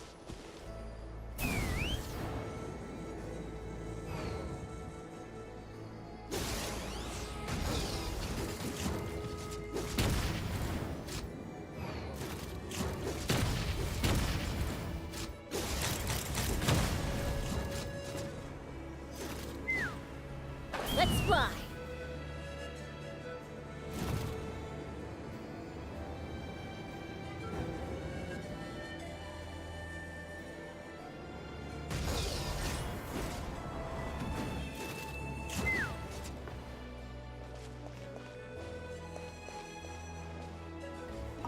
This is crazy. I put all of my strength into it, but it just won't break. Maybe Inkanak was right after all. If a stable structure is formed inside the solid phlogiston, I'll need to hit all the weak spots at the same time to break it. But how am I supposed to do that? The person, the VA who's doing this NPC's voice sounds oddly familiar to a character, but I can't put my name on it.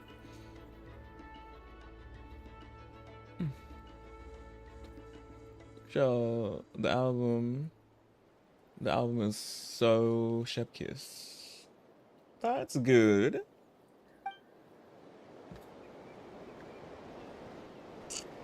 The gaseous phlogiston is being replenished. Looks like all the spouts have been unblocked. Let's head back up.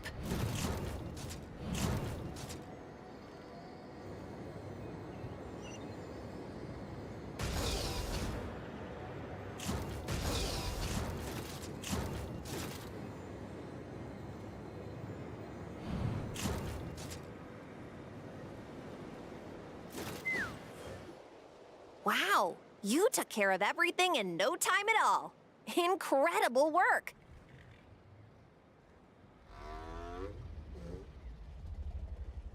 What was that? Now we just have to wait until the gaseous phlogiston is fully replenished. Then we can kick off the retrials. Actually, Inkanak, I'd like to do a test flight first, just to make sure we're not missing anything. Could you arrange that for me? Huh? But you only just finished getting the arena ready. There could still be other hazards we're unaware of. All the more reason to have me test it out. Think of it as another inspection. I guess you're right. With your flying skills, you won't be in any serious danger, even if there are hazards we overlooked. The conditions in this area seem a little unstable, but a test flight is the only way to catch any lingering issues. All right, I'll get things set up for you. Just let me know when you're ready.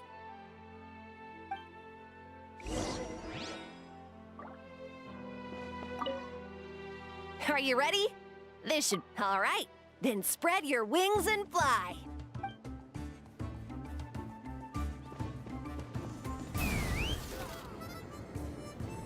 Giddy up!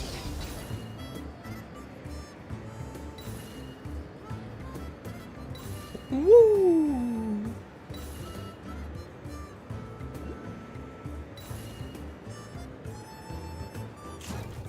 Wait, where's that?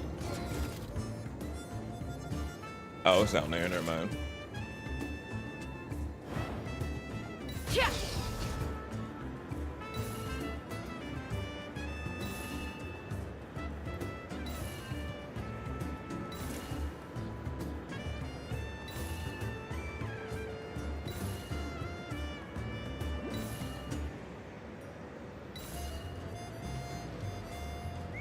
Watch out, or you'll get sick.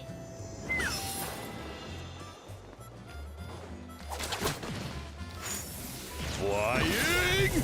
Let's fly. Giddy up. Ooh, go up, go up, go up.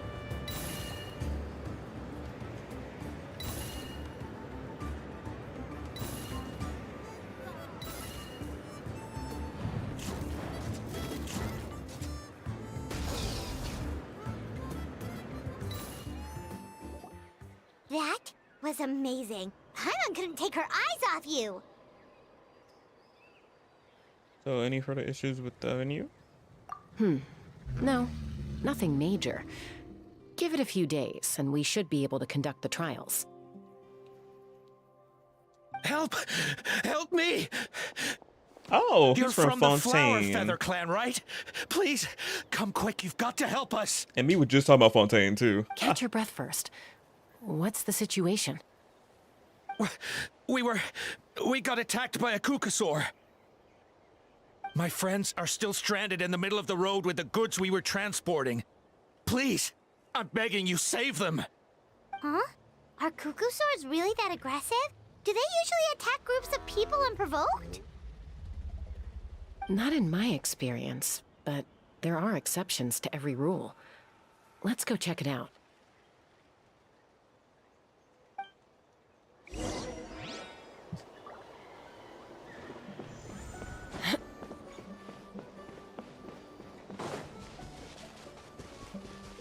Ouch! never seen such an aggressive cuckoosaur.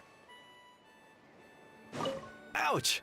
I've never seen such an aggressive cuckoosaur! Why that delivery was so much more intense than the other one?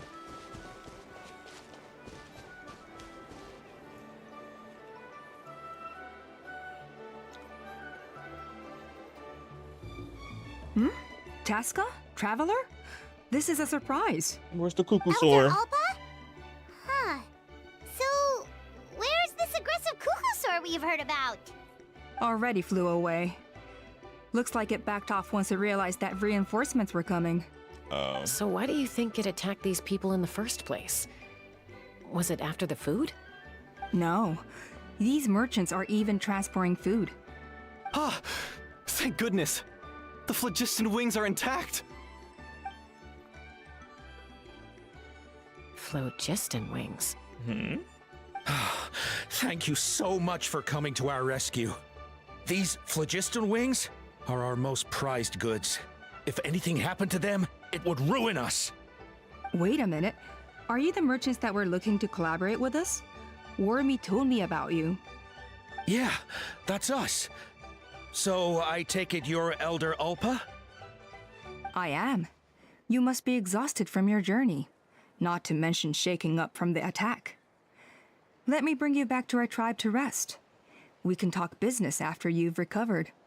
But Elder Ulpa, what about the cuckoosaur attack? Well, our guests here weren't seriously injured, and their goods are intact. Perhaps that cuckoosaur was just having a bad day. There are so many of them around here. You'd expect something like this every once in a while. I don't think we need to pursue it any further. More importantly, how are the preparations for the flying trials going? Is everything in order over at the arena? Everything's on track. Huh? Did you say flying trials? What a coincidence! Sounds like a perfect use case for our phlogiston wings.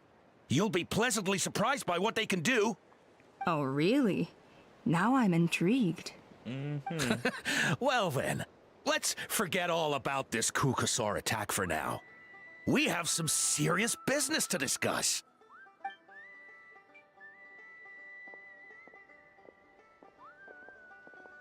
Huh?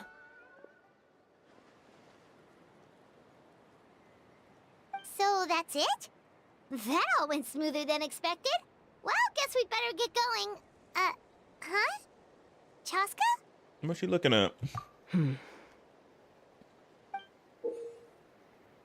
Is that blood? A blood-stained feather. Were they messing with the cuckoosaur? Don't tell me they were messing with the cuckoosaur. Well, we're gonna find out. Act 2 just finished up. The Flower Feather Clan should be about ready to hold the new flying trials by now. Let's go check it out.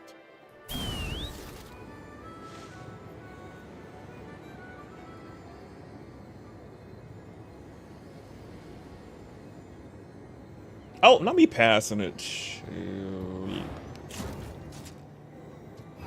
Chile. Oh.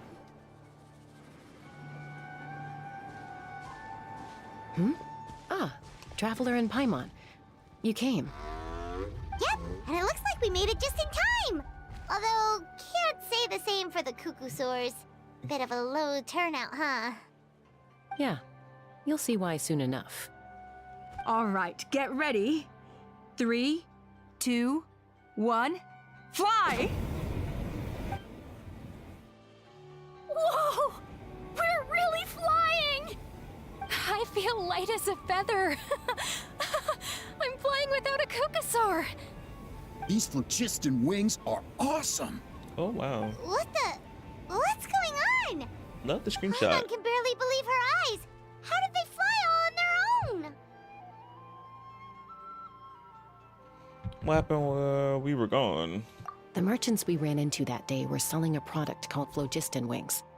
It's a flying machine worn on the back. To operate it, you just use a handheld trackball that controls the flow of gaseous phlogiston.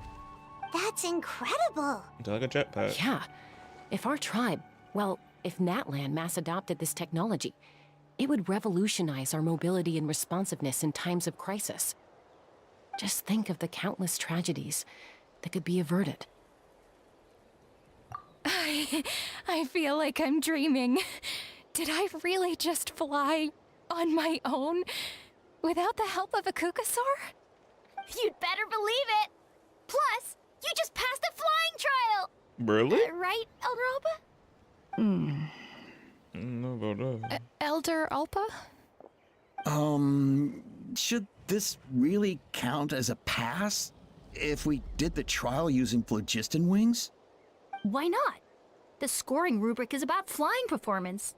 It doesn't specifically say you have to ride a Kukasaur, does it? Yeah, maybe, but I mean, even Chasca had to ride a Kukasaur in a trial, right? And the whole point of the trial is to test both your flying technique and your ability to work with a Saurian companion. Well, if we can fly by ourselves, maybe we don't need to test the ladder anymore. Peacemaker. Chasca, Traveler, what are your thoughts on this new invention? It's a good, the sooner it, the better. It's an unknown. Only you should use it with caution. Of course, we gotta say this one. Right? That's what I think too. I agree that they have strategic value, but I don't think it makes any sense to evaluate candidates by the current testing standards if they're using phlogiston wings. Why? Shunan finally mustered the courage to go through with this, and now you're saying it doesn't count? We don't have any experience using these wings in battle, nor is it immediately obvious how to incorporate them into the existing systems in our tribe. Taking a longer-term perspective, I think we need to start by getting thoroughly acquainted with how these things work. Then we can develop a new trial format with new assessment criteria, tailored to candidates using the phlogiston wings. You all raise valid points. But Chasca, while your proposal sounds perfectly reasonable, it would probably take years to put it into practice. Years? We lost so many people in that war. Oh my goodness. These phlogiston wings could be exactly what we need to strengthen our forces and boost morale in this trying time. I'm still on the years. Why? And as for real-world battle experience, there will be plenty of opportunities to gain that. I have high hopes for you, Junon. Huh? Hey, stop staring into space! Say thank you! Oh, thank you. Thank you, Elder Alpa. You have nothing to thank me for. Remember, the way you got your wings back was by relying on yourself. Oh, Elder Alpa! Bad news! Kukasaurs are attacking the merchants again! Again? They got something to do with them wings. Everyone stay put while I... Huh? Chasca? Guns and wings. Let's go. Let's see what craziness is gonna come from this. Again. And then Elder Alpa and the others too? Anyway, let's go see what this is all about.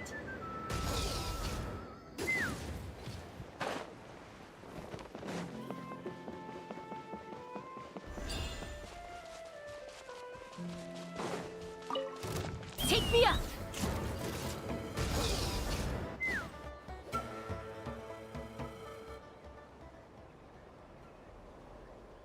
Oh, it's back! It found us again! Run! Get out of here! Oh, Curses. She's really riled up this time. is that Chasca's Hey, mother? Stop running! We'll never outrun a creature with wings! Get back here and let's fight! I don't know if y'all gonna win.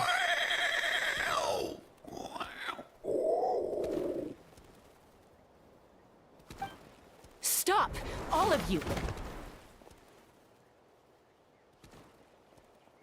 Chasca! Oh, wonderful!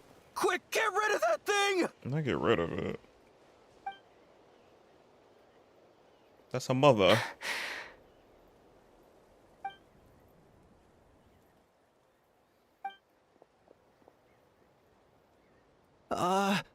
What's going on?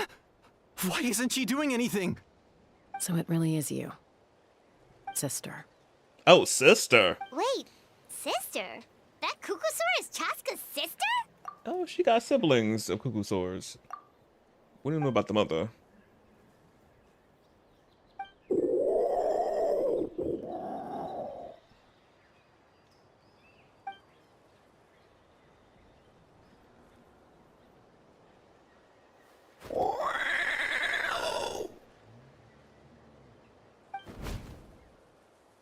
Koya, wait! Is Chasca gonna be okay? Should we go check on her? Right next with your twin.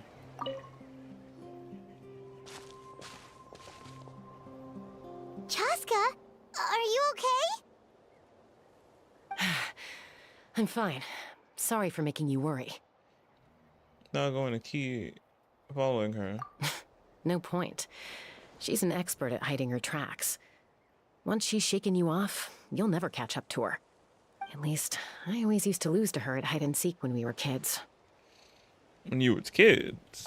Well, yeah. You know I was raised by Cuckoosaurs. Anyway, she and I grew up in the nest together. Her name's Koya, and she's my big sister. We played together all the time, chasing each other through treetops or mountaintops. It felt like it would go on that way forever. Until the day I was sent back to live with the humans. Not all Cuckoosaurs are friendly towards people. Koya, for instance, she's fine with me because we grew up around each other, but she's not fond of other humans. When Mom decided to send me away, Koya strongly protested, and after I left, she became more and more reluctant to interact with humans. Maybe she thinks that humans stole you away from her. Yeah. It's a possibility, but in any case, we still stayed best friends at first. I had a hard time adjusting to life in the tribe. So whenever something went wrong, I'd run off into the wild and vent to Koya. Ah, so that's what Uncle Cusco was talking about. He said you seemed to prefer hanging out with Saurians to your own kind back then. Yeah, I did. But then, gradually, everything changed. With a new mom and dad, a new tribe, and Koichi, I started getting curious about these humans, and made an effort to understand their behavior. The more time I spent with them, the less I spent with Koya. And then, one day, it was Koya's turn to leave the nest. She sought me out and asked if I was willing to leave the tribe and go live in the wilderness with her. As far as I can remember, that was the first time she ever approached a human settlement on purpose. So, how did you answer her?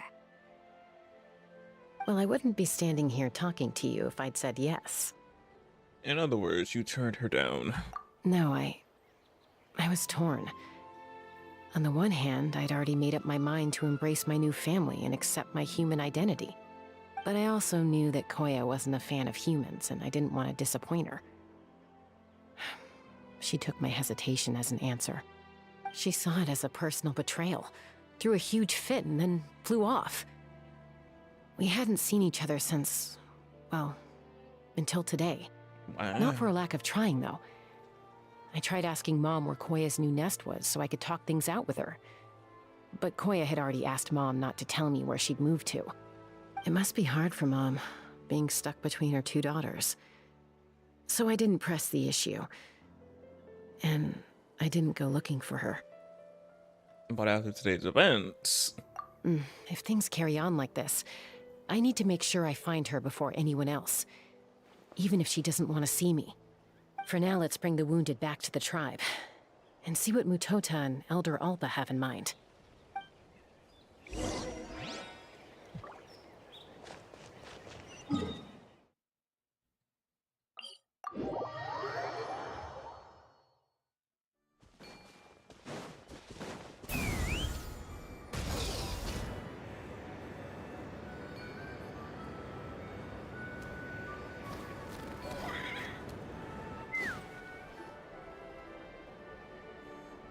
So, I hear there's been another Cuckoosaur attack.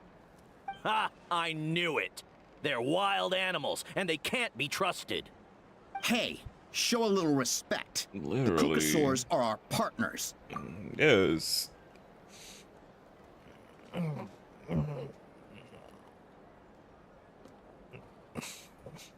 He's just speaking for all Kukasaurs. I'm like, sir, calm down.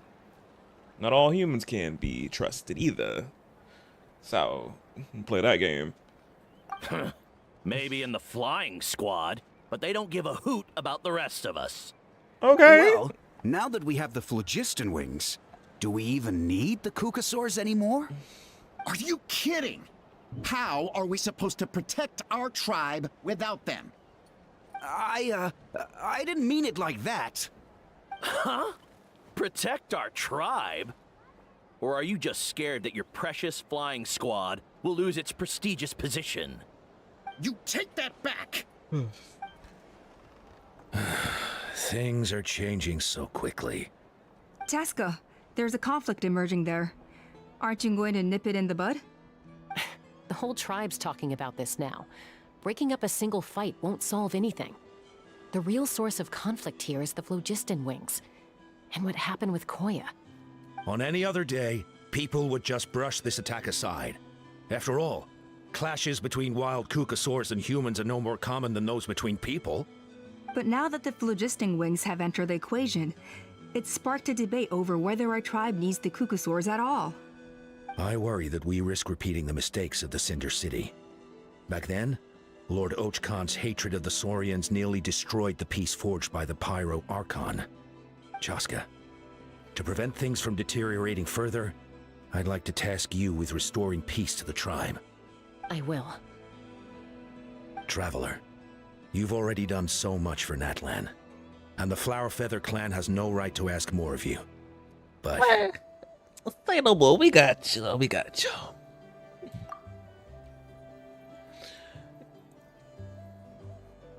The Flower Feather... Our tribe are my friends. Looks like I was making a mountain out of a molehill.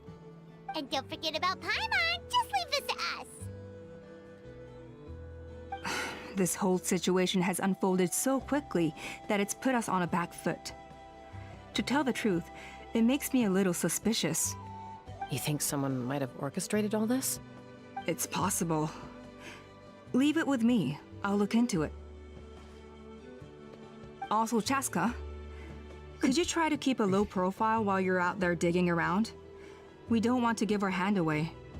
I'll do my best. Okay, so where should we start? This all began with Koya's attacks. If we can find out what led her to do it, that should give us something to work with.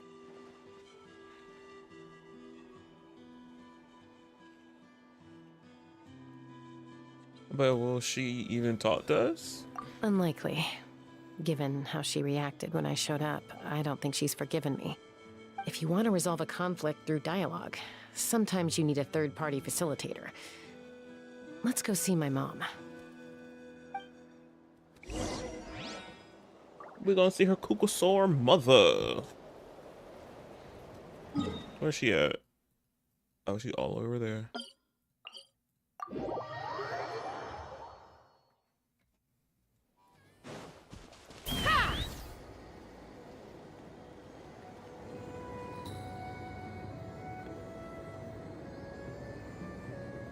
There's a chest I must get.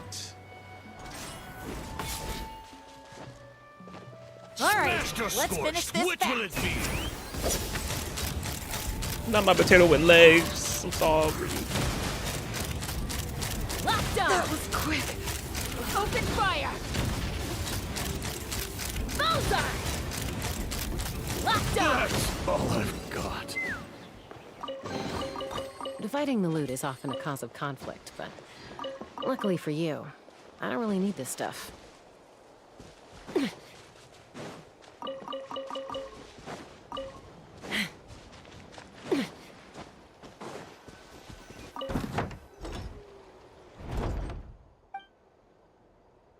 Well, now we stumbled upon a world quest.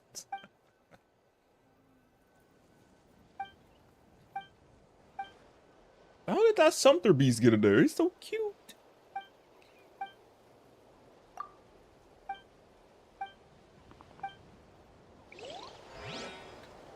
Oh, it was like a quick one.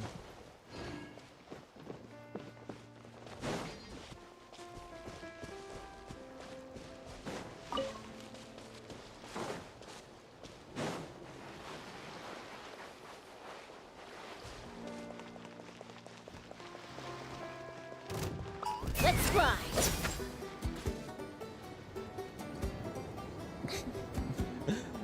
This is just, I cannot. Chasca is just too.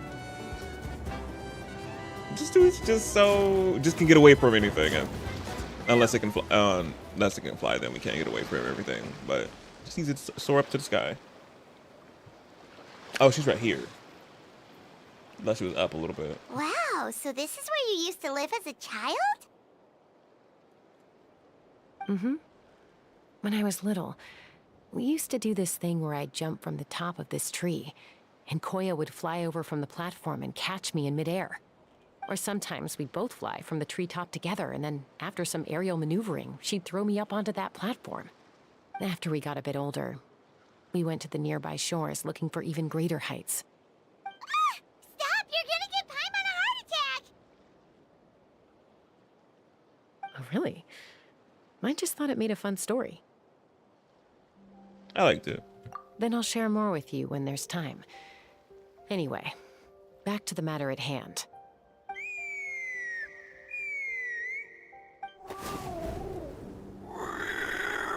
There's Mother's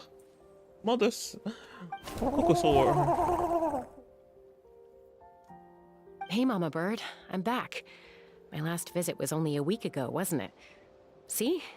I visit you more than I visit Papa Cusco. I brought a couple of friends with me. These are the Traveler and Paimon. Traveler, Paimon, this is my mom. Her name is Chimpu. In the human tongue, anyway.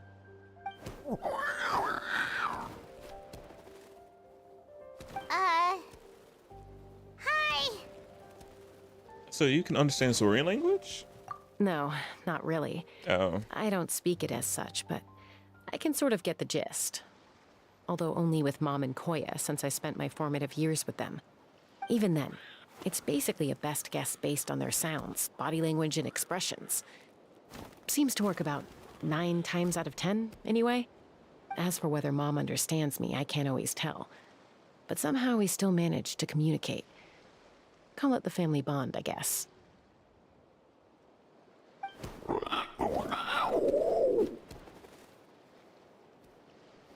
Don't worry. I'm doing well, but I think Koya might be in some trouble.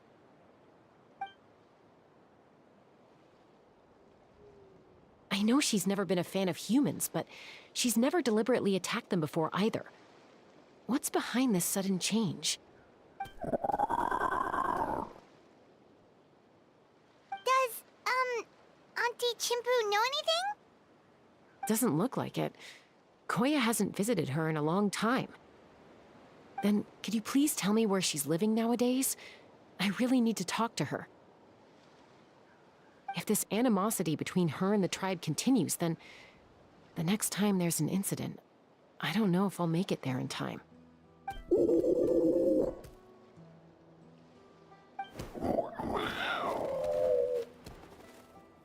She said she'll take us there. Thank you, Mom.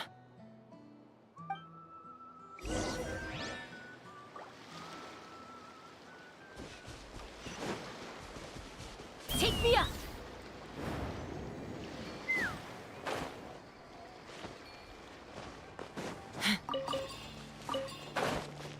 Not be falling off.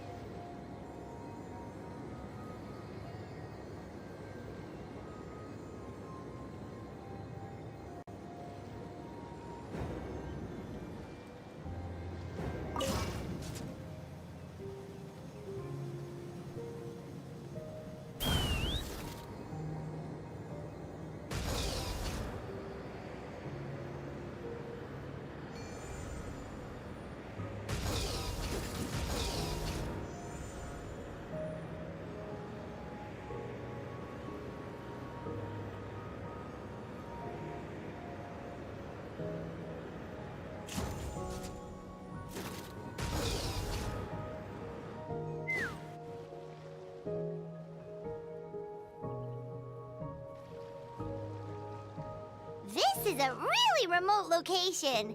Guess she was trying to get as far away from humans as possible. We stay here?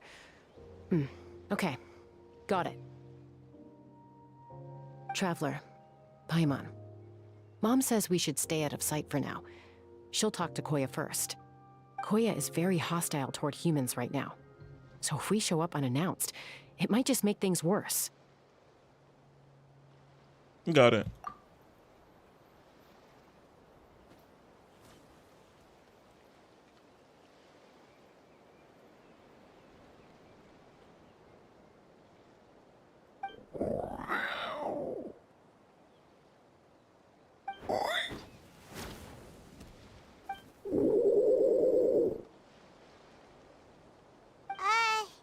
Any idea what they're saying? Sounds like things are more complicated than I imagined. There's evidence in this area suggesting that Koya might have been the victim of a human attack. Oh my goodness. See, we'll talk about the human. No good. Just always doing something.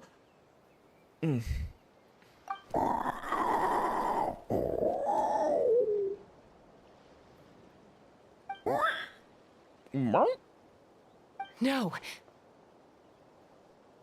What's wrong? it's Chime, Koya's child. The attackers kidnapped her. Your niece? Oh no. They came over the sea, under the cover of night, and they took Chime. What the heck? Who would do such a thing? I searched day and night, and finally found them. She mean the guys from Fontaine? Oh no. Oh my goodness. Oh yeah! Tafal's contraption is working like a charm. Got her in one.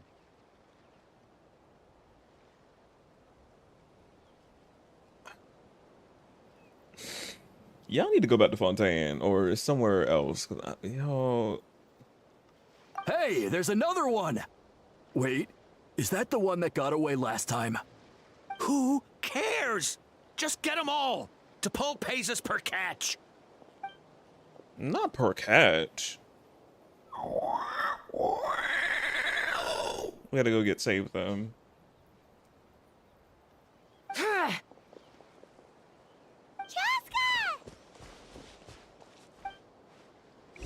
Chasca? How'd you get here? Quick, stop her!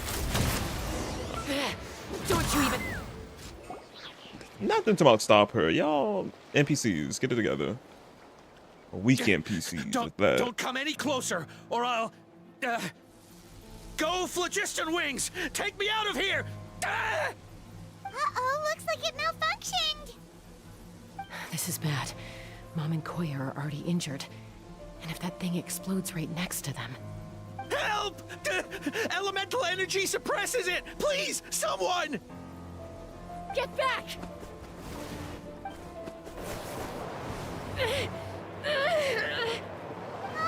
It's still going, and it's getting worse.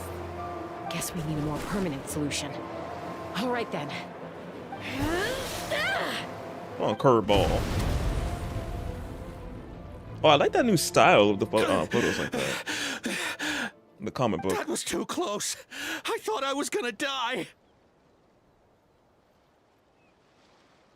That's still... That can still be arranged easily.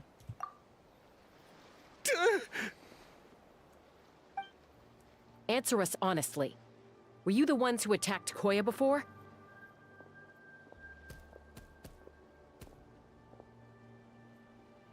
I am... No, it was...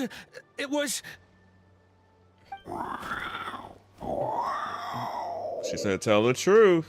And some other things. Well, she says it was you. Oh, I thought you were back when you said the album was Chef's Kiss.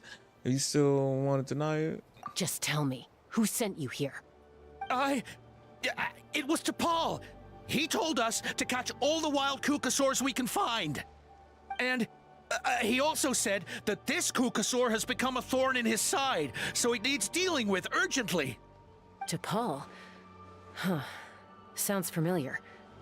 But where from? So where is he now? Well, he tends to send his orders in writing. He pretty much never communicates with us in person. When he does, he wears a mask to hide his face. And whenever we trade Kukasaurs for phlogiston wings, we deal with his henchmen. So you didn't even make those wings? All we did was slap some labels on them and transport them over here, to make them look like they're imported. To make it harder to trace their origins. Yeah. Oh, because I thought y'all Fontanians made these, but no. Why does he want you to catch the Kukasaurs? I don't know, honest. Well, that's mighty convenient, huh? What about if I held a gun to your head? Would that change your answer? No need. I'm sorry. I'll tell you everything I know. T'Pol doesn't tell us much, but he always stresses that he wants them alive. So that gives us some clues. This is just a best guess, of course, but we suspect that the gaseous phlogiston stored in the trackballs is drawn directly from the Kukasaurs. What? Of course it is.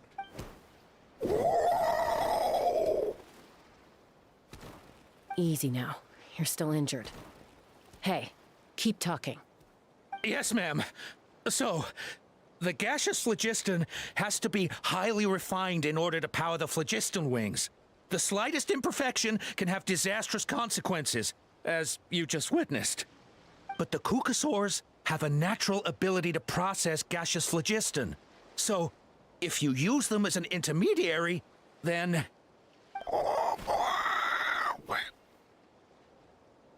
That's enough. So the Kukasaurs you took, where are they now? T'Pol should have them. But no one knows where he's based, apart from him and his henchmen. We've tried looking for it ourselves, even followed them a few times. But we always end up losing track of them. Random thought. Maybe they're hiding up in the sky? I guess that means we can't go after the ringleader yet. T'Pol. T'Pol. I'm sure I've heard that name. Maybe it was... Chasca, Traveler!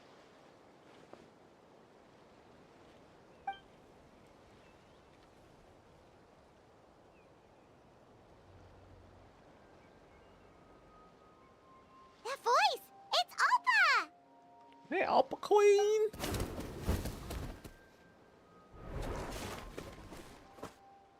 The spin. Elder Alba? What brings you all the way out here? Well, I was patrolling nearby when I heard the sound of an explosion. What's going on? Let me fill you in. I don't believe it. Elder Alba, does the name T'Pol ring a bell to you?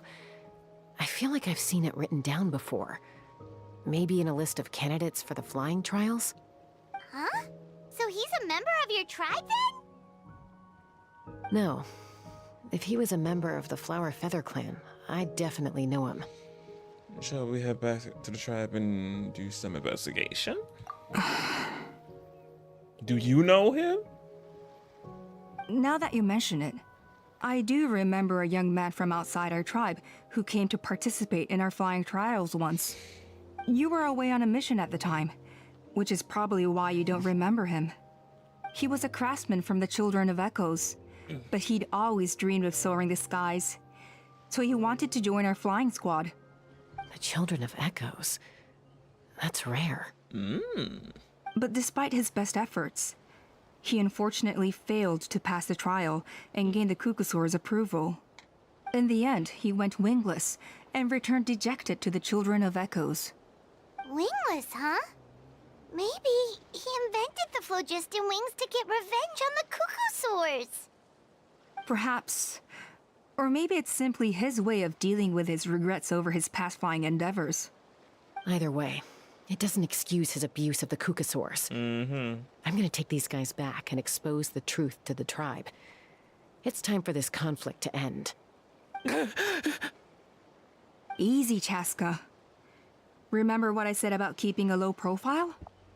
The ringleader still hasn't shown himself, and this man's allegation about powering the phlogiston wings with Cuckoosaurs is only speculation. Bringing these men to the tribe now won't win over any current supporters of the phlogiston wings. In fact, it may even escalate the conflict further. After all, many are mistrustful of the Cuckoosaurs after recent events. Is that why T'Pol waited until now to try to capture my sister? I don't know. I mean, he did tell us to spread negative rumors about the Cuckoosaurs and slip some Mora to anyone opposed to them, but... But Koya only attacked humans because they stole her child! Nevertheless, we will be hard-pressed to change people's minds while emotions are running high. Unless we have irrefutable evidence. I mean, we need to catch the himself? Yeah. Bravo! My thoughts exactly. In the meantime, leave these men with me. I'll escort them back to the tribe. I'll take the other members of their crew into custody too. They won't get another chance to stir up trouble. Fair enough. I guess finding T'Pol is gonna be the key to resolving this conflict. Let's hope the Children of Echoes have some info on him.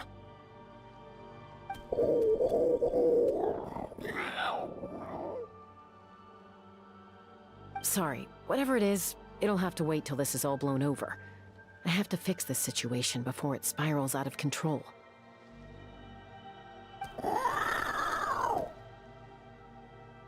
Mom, sis, rest up and get well soon. I gotta fly.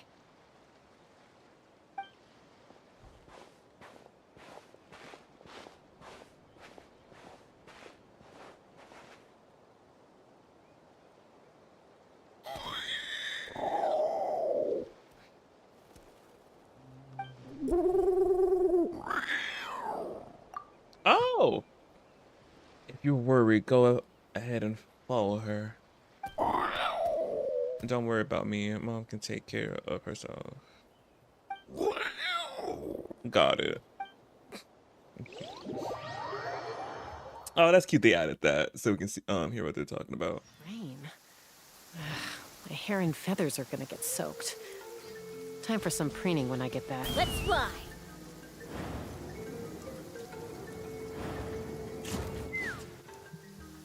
So Alpa says that T'Pol's from the Children of Echoes. But how do we track him down? Just ask around until we find him?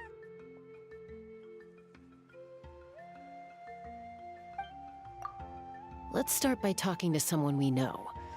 It'll be faster that way.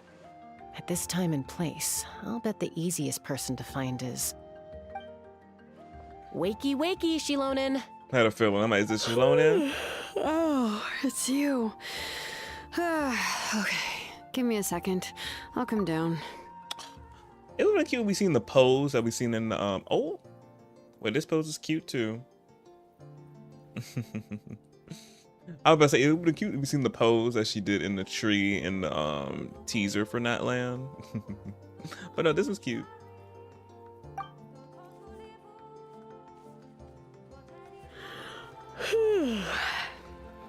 Hey, club of trees.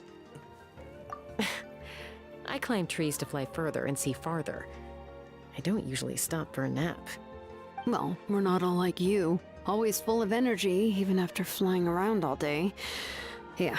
So, you've come all this way and interrupted my precious nap time. Might I inquire as to, why? I'm sorry, Xilonen, but it couldn't wait. Does the name T'Pol mean anything to you?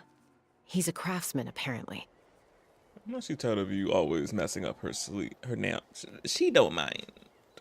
Huh. She loves talking to the traveler. Yeah, that rings a bell. I think that's Puma's child. Is he in the tribe right now? Nope, I'm afraid you're a few years too late. Why are you looking for him? It's a long story that we explained. Huh, phlogiston wings. Wow, okay. The kid actually pulled it off. Well, looks like no more rest for me today. Pulled it off? You mean he's tried making something like this before? Yeah, he started trying to build a flying machine right after he got back from the Flower Feather clan. So right after he went wingless then. Was this flying machine anything like the gun you made me? You mean your gun that's harder to tame than the proudest Kukasaur? No, he wanted to build something that allows anyone to fly freely, even if they're not naturally gifted. So, Xilonen's gun that she be flying on has its own sentience, and it can, just like the cuckoo swords, and it can be tamed. That's crazy. Her gun's alive. But he never got very far back then, though. Blew up his workshop a few times and barely made it out alive. I never really kept up with him after that. His parents traveled a lot in their youth and only returned to the tribe after he was born. But they settled in a remote area and don't interact with other people much. Which means most people in the tribe don't know them very well. Your best bet is to chat to his direct family. I'll go get Puma. Wait for me in front of the workshop. I won't be long.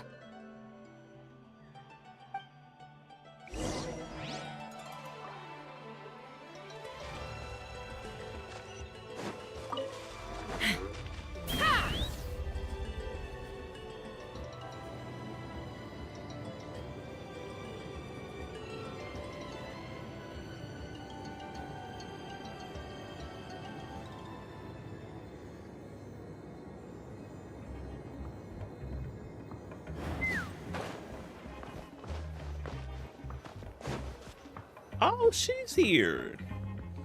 Oh wait, what we seeing? I'm back. Allow me to introduce T'Pol's mother, Puma. Oh, we do. Hello, we're... Oh, save the pleasantries. I don't want to spend any longer talking about that boy than I have to. Oh. Huh? I disowned him long ago. He is no child of mine. All he cared about was his pipe dream of reaching the sky. Oh, we tried to talk sense into him, but he was obsessed. And then when he left us, he spouted some nonsense about building a workshop in the sky to avoid the constant criticism of us ground dwellers. He left his notebook behind. Whatever questions you have, you can look for them in there. I am done talking about him. Oh my god. We just started talking about him. But the voice sounds like it's supposed to be like an old lady. Older lady. But it's not giving that. With this NPC model. He's no son of mine. He never called me Mom anyhow. Oh. Oh, wow.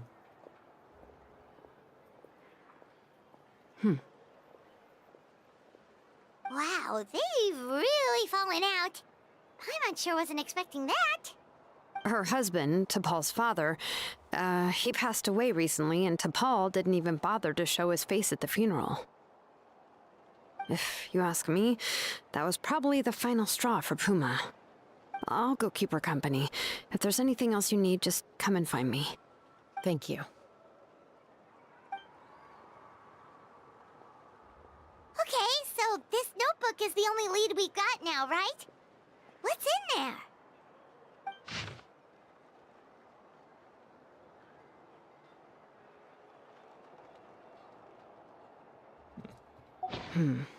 Some early designs for the phlogiston wings, and some theorizing about an airborne workshop.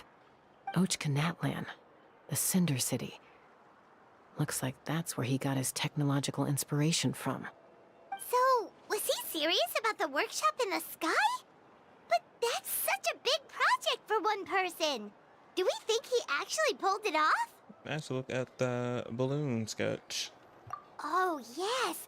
The one from the trial arena that was super high up. That balloon has been there for a while, and everyone's been wondering how it got up there, but what if that's the wrong question? What if it started off even higher up, above the clouds and out of view, and it only descended to its current height due to some kind of malfunction? In other words, it could be Part of T'Pol's workshop? Mm-hmm. Seems likely. If T'Pol's base had been hiding above the clouds this whole time, that would definitely explain why Isidore couldn't find it. I totally called it! But how do we get up there? Chasca, can you even fly that high? By myself? Possibly. But with a passenger, no chance. I doubt even phlogiston wings could take you up that high. At least, not without that relic T'Pol mentioned in his notebook. Yeah, and he's probably holding on to it. We'll have to find another way. Can you fly that high, Paimon? Nope. That's way beyond Paimon's altitude. Also, would you really expect Paimon to go up there and take on T'Pol all by herself? Yes. Let's not worry. Just because we can't think of a solution doesn't mean no one else can. I'm not the only flying expert in my tribe, you know. Oh, good point. We should go ask Elder Alpa. And Mutoda. He was quite the flying ace back in the day, too. Let's head back and see what they suggest. Oh, Xilonen. Oh, but Miss Mam is here after doing the Xilonen's story quest. She's here now. That's cute.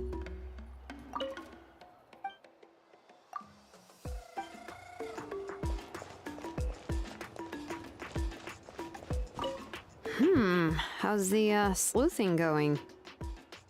We're good for now. That is Puma. How is Puma doing? Hanging in there. She seems to have calmed down now. I'll check in with her again later. I think something about handing you that notebook meant she was finally able to let go of a few things, so maybe this was for the best. Yeah. Okay. Bye, Xilonen. Oh, they look good together. Sitting right next to each other. Yes.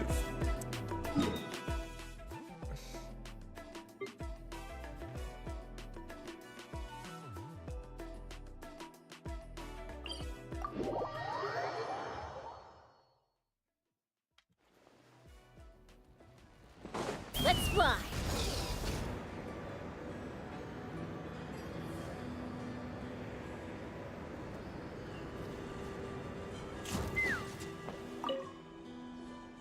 Chasca, you're finally back. Things are getting really tense in the tribe. Have you made any headway with your investigation?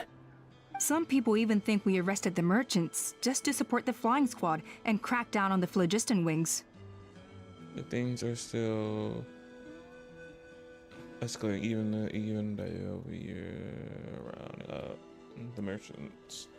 Maybe there are other parties out there farming the fanning the flame as flames too. We found some promising leads, but there's a major obstacle standing between us and the irrefutable evidence we need. A relic from the Cinder City? So Khan's still managing to sow discord, even after all these years. An airborne workshop and a hot air balloon above the trial arena. And that's where you're trying to get to now? Any ideas how we can get up there? Neither phlogiston wings nor a cuckoosaur can take you that high up. Do you really think that's where T'Pol is hiding?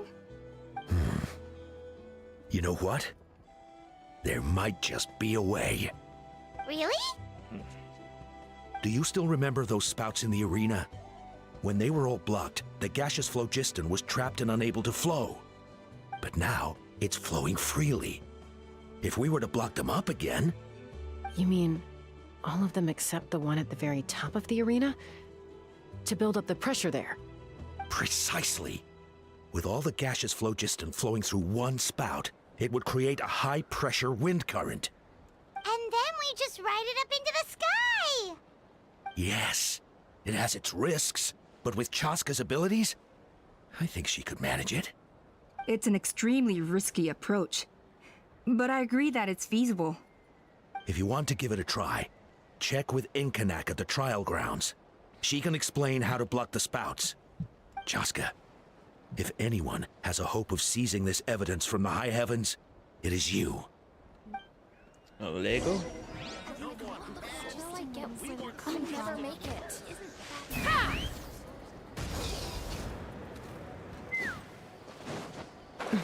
I need some more phlogiston. Take me up.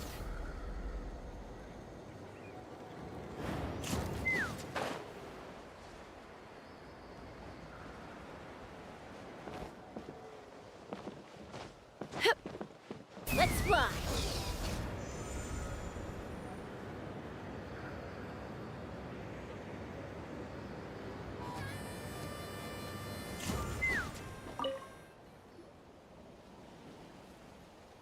Goodness me, that is a very bold idea. Maybe so, but we have to act fast. What's the quickest way for us to block off the spouts?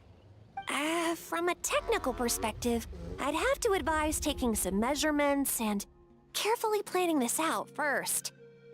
But I'm guessing that's not what you want to hear. No. Then we'll have to take the rough and ready approach. See the solid phlogiston over there? Our prior inspections revealed that some kind of stable structure has formed inside, making it highly damage resistant. It's not without its weak points, but unless they're all struck at the same time, the structural integrity won't be threatened. So shiny. So, what happens if we do strike them all at once? It'll collapse. Okay, I see where you're going with this. Yeah, you got it. As long as you hit all the weak spots at once from the right angle, the solid phlogiston will fall right on top of the spout and block it up. You're right about rough and ready. Sounds like my kind of plan.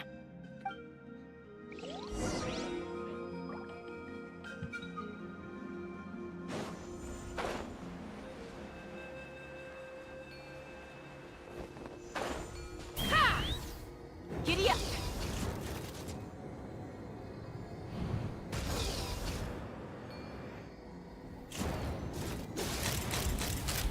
Blast off.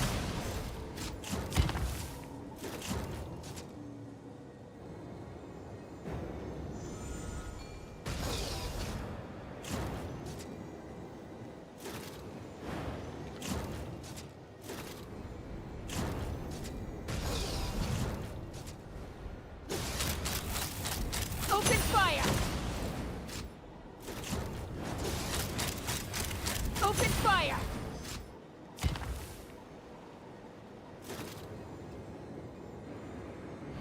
Look!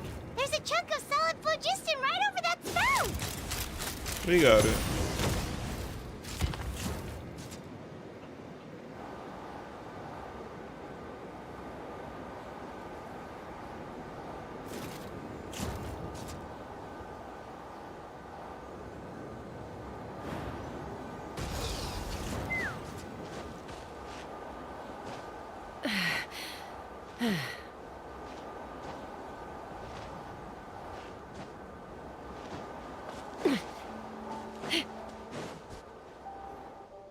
It actually worked! But wait, how are Paimon and the Traveler supposed to get up there? Koya can give you a lift. She's actually been following us this whole time. Hey, girl. Wow, Paimon didn't notice at all. Why didn't she come and join us? Well, probably because she didn't want to get too close to humans. Or maybe just me. But right now, we need her power.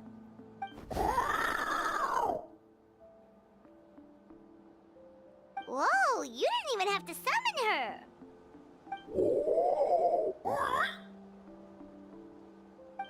Yes, up there. That's probably where Chime is. All right, let's go have a little talk with this T'Pol. Let go. Let's fly. Giddy up.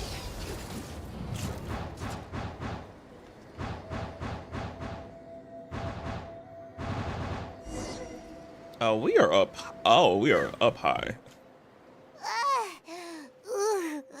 Haven't ever flown that fast before. She feels so ready to throw up. At least we made it. Made it in one piece. Aha. Just as I thought. It might look like a regular hot air balloon from the outside, but up close, it's clearly been heavily remodeled. And sure enough, it only descended below the cloud line because the custom-built machinery malfunctioned. Can you tell what the issue is? I should be able to figure it out with DePaul's notebook. Thankfully, I know a little DIY from fixing up my guns when they're having issues. That should just about do it. Now all it needs is a nice hard kick. Maybe that works on your guns, but, huh? We're really moving! Oh, we're moving up into the domain.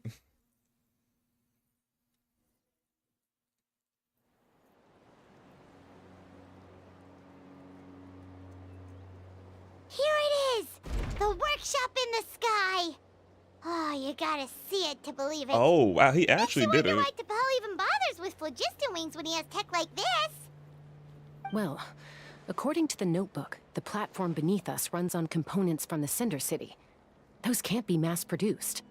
Also, I have some doubts about its mobility after seeing how it moved just now. For someone like DePaul who dreams of flying freely, this definitely doesn't cut it.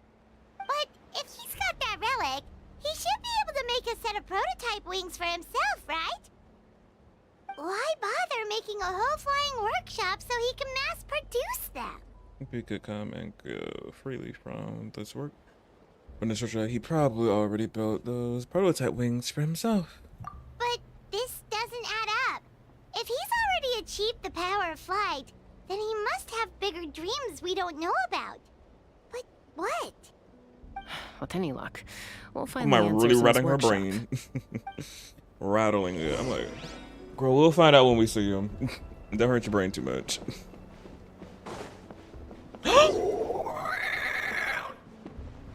Is that her child? Cuckoosaurs! Oh no. Seems like the merchants were right. DePaul's using them for his own ends.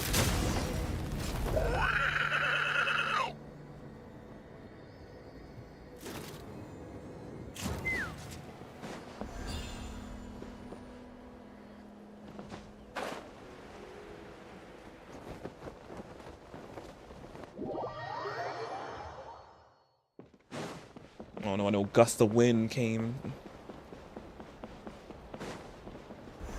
Let's fly.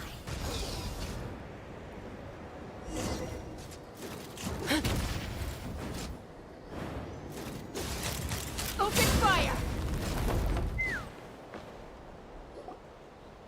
Why won't it fly away like the others? Is it...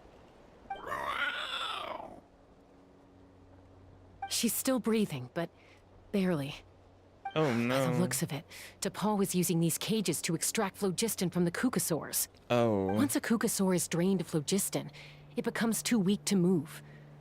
We'll have to come back for these ones after dealing with DePaul. There's another notebook.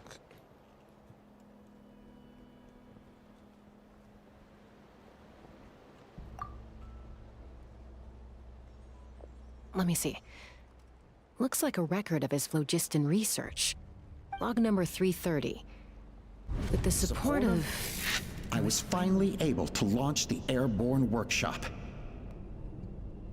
Even though it relies on the relic for 80% of its power supply, I've at least taken the first step. Log number 348. Research on the relic is progressing well. I should be able to replicate the technology and scale up production very soon. Has proposed a name for this groundbreaking invention, the phlogiston wings. I think I'm getting close. Soon I will achieve my dreams. From this angle, it looks like binoculars. Log number 377. Encountered some issues with the new smaller model phlogiston wings. The gaseous phlogiston showed some volatility during the refinement process. Thinks we should proceed at a more cautious pace with the refinement experiments. But after so many past failures, I have to prove that I will succeed this time. Log number 114 ran an experiment using cucosaurs to refine gaseous phlogiston. It was a success. Log number 117. I have started recruiting merchants and hunters to capture wild cucosaurs. Log number 121. Major breakthrough in the efficiency of phlogiston yield. Huh? So many parts have been crossed out!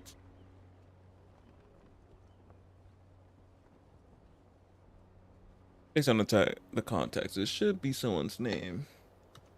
Yeah, probably the contact he alluded to in his other notebook. Guess he has a benefactor. Did anyone else notice how the numbering system in this notebook suddenly changed halfway through? Yeah, it's the tone seeming to change a lot too. We haven't got time for textual analysis, I'm afraid. Grab the notebook and let's press on.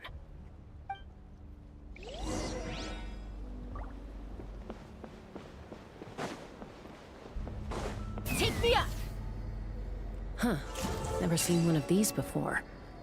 Looks like this was built with the Cinder City components, too. You're not thinking of giving it a nice hard kick, are you?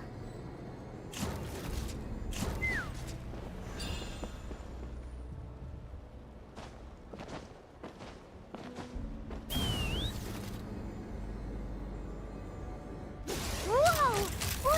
What's that mechanism doing? It's asking for a nice hard kick where it hurts. Aim for the weak spot.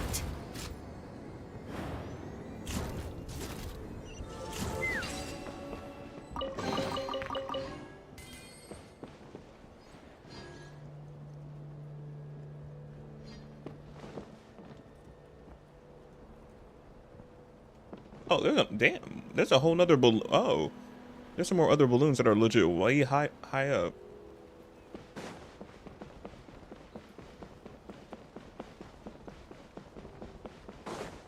What are they doing here? It's T'Pol's henchman. He must have brought them here using the relic in his prototype wings. Watch out! Open fire! Open fire!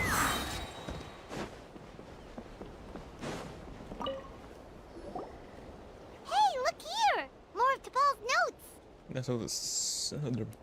That's how there's something useful information inside. Log number 403. Introduce me to some new comrades who fully support my ideas.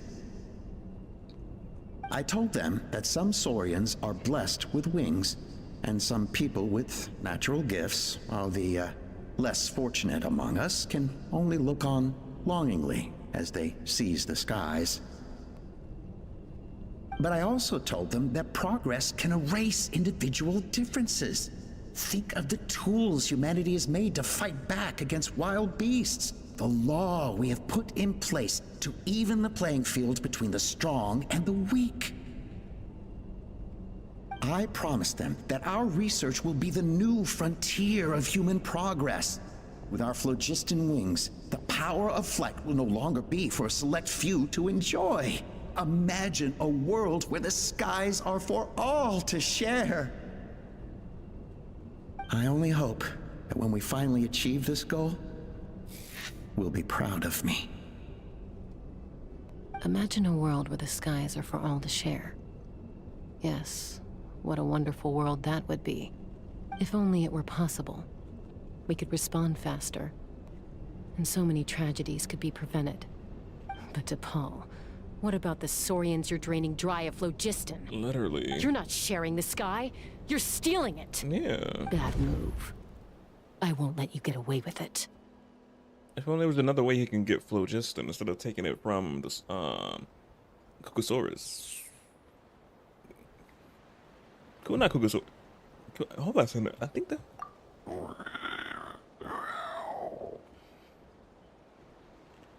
I'm fine. Let's keep moving. I don't think we'll find anything else here.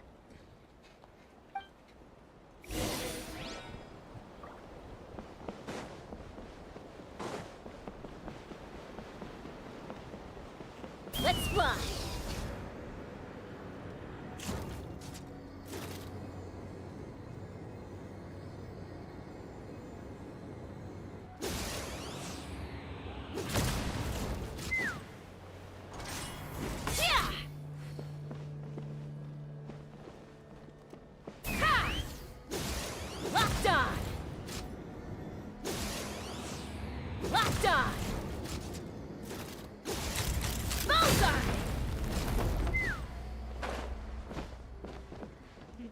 Let me set this one open. I gotta get all the way back up there. Take me up.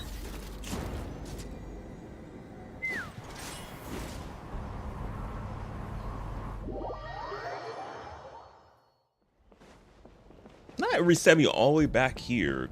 Crazy. Let's fly.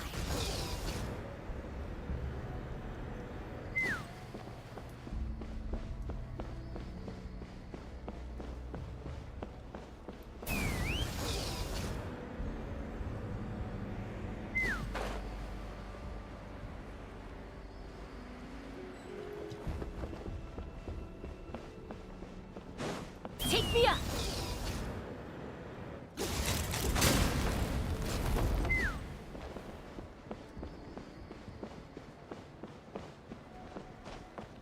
There's no phlogiston around here for me to get.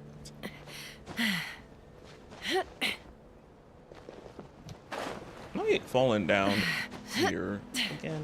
There we go.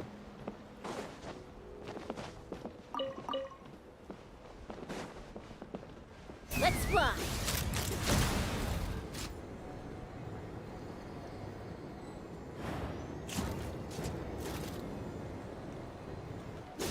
Open fire.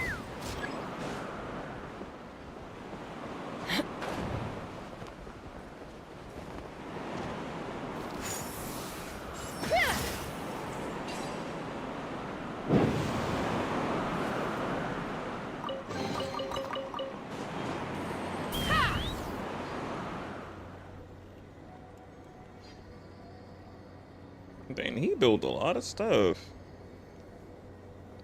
I wonder how he did it. I can't believe he captured so many Kukasaurs. But right now, we have to focus on solving this problem at the source.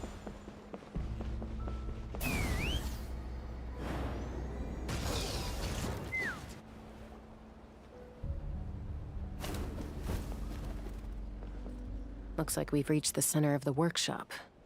And still no sign of Koya's baby. Where is the baby?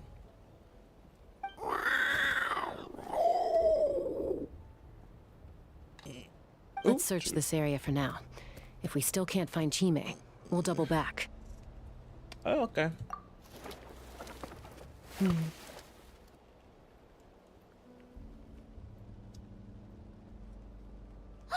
Chasca, Traveler, come quick! What is it? Did you find Chime? Not yet, but look! It's another one of T'Pol's notebooks! Oh my goodness, Paul, you and these notebooks. All right.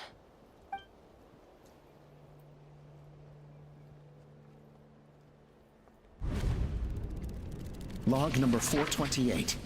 We decided to restart the experiments on phlogiston refinement, but without telling. This is the final obstacle to the success of the Phlogiston Wings project. We cannot fall at the last hurdle. Log number 436. Earlier today, suggested using Kukasaurs as an intermediary to extract refined phlogiston. It's certainly feasible, but... Anyway, as long as our secret experiment succeeds, I'm sure won't bring it up again. Who is this mysterious person? Log number 443. We will conduct the experiment tomorrow. But birthday is coming up, so hopefully we'll have a birthday surprise for her. To her, we know. Log number 444. Huh? Why is this log empty? I guess whoever wrote down the log number was prevented from recording the results. There's more. Let's keep reading. Log number 0. We lost many comrades in That's the the accident. tribe leader. Among them are friends, lovers, and children. Oh, I just thought about. I'm like, oh, Miss Ma'am. I was thinking about the chief. I was like, oh, but I'm like, oh, her. Ooh, let's see. But we cannot stop now. We will keep their legacy alive and carry their dreams forward. As of today, we are scrapping the artificial refinement method. Instead, we will focus all our efforts on phlogiston extraction from live cucosaurs. Artificial refinement. You can make some stuff that, instead of getting this actual stuff from the cucosaurs, artificial stuff could have been better. Instead of it'll prevent y'all from taking from the actual cucosaurs, but I guess that would be too much work. They are arrogant beasts whose existence in the wild serves no one but themselves. Their true worth lies in their sacrifice for the sake of human progress. To facilitate our operations, we will gradually move the airborne workshop closer to the Flower Feather clan, even as we continue to expand it. All this we do to create a world where the skies are for all of humanity to share. All this we do to make T'Pol's dream a reality. T'Pol's. Given the way this is written, not to mention the fact that the numbering has started over from 0, it kinda sounds like this is someone new. Does that mean that T'Pol's already... But in that case, who have been pursuing there? There's also a letter tucked in the end of the notebook. It's from Puma. The mother. T'Pol, I don't know where you are right now, so I don't know how to reach you. My best bet is to send this letter to the Flower Feather clan.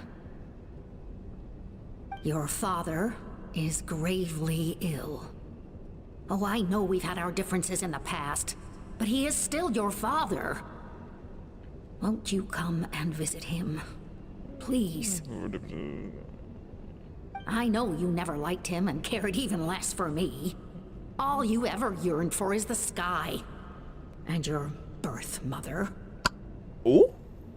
But we'll still be waiting here for you if you do come back. Who's his birth mother? This may be the last chance you'll get to see your father. Okay, wait, so the father is his actual birth father, biological, and you're the stepmother? So who is her mother? So Puma's not T'Pol's real mom? Wow, I didn't see that coming. Well, she did say he never called her mom, but... Yeah, that makes sense now. She was just venting. Yeah. Yeah, but I thought the same thing too. I was like, oh, wow, damn. But now that makes sense. We know that T'Pol's father passed away quite recently, and this letter looks recent. By contrast, the writing in this notebook is old and faded. It looks like the real reason T'Pol didn't attend his father's funeral is because he'd long since passed away himself.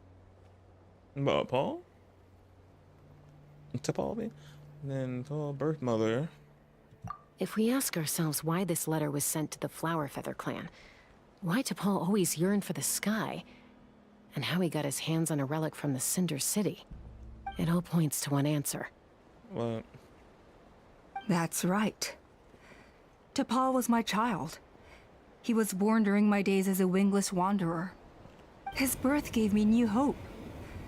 I wanted to become the kind of mother who spent her days as a valiant rider, soaring the skies. It's her! Not an aimless, wingless nobody. You were right, it was her. She did act a little strange when we were with Chasca's mother and sister. I peeped that too, but I was like, I'm probably reaching. But no, the inkling was a little right. And also too, she was oh wait, let me kill the sound because it's distracting me, my ears. Also too, when they brought the new devices to her, she was already gung-ho about the new devices and was not questioning them as much as she should been. So that also, I was like, oh, she's already gung-ho about these new devices, and already ditching the cuckoo swords. I was like, interesting. Okay. She's probably with the times. She's like getting with the new. So I was guessing, but like no, shit is all along.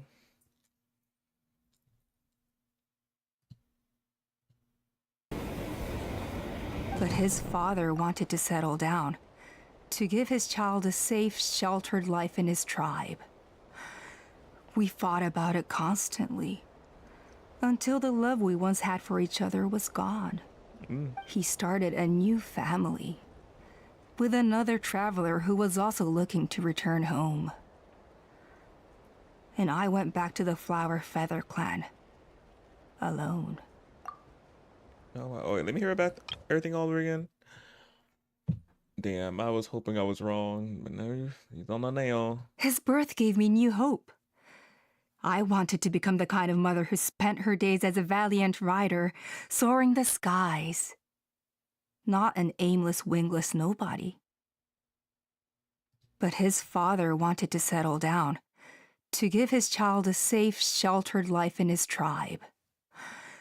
We fought about it constantly. Come on, father. Until the love we once had for each other was gone. I'm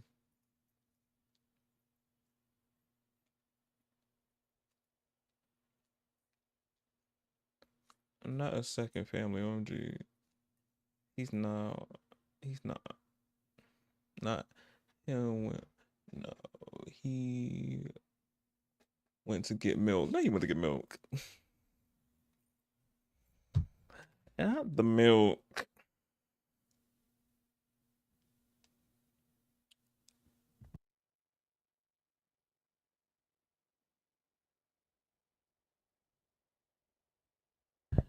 And hey, Fury. He started a new family, with another traveler who was also looking to return home. And I went back to the Flower Feather clan, alone. I had no idea that despite being raised among the children of echoes, my child still harbored dreams of the skies. Can you imagine, Chasca? The joy and surprise I felt when he showed up at my door, asking to join the flying trials. Or how proud I was when he said he wanted to prove his own worth, rather than relying on my position as elder. And then the anguish that overcame me when he was rejected by the Kukusaurs and became wingless, just as I had after my injury. Oh. Sad music playing. Been looking for that lion. Pull my focus. I've been okay, chilling. Yeah, I've been good. And thank you, Fury, for the lyric. Appreciate it.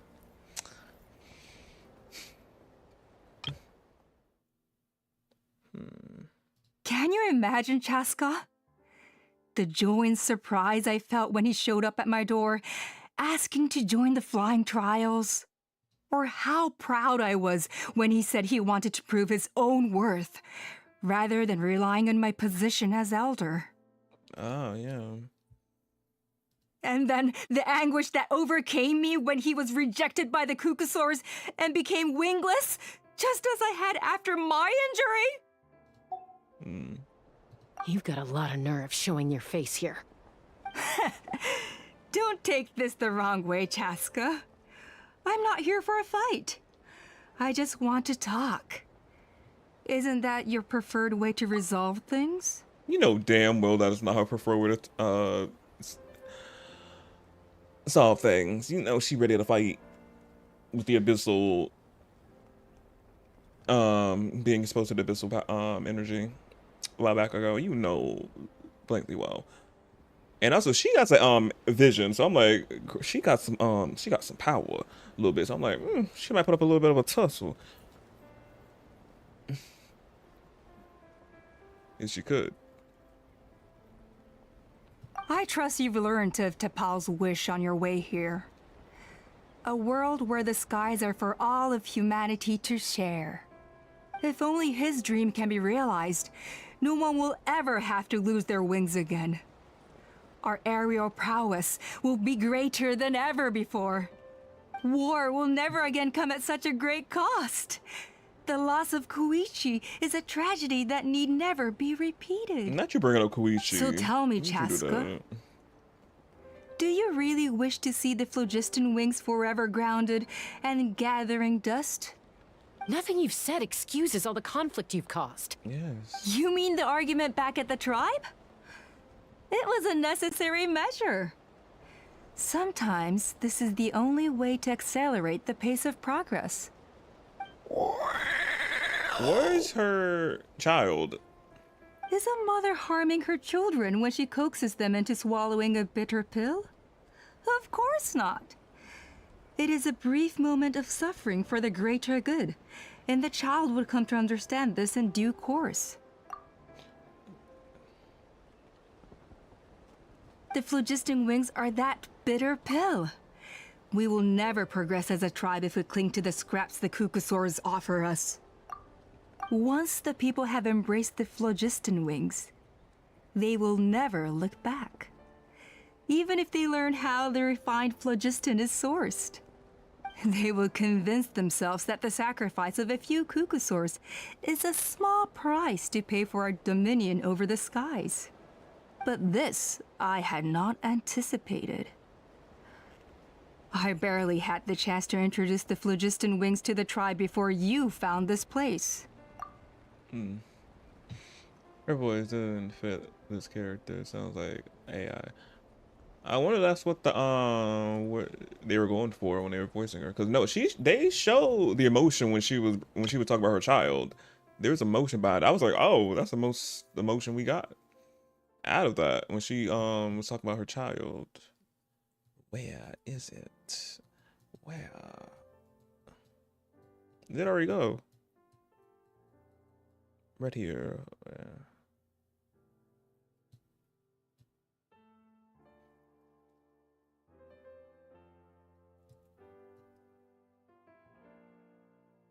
Can you imagine, Chasca? The joy and surprise I felt when here. then the anguish that overcame me when he was rejected by the Kukusaurs and became wingless, just as I had after my injury. Yeah. Like, you can hear it. I was like, oh.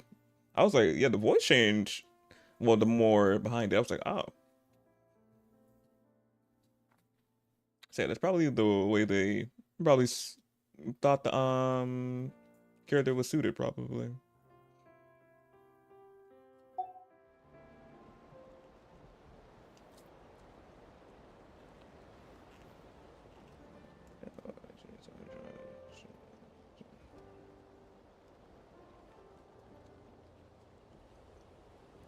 And yeah, Fury, yeah.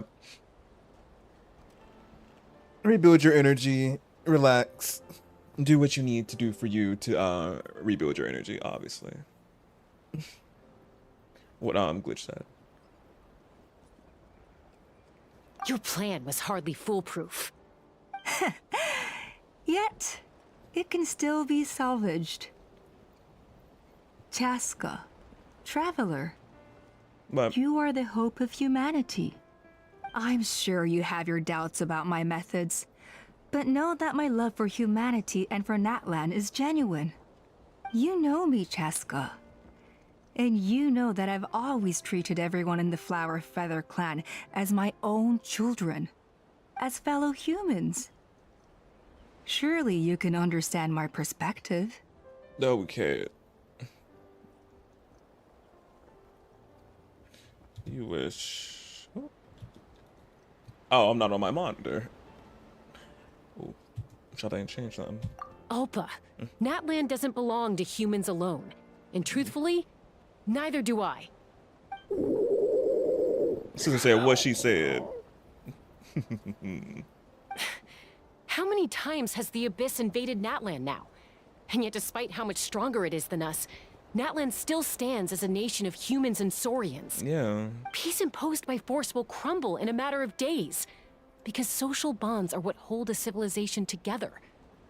Weren't you the one that taught me that?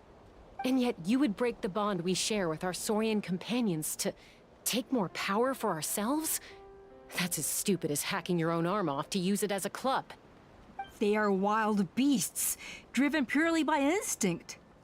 How could they possibly understand human social bonds? Girl, clearly not. They took in Chasca. They could have tore that baby. They could have tore her up if they were like that. Chasca wouldn't even be here if that was the case. Chasca's mother, which is a Saurian, obviously, took her in and raised her like she was her own for a bit, and then of course the humans let her take her. Like obviously they got more sentient than that, than just wild beast and just purely on instinct. Like what? Like, girl, I'm like, have you seen how these Saurians are? Like, they got brains. Girl, I'm confused. I don't know what she's been looking at. How did someone like her ever become a writer? That's what I want to know too, Paimon.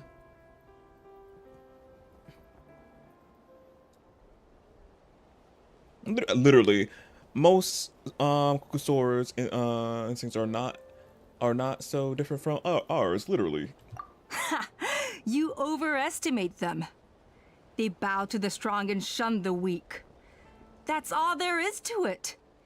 They never gave Tepal a second glance when he was at his lowest, nor me when I returned injured from the Cinder City. It's all about survival of the fittest for them. Plain and simple.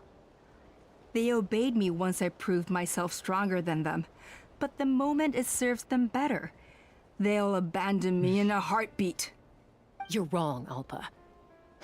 They only reject the wingless because they don't want to fly anyone to their death. Chasca, I will promise you this. Only the unruliest wild Kukusaurs will be used for phlogiston extraction. The ones who have nothing else to offer to humanity. Girl, no. What's not getting through that thick? What's not clicking? No. None of them.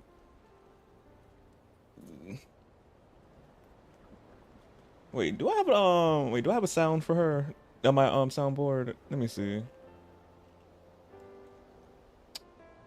I think I have something for her.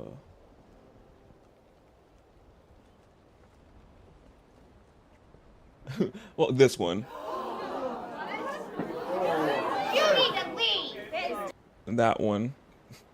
She's a stupid. She very much is. It's embarrassing. Very embarrassed. Are you not ashamed of yourself? Are you not embarrassed? This is really embarrassing.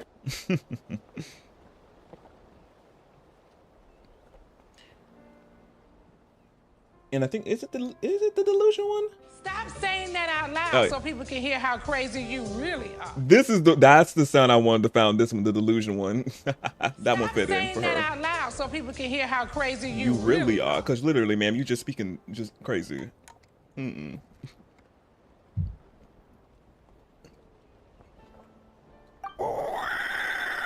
Tell her. Well, that's too bad. Because I know a few unruly wild Kukusaurs who don't think that idea is gonna fly. Namely my mom, my sister, and me. And the others? To us, they're friends, family, even children.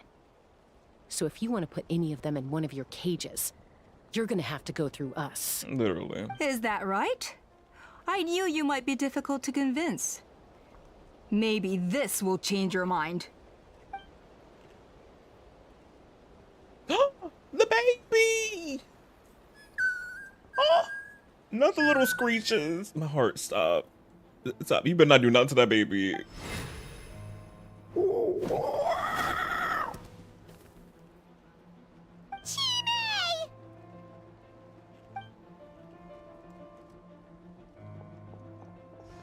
Alpa! Careful. Don't make any rash decisions. Unless you want to see her suffer. Oh my god. No, the baby! Oh no, that's one of the extraction cages! I told my subordinates to take control of the tribe while I was away. Luckily for them, our strongest warrior and our most powerful ally aren't there to stop it. Take control? What are you planning to do with Mutota and its supporters? Merely accelerate their inevitable downfall. They cannot stand in the way of progress forever. It is not the move I wish to make, but I'm afraid you and your friends forced my hand. And since you insist on imposing me too, I have no choice but to keep you here until the dust has settled. So that's what you meant by I just want to talk. You never intended to negotiate. You just wanted to stall us. Basically. No, Chasca. I genuinely hoped I could win you over. You are the strongest warriors we have. Put down your weapons, and I promise you that no harm will come to this young Saurian. I just need you to stay here for the next couple of weeks or so, while my people consolidate their power. Then, I will give her back to you, and you'll be free to leave. Oh my goodness. What is with these thick, twisted mothers? Because the last one, for Xilonen, she already snapped. Which, and now, and obviously she took a child and did what she did to the child. And now, here we go again. Another twisted mother doing something to a twisted, yeah, obviously doing something twisted and has an innocent little child. Goodness gracious. Well, also too, everything else she's been doing with the Saurians. The bigger ones too, but the baby, why?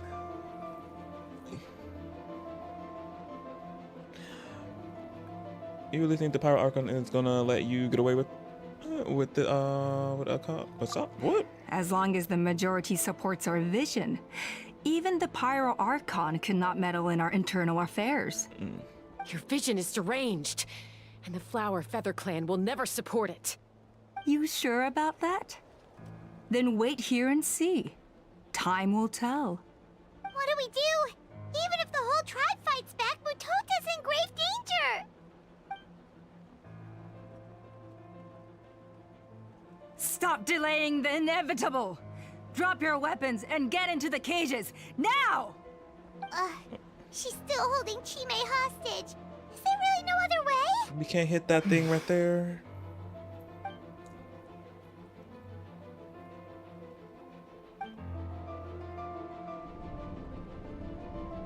What's she cooking up?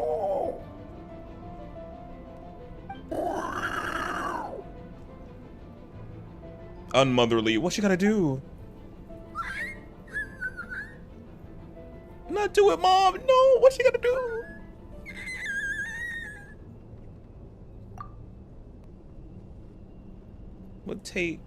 Would that make me? Koya? Huh? What are you yapping about? Stand down. Drop your weapons now! This instant! Girl.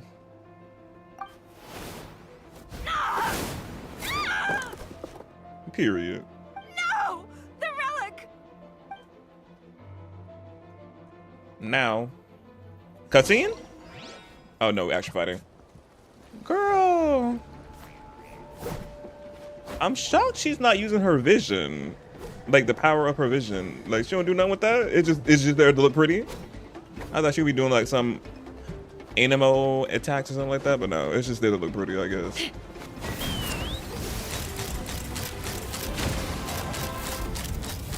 Give up, Alpa. We're negotiating my way now, and this ain't your strong... Hey, something's up with this relic!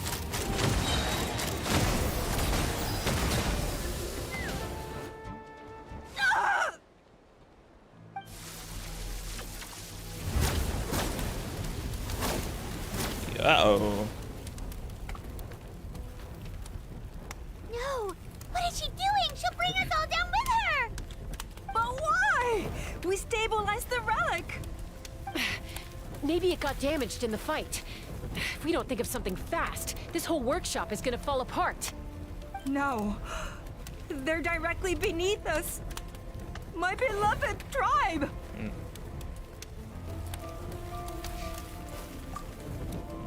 I'm gonna use the power of Hydro, Animo, something, Kyra, the flame. Okay,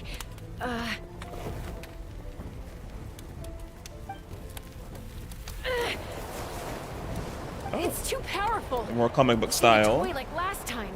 I don't think I can just throw it aside. Sissy helping. But we need to get it far away before it explodes. She bet Then not. the tribe will be safe, and so will this workshop. She bet not. Koya, remember when we were kids? Come on, let's take this thing high up into the sky.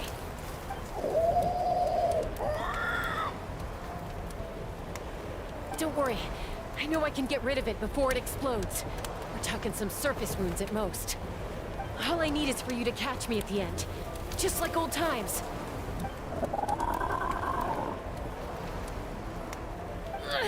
I can't hold it back anymore. We have to go. Don't be insane! Are we gonna get an amazing cutscene? No, no, not yet. What are you? What is she doing?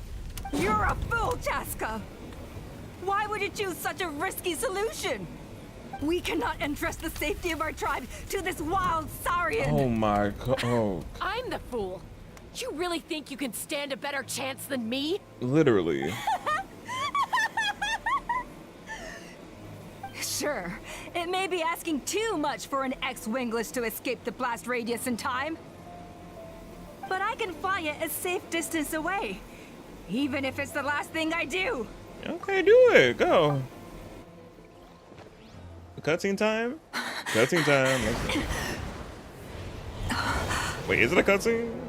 Yeah, I think, yeah, it is. They should be high enough to save the clan. Oh, she still wins. What? You don't get to die a hero today. Literally, you don't deserve that.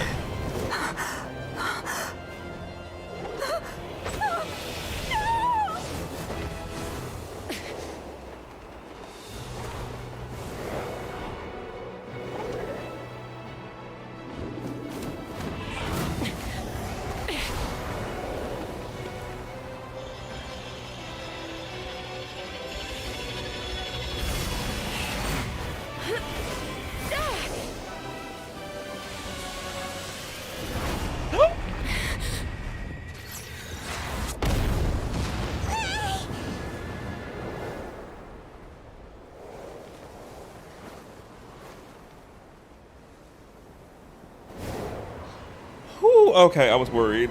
I thought she died. I thought she died.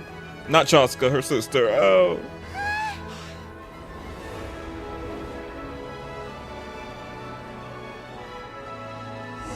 And again, another epic cutscene. Koya, are you hurt? Let me take a look at you. Oh, that would be really sick. Not her losing two sisters. I just now realized that. Oh, let's not. Come on. Don't do Chasca like that. However, please let's not do that. I just now thought about that. I'm like, let's not. What do you mean I'm fine? Didn't I tell you to catch me on your back? Why did you try to shield me from the blast?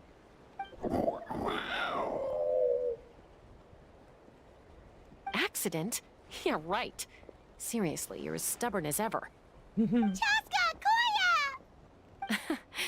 How are things looking here? All taken care of.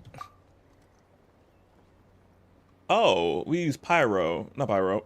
We don't got that yet. That's putting it mildly. We use Geo, I think. Or did we use something? Did we use a mixture of elements? We would know. We were busy with the cutscene with them. I owe you one. Again.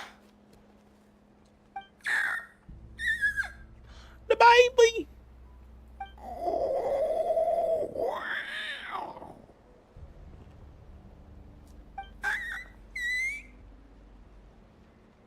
Oh, but be honest. Do you still think Kukasaurs can't form bonds? Literally. Because you look stupid. Mom, I'll figure out the refinement problem. I'll find a way. You don't need to worry about it. I just need some more time. That's all I ask.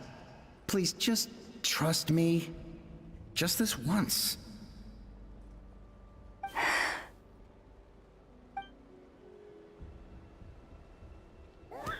Aww.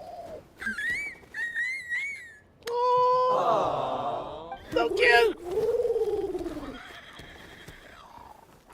The Flower Feather Clan yield to the strong. And it's up to the winners to define what strength means. So it looks like it's my turn to yield.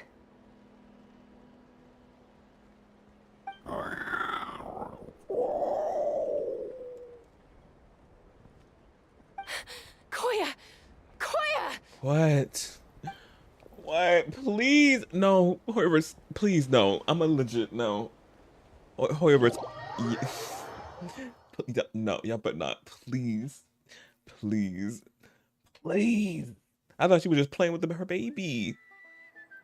So, you're absolutely sure it's not because of the explosion? Yes, for the 10,000th time, I'm sure. The blast barely touched her. The reason she fainted was old injuries playing up, compounded by overexertion in recent days. Okay, who up at the same? I'm like, please don't kill her. Oh. Ooh. The moment she finally relaxed, all the built-up stress finally caught up with her. And no wonder. Honestly, she's just like you. Mm-hmm. As soon as she knew her baby was safe, she just collapsed. Anyway, now you know how we feel when you go off risking life and limb. Your mother and I would both appreciate it if you lived less dangerously. You know she wrote to me from the Masters of the Nightwind, just to scold me for not doing enough to keep an eye on you. Oh, she's from the If she Nightwind? wasn't so busy with work, you can bet she'd come back here and chew us both out in person. I'll find an opportunity to apologize to her. I promise. You'd better. No more avoiding us, okay? And don't get me started on all the checkups you've missed. Got it. Got it. Huh? Koya? You're awake. I'll go let everyone know. Hey, but we're not done talking. What are we gonna do with her, Even after everything that's happened, she still hasn't figured out how to start the conversation with you. She keeps saying, I don't think Koya has forgiven me yet. But if you ask me, she's the one who's scared to open up and have an honest conversation. For all her confidence, she's a very sensitive soul underneath. You'd think as a peacemaker, she of all people would know how to reconcile with her family after a falling out. She must have been a handful growing up. Thank you for being there for her. And of course, thank you for keeping her safe when you were up there in the sky. Koya, Uncle Cusco, we're here! What were you talking about just now? Ha! I was just telling her that she's not to go chasing danger with Chasca ever again. Cusco, I understand how you must feel. But it's all thanks to Koya and Chasca's efforts that the airborne workshop didn't come crashing down on our heads. Oh, Paimon almost forgot to ask. They didn't hurt you while we were gone, did they? Thankfully, when her co-conspirators tried to arrest me, I was out coaching Koya and Xilonen. The two of them were a huge help. They took care of things while I went around rallying the resistance. So, in the end, Alpa's would-be revolt didn't really get off the ground. Oh. And as it turns out, not all of the wingless want to see our dear Saurian friends replaced with phlogiston-powered gizmos. Yeah, of course. Especially if it's powered by taking their phlogiston, like, obviously, no. I'm so sorry you got mixed up in this, by the way. We should have caught on to Alpa's scheme sooner. We could have saved so many Kukasaurs from getting hurt. Most of the airborne workshop has now been dismantled. We've just left one small, harmless part intact, and repurposed it as a jail for Alpa and her cronies. Yes. Let's see how they like being locked up in a sky prison. You know, at least they'll get fresh air. I feel like it's 10 times better than a dungeon down below. How the turntables have turned, or how the tables have turned. So, it looks like there's just one last conflict left to resolve. Peacemaker, you're up. I said I had to wait until things had blown over, didn't I? And now they have. But I still have no idea what to say. Koya, I just want to say, I'm sorry for how things went down back then.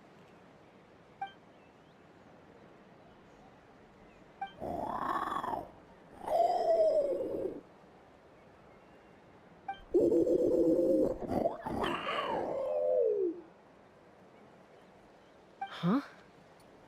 Does this mean you're not mad at me anymore? That's right. There's that family likeness coming through again. Come on, zip it. But that day when we ran into each other. Alright, I admit I was angry at that moment. I thought you were. Huh? Oh, she thought we So were then, involved. when did you finally make your peace with it?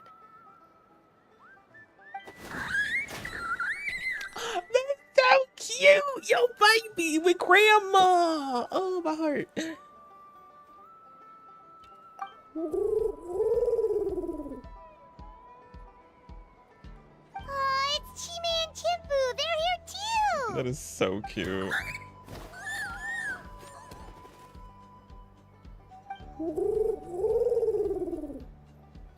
Oh, your auntie.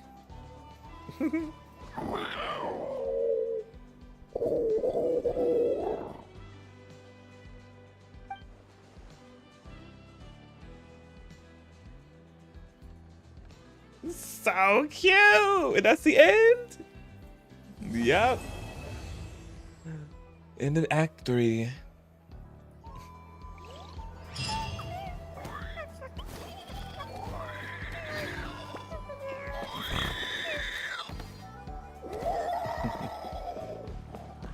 That was something else.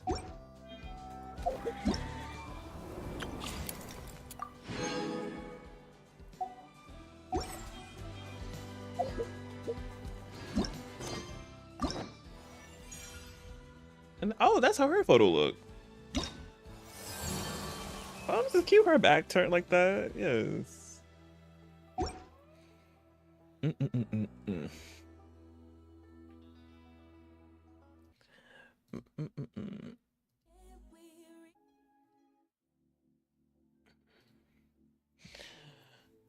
It was, yeah, it was.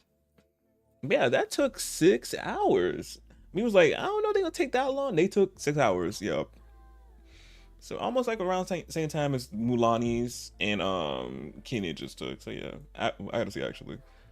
But yeah, Chasca's one was good as well. Not on the same verge as Xilonen's still got me still rocking me. I'm just like, what the fuck, like, ooh. But Chasca still was good too. Obviously dealing with the whole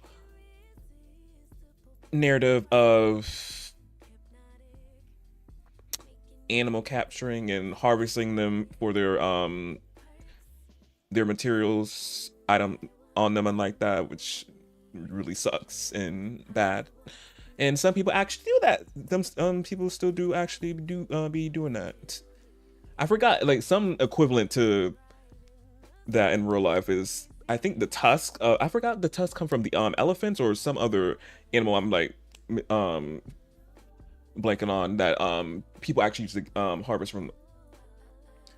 Not harvest. There's another word for it, but I'm like can't think of it. They harvest from the animals. I'm like, wow, sick. So yeah, so it played on that a bit. This the tribal mission, which was crazy.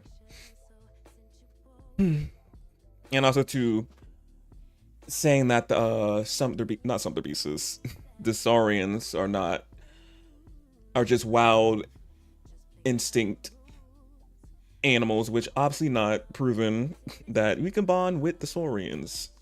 And they're actually similar to us as well with our emotions and bonding with their other fellow saurians as well. Cause I'm like, I don't know how she didn't like notice. I'm like, Chasca was raised. I'm like, I don't know why I wasn't getting through her brain. I'm like, Chasca was raised by Saurians, the Cucusaurs, and she has a sister, a mother, and she had a little niece now. And they did not tear her apart or ate her up. She would have been eaten if they were that wild and crazy. They would have ate her up when she was a baby, but they didn't. They took care of her until I think she came and got her. So I'm just like, girl, what? Tell me they're just wild, instinct-driven animal. I'm like, no, they're not. So I'm like, girl, just stupid. I'm just like, crazy. But yeah, but I liked it. It was so fun. Well, fun to sit there and hearing the story and all that. But yeah, I give this one a 9 out of 10 as well. But as did Xilonen's one for the Children Echoes, 10 out of 10. They did up with the story. But yeah, now I can't wait for the Nightwind clan story with Citlali, since she's from this clan, and she will be a 5-star, obviously, my guessing. So we will be doing this with her. Obviously, we can do 1 and 2, but we obviously won't be able to do Act 3 until she comes into the game release. So they're gonna be forever blocked until she comes. So I'll just wait, like I do with these two, and just wait till the characters come out to play it.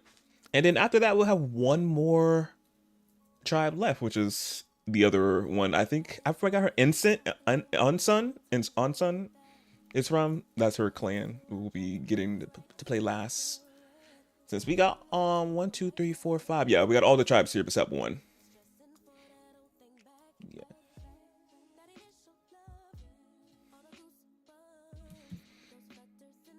But I hope y'all enjoyed these 6 hours of watching the stories, because I did. Very invested, truly.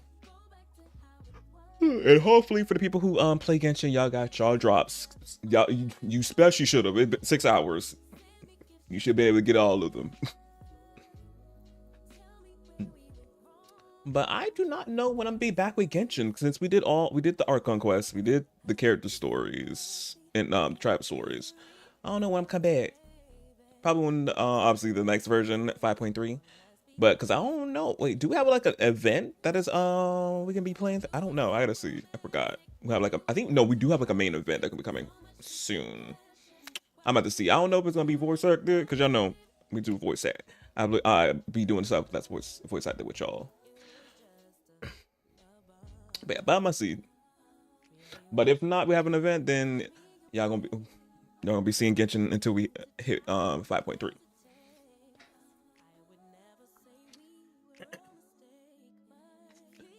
But I'll be back tomorrow. You already know.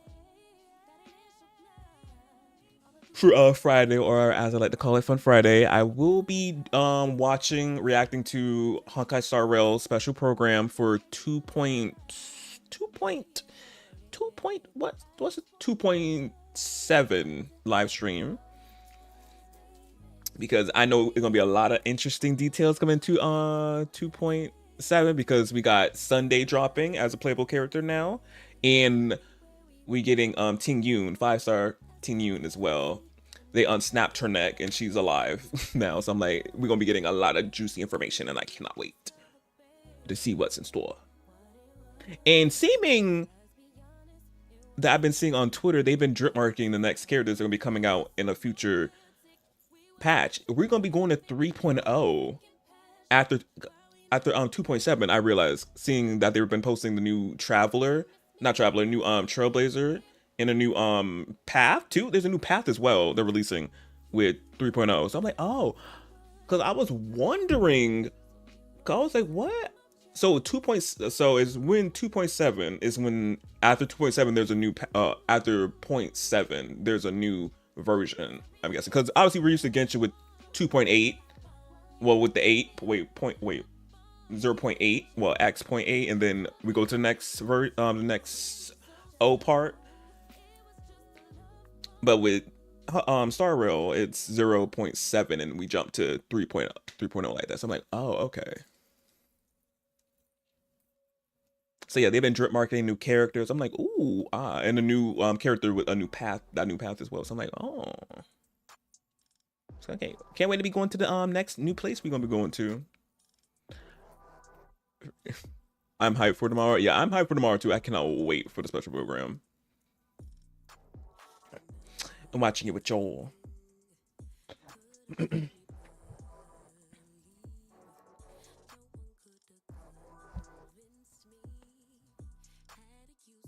Yeah, and after the special program, I do not know, y'all, what I want to play tomorrow, because I'm still like contemplating. I'm like, do I want to do Wildflowers, or I could do Dragon Age tomorrow as well. I'm gonna see. It's between those two games, Dragon Age or Wildflowers. I'm gonna see how I'm feeling tomorrow.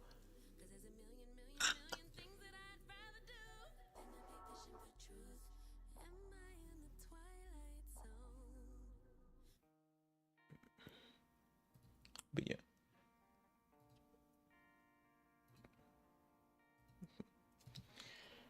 But yeah, but you care to do the honors, Glitch, and put everything in the chat so I can get through these spiels and I can head out. And before I get to talking to these spiels, if you still hear Eric, thank you again for the sub for the resub for 3 months. Appreciate it. And for the tips as well. You really did not have to do that after obviously subscribing for 3 extra months. Appreciate it. You did not, but appreciate you for that. Truly.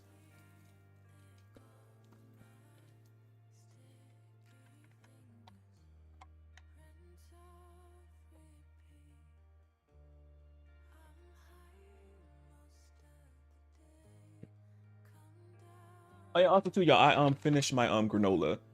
As obviously y'all seen me just chugging it throughout this whole stream. But yeah, it wasn't like that much in there left, so I was like, just obviously instead of me picking out little bits since it was all crumbled already, because they usually come like little like bigger balls like this big, but it was just like little like broken up pieces. So I was just like, ah.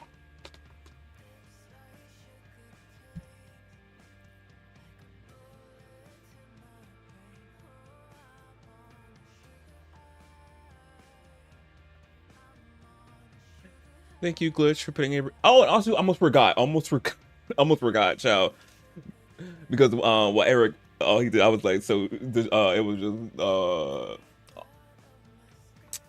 blindsided me in a good way. Everything he was doing, I almost forgot the raid.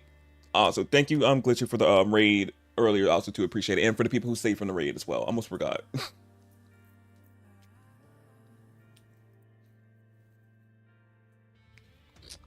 But yeah, so let me get to these spills.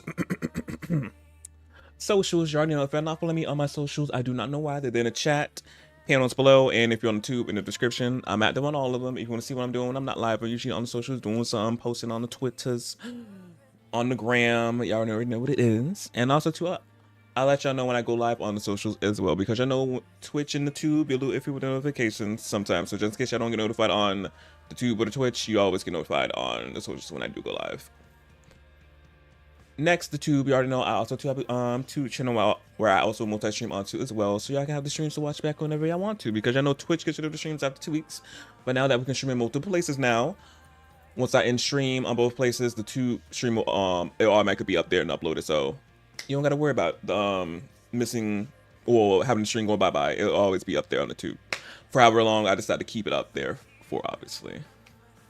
So yeah, I got a bunch of playlists up there of games I played or still do play, and other stuff that is not gaming related, because I know I love to do whatever I want, a variety of games and a variety of things I like to do. Want to see me try some clothes? Is up there. Me reacting to stuff up there, and me trying candies from a different place is up there. So yeah.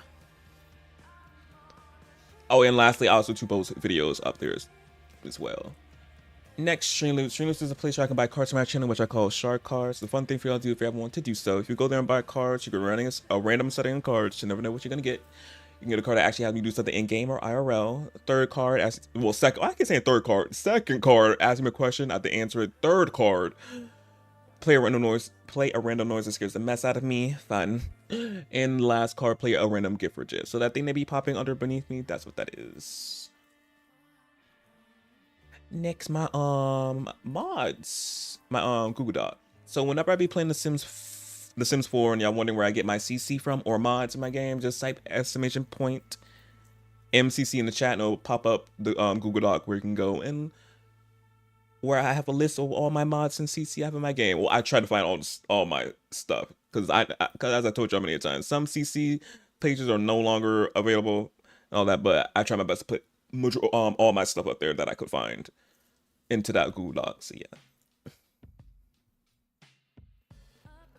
Next, tips and wish list. You already know it's in the chat panels on the tube description and over there on the left hand side down there, that little pop up for the wish list. I have to fix the PayPal one because I'm like, oh, I was like, oh no, yeah. When I clicked on it, when Mary told me about it, I was like, oh, it didn't work, don't work anymore. Interesting, because see, I gotta fix that one. But the Streamlabs one worked though. But like I always tell y'all do not have to save y'all money for yourselves. Get y'all something nice, treat yourselves always. You don't gotta worry about me, but obviously if you want to do those things, it's always there for y'all to do so. Next, stream stickers. If you on mobile or desktop, you should see a purple heart with a plus sign in the middle. That's the stream stickers. If you click on it, it should pop up a bunch of stickers that you can choose from and play on the stream. Legit, it'll pop up anywhere. And also too, you can choose where to have it pop up. You can legit have the sticker over my face if you want to. So if you're looking for something to do with your biddies, because they cost biddies, you can play around with the stickers because they are legit a hoot and a half. And they also play sound with them as well. And lastly but not least, we got my code up here. So if y'all in the market for any new Sims packs, yeah, any new Sims packs or any other EA title game that the code may work for, because code for some other EA titles it might work or may not work. But yeah, but you can obviously try it out and see. But for all the Sims packs, the code works. So when you go into checkout and the promo code, you can obviously type my name right there in the box, and it legit helps me out a little bit, a little smidge if you use my code. So yeah, and also there's like a Black Friday sale thing going on, and some packs are on or something going on EA on the EA app. So if you I was looking at get some since on Black Friday, since y'all know the season, Cyber Mondays and all that gonna be coming. Time to back them packs because y'all know them packs are expensive. So yeah, and also to them games as well. So yeah, that's that my code right there. And when I'm offline, if you're looking for my code, it's also too in the panels and in the description on the tube as well. So yeah,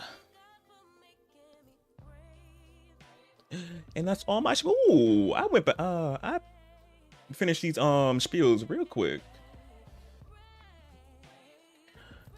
But yeah, like I said, hope y'all enjoyed the stream and the stories in Genshin, because I said I know I did, truly did. So yeah, so until tomorrow with Honkai Star Rail special program and what else I decide to play. Well, yeah, whatever I play after watching that. Until then, bye y'all. Y'all have gone. Good night.